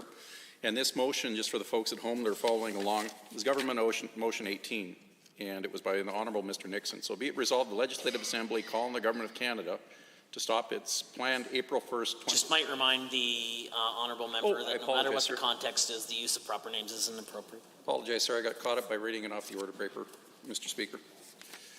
Be it resolved, the Legislative Assembly call the Government of Canada to stop its planned April 1st, April Fools, by the way, increase the carbon tax from $50 a tonne to $50, so it's actually going up from $40. And further, plan its increase the carbon tax to $170 per tonne, given that the Canadian families are struggling with the highest inflation in 30 years. So, Mr. Speaker, and to the folks here, this is like deja vu all over again. You know, we went and campaigned on killing the carbon tax. The opposition had put in this gouge that had set the world on fire, quite frankly, when it comes to Albertans. They had never had a PSD before, and all of a sudden they're getting this tax grab that was hitting them. Some of my constituents, there was one gentleman that I'd spoken to, and him and his father ran trucks, and he was just looking for a fair deal. He was looking for a fair shake in his own province. And he said, I wish they would stop stepping on my throat while they're picking my pocket. And that's where we're at. We've already had it once. We challenged it in court, and we won, by the way. We won, and I think the magistrate had said it was the Trojan horse, a Trojan horse of legislation. We lost in the Supreme Court, in which I'm still a little frustrated, honestly, Mr. Speaker, getting a little emotional here, because, again, I hear it from my constituents. We're driving costs, the inflation's up, we keep just hammering them, stepping on them a little bit harder, robbing what little bit they've saved up, and especially coming out of COVID. Just as we're starting to take off, we want to throw a drowning man an anchor. Thank you very much, Jagmeet and Justin. That's what's happening. People can't take it anymore. It doesn't make sense. It just does not make sense. Why would we continue to do this? You know what I'm thinking, jokingly, maybe they don't get it, but here's the other scary thought. Maybe they do. Maybe they really want to drive a wedge between the West and the East. Maybe they really want to bankrupt how many more families out there. Maybe they want to have us rolling tumbleweeds down here. Because you know what happens then, Mr. Speaker? You break people. And a dependency, when they have dependency on the government, well, that is the neo-Marxist marching orders right to the end. Help me. Put you in the shackles. Keep you dependent. Keep you fed. Break your will. We want to talk about people leaving? There's a ton of people leaving. There's more coming into our province because we're still the bastion of hope, but the people that have left, I hear the other side talking about what could possibly be driving all those engineers, cost control, and professional people out of the Calgary office towers. Well, You hammered the energy sector so hard that they picked up and left. That's right. I had a gentleman by the name of Bryce Barkas reach out to me before I got elected, and he says, it looks like a long-haired liberal hippie just became your prime minister. When are you packing up and moving south? The writing was on the wall. This is from a gentleman, MKC and Associates, worked with him. We were doing the Eddystone, Pennsylvania, putting in a transshipment facility. He was the guy that took care of the engineering for me on the transshipment on the rail tracks. They could see the writing on the wall. Now we've lived through this. It just keeps getting worse. Now the same boy band that brought you the Emergency Measures Act that got put in place, they tried that on. The bromance went so well. Well, hey, let's start a coalition. Here's a great plan. Tell you what, why don't we do a little handshake and you just keep me propped up in power. So then we can do all this really crazy stuff. You know, there was a line out of Tropic Thunder, and I'm going to kind of twist it a little bit, but quite frankly, the words of advice was never go full socialist. Because this is where we're at. I've got one leader of one party dressing up like Thelma, and the other one's like Louise, and they're running the T-bird off the edge of the cliff. And the rest of us, unfortunately, we're supposed to go along with this in the back. Enough. And the opposition, they'll stand up here and they'll talk about how bad the energy sector is. They'll talk about, oh my gosh, the power prices are going up. I can't imagine why. What's happening? On my doors, all these people. I wonder if they're honest with the people on the doors. And when they look them in the face, instead of saying, oh, it's because of the new budget, look them in the face and say, you know what we did? We messed up. What we did was because of our ideology. We rapidly accelerated this phase out of called coal, which was the cleanest coal tech that we've got in the world because of the Devon Institute that put it in place. They rapidly accelerated that. Then they allowed them to go hog wild building out the infrastructure for the transmission lines. And because, you know, they're so full, well-equipped, they didn't understand this little thing this called contracts. So when they broke the contracts, they had to pay for them. Now, Mr. Speaker, I'm a little passionate about the coal because, again, that's in my area. And I understand the tech because I came from that energy sector. And for a point of interest, I was the project manager for Enbridge while we were looking at a JV partnership with TransAlta at the time, and it was called the Pioneer Project. We were going to do carbon capture and storage, take it off the top of those nice little stacks there, push that down towards Drayton Valley, Devon, re-energize the fields down in that area so we could have more flow and throughput. Now we had a little bit of a technological problem back in 2012, and it was with the technology that was coming out, the carbon capture from Korea. We couldn't make the financial model work. So now when I get elected and I hear we're phasing out coal, I end up tapping into the same project manager from the other side. I took him for a ride in the truck and said, Jamie, can we throw this thing back? Can we turn it back? He goes, it's too far gone. It's too far gone. And I'm going, it doesn't make sense. Yes, sir. Intervention? Do an intervention? Sure.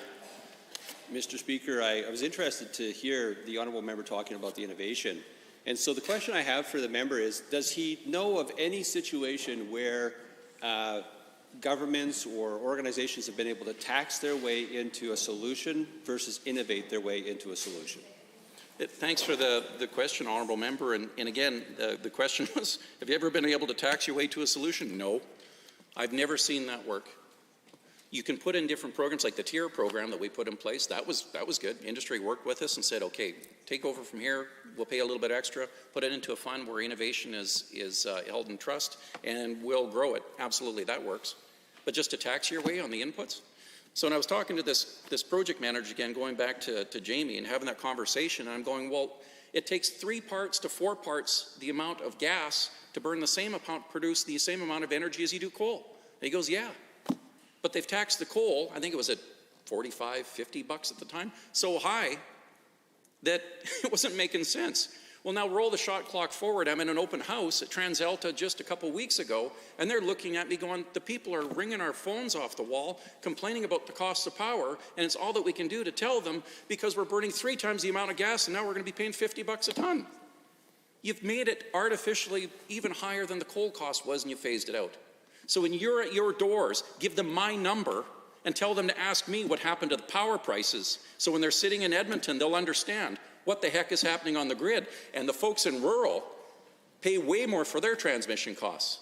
And this is just a cascading effect, again, of the carbon tax.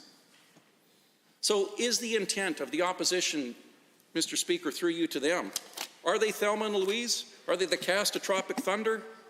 Or are they something else? Something way more nefarious, trying to drive us and separate us and drive a wedge into this country until we all walk within the soup line with our little dishes. And the member from Highlands Norwood, laughing it up, thinks this is funny. Why don't I go door knocking with that member and talk to the people about what's happening in their representation? Because when I have folks from Eastern Europe calling me and saying, member from Lac Saint Anne Parkland, I didn't use my name, member from Lac Saint Anne Parkland, this is scaring the heck out of us.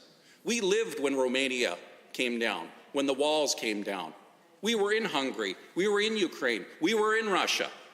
We moved here because land of the opportunity, Canada was a safe place. We're scared. This is how it starts. Where do we go and what can you do? So again, we can have a motion in here, we can plead. The other side isn't playing by the rules, Mr. Speaker. We need to start exercising more of our constitutional rights. If you want to wake up the bromance, let's drag and let's start talking something realistic. Let's bring that CPP back. Let's start and talk regionally. We want to promote pipelines and energy. You see the mess that's taking place over there? Motion 501, I had that 2 years ago. Not a single member from the opposite agreed with me on that. They wouldn't vote in favor of it. And that was simply talking about economic corridors and pathways to strengthen our country, to step up, to do what we needed to do. Roll the clock forward till where we are today. Holy crow, the world is dependent on communist and socialist oil.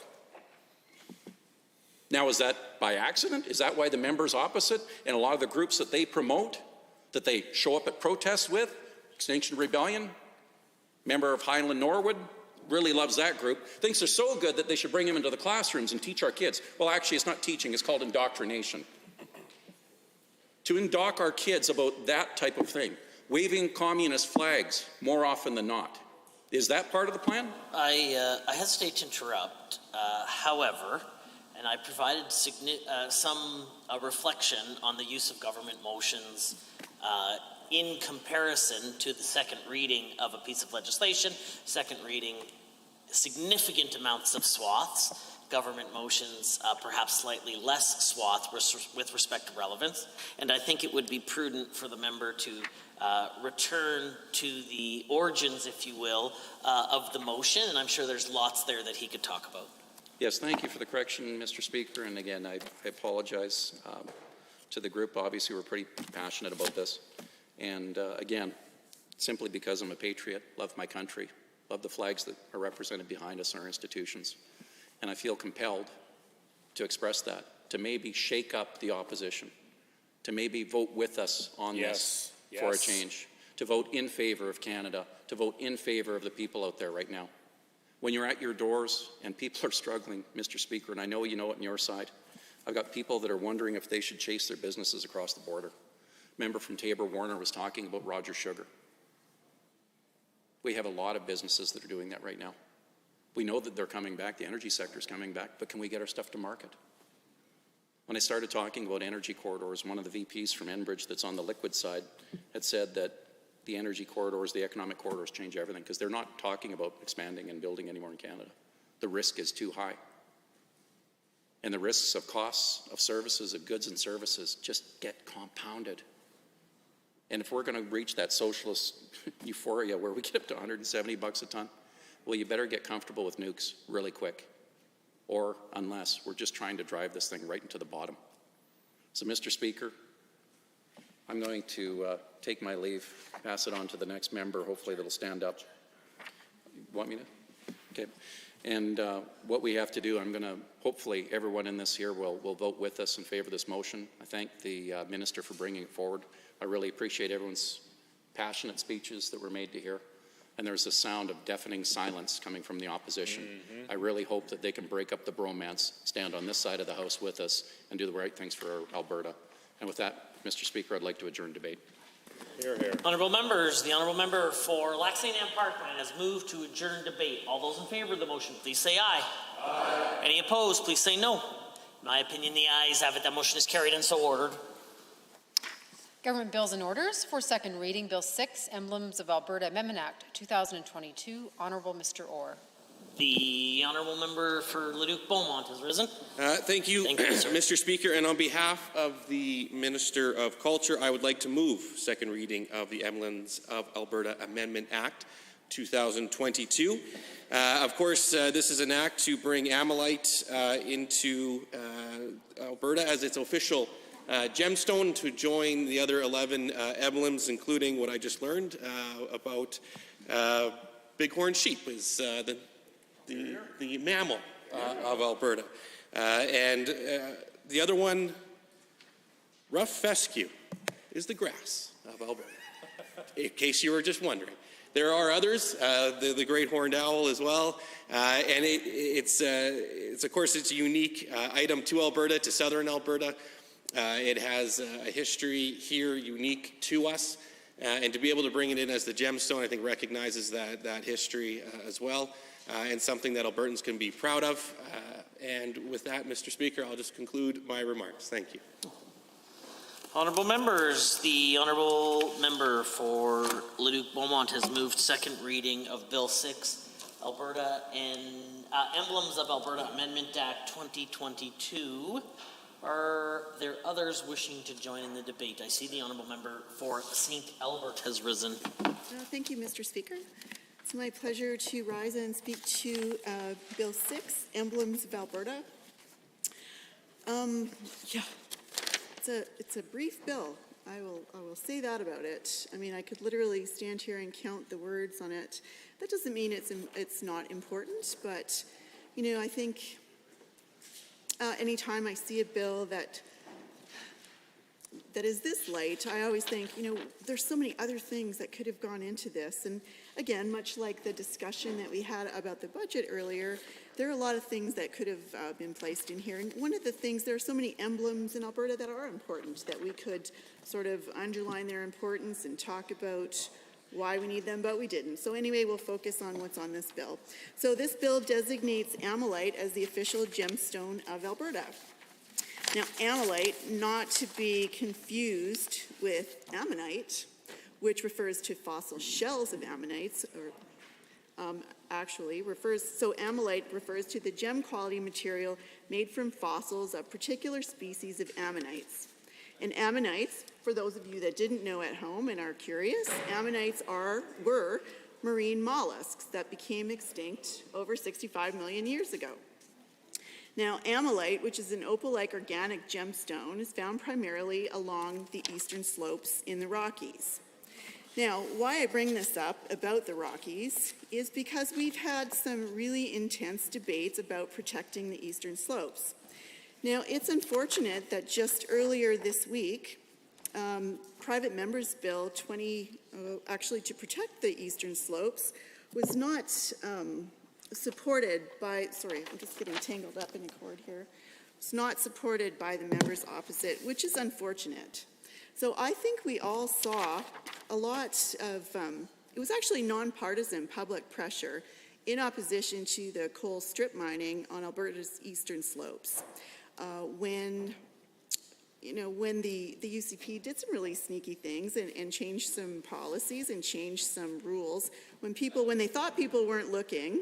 And so I think the intense pressure caused them to backtrack a little, then, do what they normally do, is assign a panel and then go through all of those steps, which, better than nothing.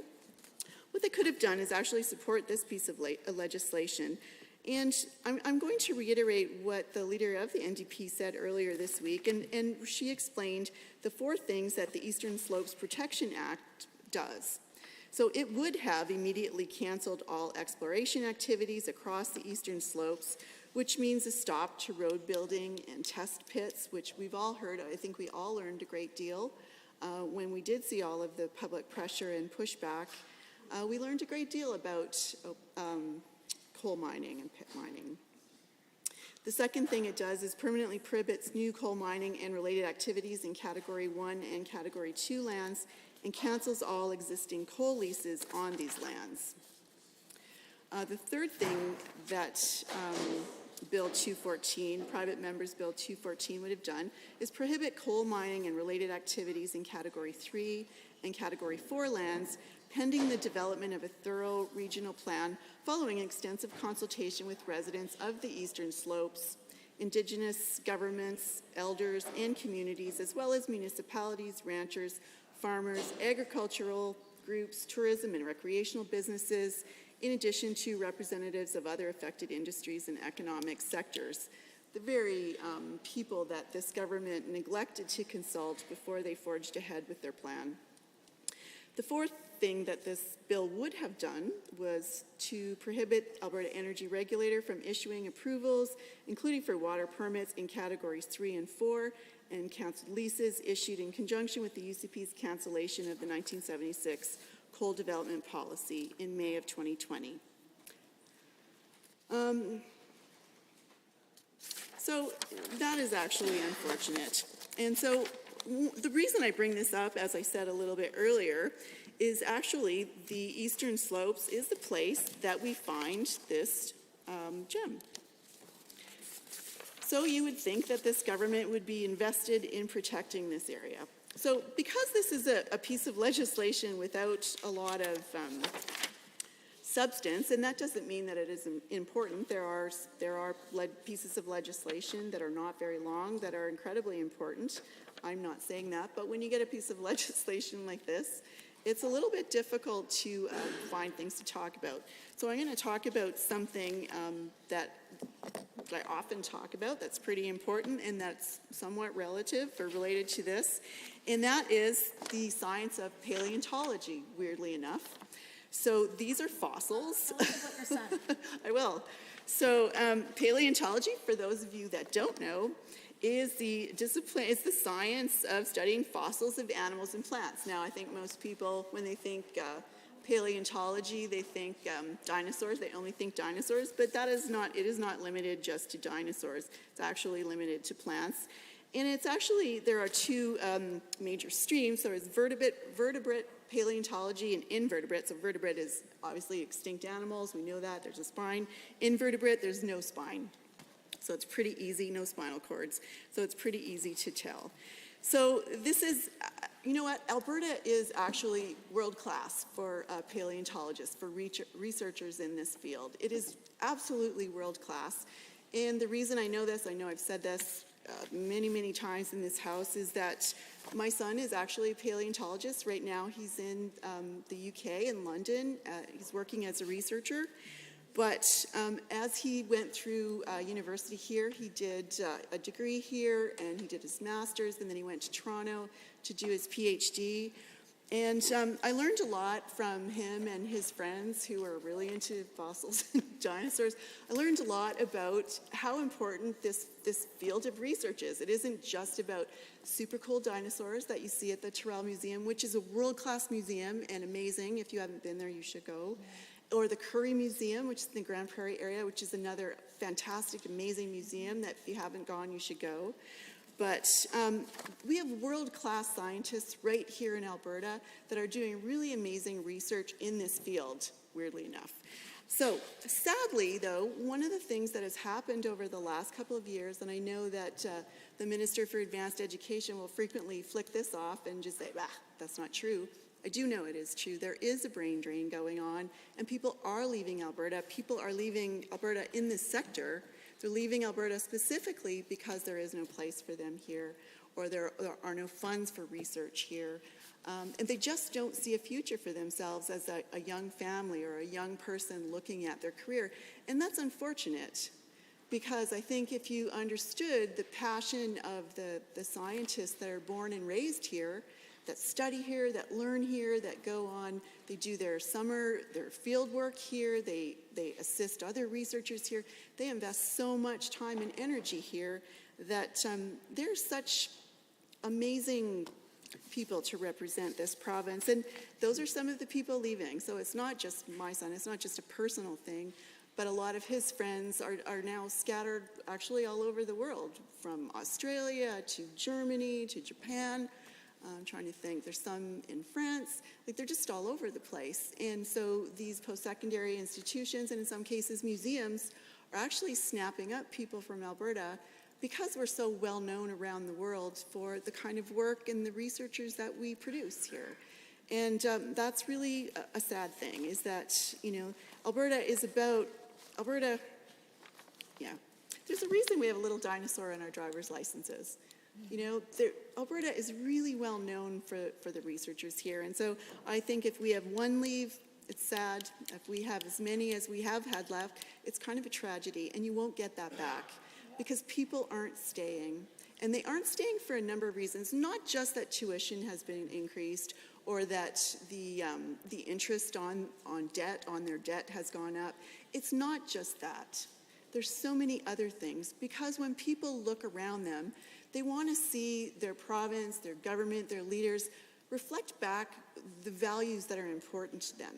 And unfortunately, young people are leaving because they don't see those things in Alberta, which is actually a tragedy for us, because our young people, the youth of Alberta, really are our greatest treasure, and they're vital for our future. So, you know, I think it's great that that we are going to, you know, that we have an official gemstone, and it is what it is. I know that, you know, Ammonite, the history of Ammonite, the importance of Ammonite to Indigenous communities has been discussed in this House, and that's a great thing. I think that if those communities endorse this, they want this, that's great. Would have been great to see other emblems of Alberta given this attention and this respect. I can think of one, for example, and that would be the Franco-Albertan flag. Yeah. You know, it's unfortunate that this government chose to enact a policy so that when we have an entire month to recognize Francophone communities in Alberta, the flag is flown for one day throughout a month, which is unfortunate. It's unfortunate that this government, you know, they talk about not picking and choosing things, but they certainly do that. So, Mr. Speaker, the long and winding road, I do actually support Bill 6. I think it's terrific that that Ammonite will be adopted as the official gemstone of Alberta. I recognize its ties to, you know, it is a fossil, and the importance of paleontology, and the fact that I got to say that word and talk about paleontology for a few minutes is a good thing in this place, because I think that, you know, we all recognize that we're famous for dinosaurs, the Albertosaurus, the T-Rex, all of the big teeth ones that are, you know, really cool, but we're actually more than that. There is so much more than that in Alberta. They unearth all the time. There's new dinosaurs that are found, new ones that are named for famous researchers that were born and raised here in Alberta, and that are known sort of the world over, and that's pretty special. It's unfortunate, though, that a lot of that talent is leaving Alberta. But with that, I will end my comments. Thank you. Are there others? The Honourable Member for Lethbridge East. Thank you, Mr. Speaker. It's an honour to rise today to speak in support of Bill 6. When it comes to the Emblems of Alberta Amendment Act, there is a special connection to Lethbridge and Ammonite. That's a major reason I am compelled to support this bill. Mr. Speaker, did you know our province currently has no official gemstone under the current Emblems Act? The city of Lethbridge does, and it's Ammonite. All the Ammonite that is mined is found in southern Alberta. Lethbridge makes up a huge part of what it was called and what is called the Bear's Paw Formation. It's a geological formation covering most of southern Alberta and extends into western Saskatchewan and northern Montana. However, Ammonite is mined exclusively in southern Alberta. Because of that, it is not only Lethbridge's gemstone, but also, hopefully, will be Alberta's gemstone. Thanks to this amendment, Ammonite will be as much of an emblem to our province as the coat of arms, our flag, and the wild rose. I applaud this bill for recognizing that. For those who may not know or missed it when the member opposite just shared this, Ammonite is an iridescent gemstone formed from the fossilized shells of mollusks, known as ammonites, which lived in an inland sea east of the Rocky Mountains. After sinking to the seabed, the mud that covered ammonites hardened over millions of years to become shale. The shell properties, combined with the southern Alberta's unique geology, transformed many ammonite shells into the ammonite that is mined and used for jewelry today. Also, ammonite shells have been collected by the Plains First Nations for 1,000 years and are still collected by Blackfoot communities for sacred purposes. And I want to thank them for sharing their land and their heritage with us in this special way. While Ammonite received official status from the World Jewelry Confederation in 1981, the Blackfoot people have found pieces of the stone from as early as the late 1400s. In fact, some Ammonite shell segments have been collected by Plains First Nations for millennia and are still collected by the Blackfoot people today. They are regarded as sacred material. The stone is in demand worldwide for jewelers, collectors, and many others. All this interest from a mine or a few mines and a history unique to Lethbridge in southern Alberta. With so much interest and history attached to this Alberta gemstone, it is easy for me to support the Emblems of Alberta Amendment Act. Mr. Speaker, I'd also like to take time to talk about the Fair Deal Panel, a central campaign promise of this government. When many Albertans think of the Fair Deal and Confederation, they think of recommendations such as the provincial police force, scrapping the Liberal carbon tax, and rightfully so. However, this amendment helps affirm Alberta's cultural uniqueness, helping to fulfill recommendation 25 of the Fair Deal Panel. Promise made, promise kept, should this bill pass. As I stated earlier, Ammonite is uniquely Albertan. A big component of the Fair Deal recommendations is recognizing our Albertan identity, and we would now have 11 emblems. The Ammonite mine that operates near Lethbridge is also a tourist attraction and a place of employment for several people in my constituency, including some First Nations individuals. There is also the value of the gem itself to consider. There isn't an infinite supply of Ammonite in the ground. It is already sold across the country and even various parts of the world to people who appreciate unique jewelry, as well as museums and avid collectors. There is a tourism market for collectors of gems who go all over the world seeking sparkling or unique additions to their collections.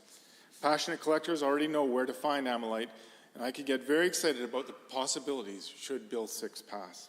It would give Ammonite the recognition of the true Alberta emblem.